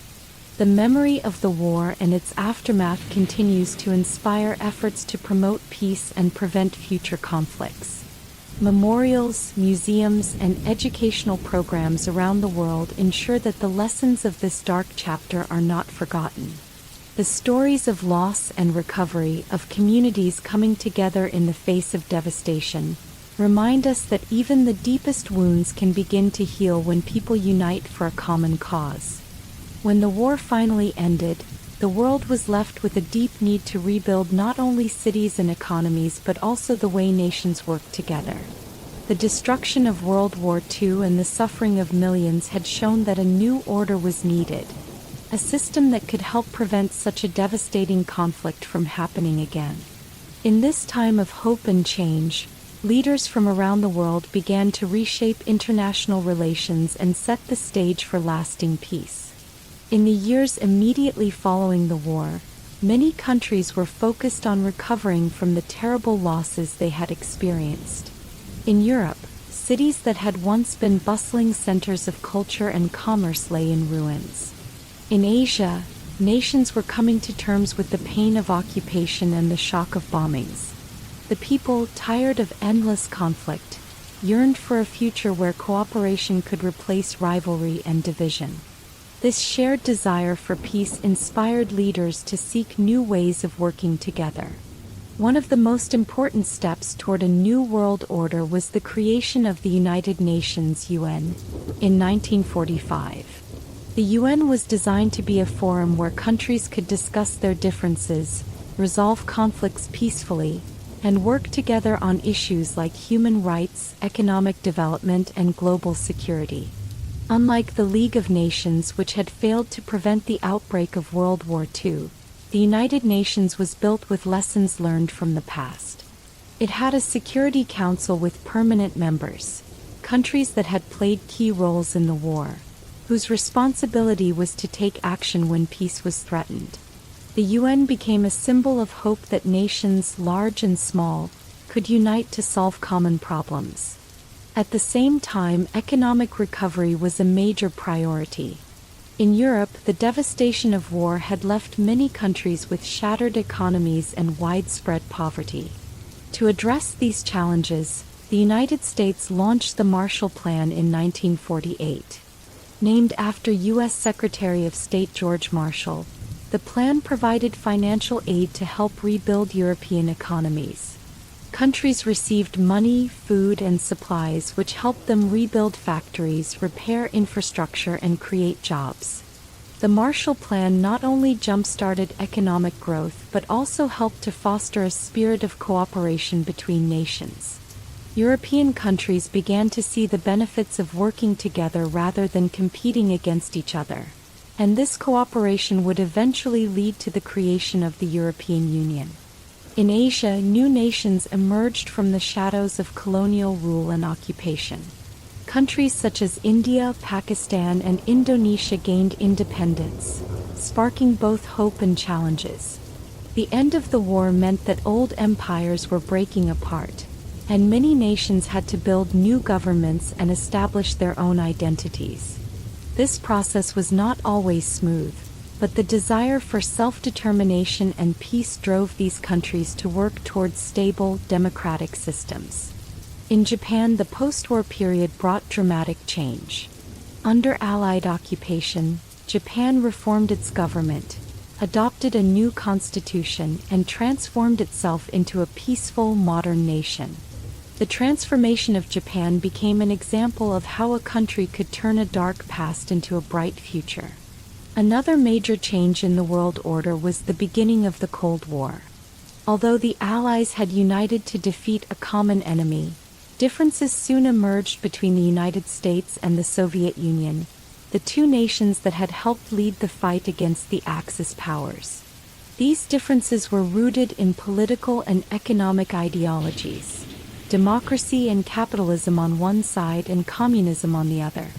As the Soviet Union expanded its influence in Eastern Europe, a division of Europe into two spheres began to form. Countries in the East came under Soviet control, while Western European nations were supported by the United States and its allies. This division, known as the Iron Curtain, marked the beginning of a tense period of rivalry and suspicion that would last for decades. Although the Cold War never erupted into a full-scale conflict like World War II, its effects were felt around the globe. It led to an arms race, the creation of military alliances such as NATO and the Warsaw Pact, and many conflicts fought by proxy in other parts of the world. Even as the world divided into two major camps, efforts were made to reduce the threat of future wars. International treaties and organizations were established to control arms, promote human rights, and facilitate dialogue between nations.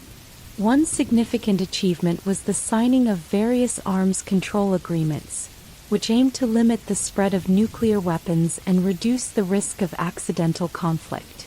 These agreements reflected a growing awareness that the destructive power witnessed during World War II, especially with the advent of nuclear weapons, must never be allowed to escalate again. The idea of nuclear disarmament and non-proliferation became a key part of international relations, influencing policies and sparking debates that continue to this day. The reshaping of the world order also meant rethinking how global problems were addressed. Issues such as poverty, disease, and environmental challenges could no longer be solved by individual nations acting alone. International cooperation became essential.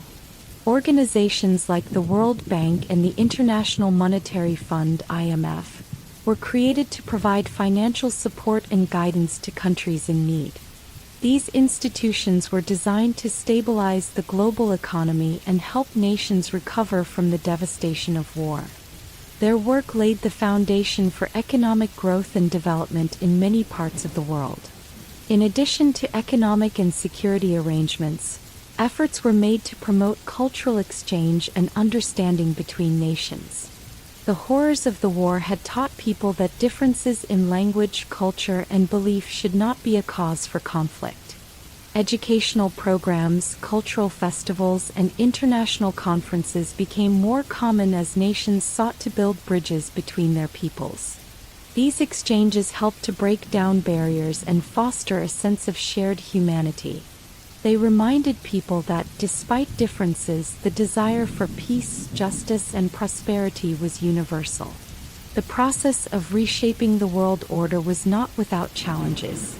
The aftermath of the war left deep scars, and many nations faced internal struggles as they rebuilt their governments and societies.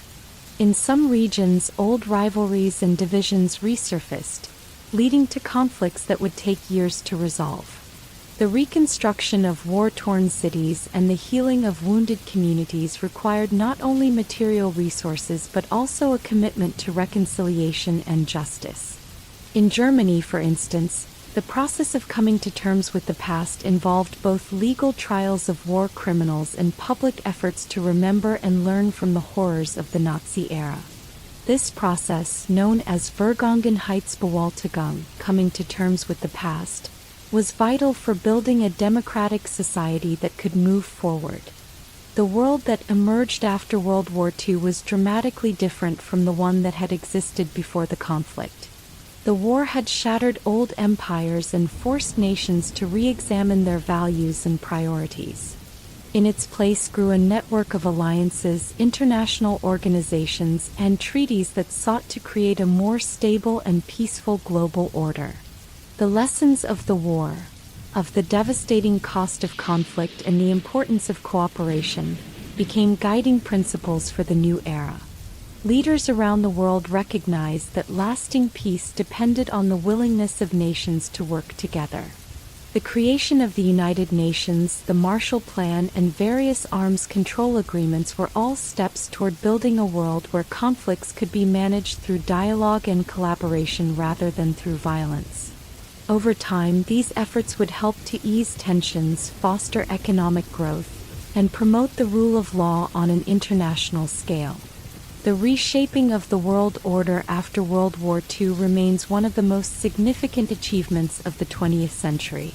It was a process driven by the shared experiences of loss and the collective determination to build a better future. The institutions and agreements that were established in the wake of the war continue to play a crucial role in maintaining global peace and stability. They serve as a reminder that while the world may face challenges, the power of cooperation and dialogue can overcome even the most daunting obstacles. Today, as we reflect on this period of transformation, we see how the efforts of post-war leaders laid the groundwork for a more interconnected and peaceful world. The global community that emerged from the ashes of conflict has been shaped by a commitment to prevent the mistakes of the past. The story of reshaping the world order is a story of resilience, innovation, and hope. A story that continues to inspire those who work toward a future where peace and cooperation are the norms. As the war ended and new nations began to rebuild, the events of World War II left a lasting mark on the world. The battles, sacrifices, and decisions made during those years shaped not only the physical landscapes of nations but also the ideas and values that guide us today. In this final chapter, we explore the legacy of the war and the lessons learned, from the horrors of conflict to the hope for lasting peace. One of the most important legacies of World War II is the establishment of lasting international institutions. After the war, leaders from across the globe came together with a common goal: to ensure that the devastation of the past would never be repeated. This shared commitment led to the creation of the United Nations (UN), an organization dedicated to maintaining peace, resolving conflicts through dialogue, and promoting human rights. The UN provided a new way for nations to communicate, cooperate, and work together for common goals. It showed that even after unimaginable loss and suffering, countries could choose collaboration over isolation. The war also paved the way for major economic and political changes. In Europe, the Marshall Plan played a crucial role in rebuilding shattered economies and restoring hope among war-torn communities. By providing financial aid, food, and essential supplies, the plan helped European nations recover quickly and laid the foundation for what later became known as the economic miracle. This period of growth and reconstruction led to greater integration among European countries. Over time, this cooperation evolved into the European Union, a powerful symbol of peace and unity in a region once divided by conflict. World War II had a deep impact on national identities and the way societies viewed themselves. For many countries, the war was a turning point, a moment when citizens, soldiers, and leaders came together to fight against oppression and tyranny. In countries like France, Poland, and Italy, the struggles against occupying forces and fascist regimes ignited a sense of pride and resilience that still resonates today. The stories of resistance fighters, ordinary people who risked their lives to oppose injustice, have become an enduring source of inspiration for generations. They remind us that even in the darkest times, courage and determination can light the way to a better future. The war also led to a major rethinking of military strategies and the role of technology in conflict. The introduction of advanced technologies, such as radar, jet engines, and even nuclear weapons, changed how wars were fought and reshaped global power. While these innovations brought about tremendous advancements, they also raised difficult questions about the destructive potential of human ingenuity. The use of atomic bombs in Hiroshima and Nagasaki, for example, forced the world to confront the catastrophic consequences of nuclear warfare. Today, the legacy of that decision continues to influence international relations, arms control agreements, and global debates about the ethics of nuclear weapons. These discussions serve as a reminder that technology must be guided by responsibility and moral principles. In the years after the war, many countries focused on reconciliation and healing. In Germany, the painful process of coming to terms with the past, known as Vergangenheitsbewältigung, was essential for the country to rebuild its society. Trials like the Nuremberg trials brought Nazi war criminals to justice and set a precedent for international law and human rights. These efforts not only punished those responsible for terrible crimes but also helped educate future generations about the dangers of hatred and totalitarianism. The lessons learned from these events have influenced how the world deals with issues of justice, accountability, and forgiveness. The human cost of World War II is remembered in memorials, museums, and annual commemorations around the globe. Cities such as Hiroshima, Nagasaki, Warsaw, and Berlin bear the scars of the conflict and serve as solemn reminders of the sacrifices made by millions. These memorials are places of reflection where survivors and their families can share their stories, ensuring that the memories of those lost are never forgotten. They teach us that peace and freedom come at a high price and that we must continually work to preserve these hard-won values. Another important lesson from the war is the need for international cooperation in addressing global challenges.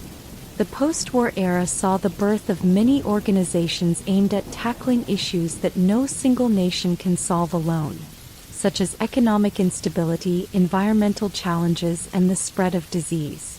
Institutions like the World Bank, the International Monetary Fund (IMF), and the World Health Organization (WHO) were established to promote global well-being and stability. The idea is simple. When nations come together to share knowledge, resources, and support, they can overcome obstacles that would be insurmountable alone. This spirit of cooperation, born out of the desire to prevent future wars, continues to influence how countries interact today. The cultural impact of World War II is also profound. The war changed art, literature, music, and cinema, as creators sought to capture both the pain of loss and the hope for renewal.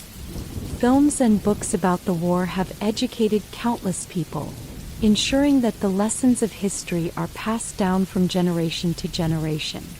These cultural works help us understand not only the technical details of military strategy but also the emotional and ethical struggles faced by individuals during those turbulent times. They remind us that history is not just about dates and battles, but also about the human stories behind them. The legacy of World War II is also reflected in our collective commitment to human rights and democracy. In the wake of the war, the Universal Declaration of Human Rights was adopted by the United Nations in 1948. This groundbreaking document set out fundamental rights and freedoms that every person is entitled to regardless of race, religion, or nationality. It was a direct response to the atrocities committed during the war and a pledge that such horrors would never be allowed to happen again. Today, the Declaration serves as a cornerstone of international law and a beacon of hope for people around the world. Even as we honor the memory of the past, the lessons of World War II continue to guide us in the present. The importance of vigilance against tyranny, the need for justice and reconciliation, and the value of cooperation in solving global problems are as relevant today as they were in the aftermath of the war. The legacy of those who fought, suffered, and ultimately rebuilt a more peaceful world serves as a powerful reminder that the human spirit is capable of overcoming even the greatest challenges. In our modern world, conflicts and tensions still arise, and the possibility of war is never far from our thoughts. Yet the experiences of World War II teach us that dialogue, empathy, and cooperation can pave the way for lasting peace.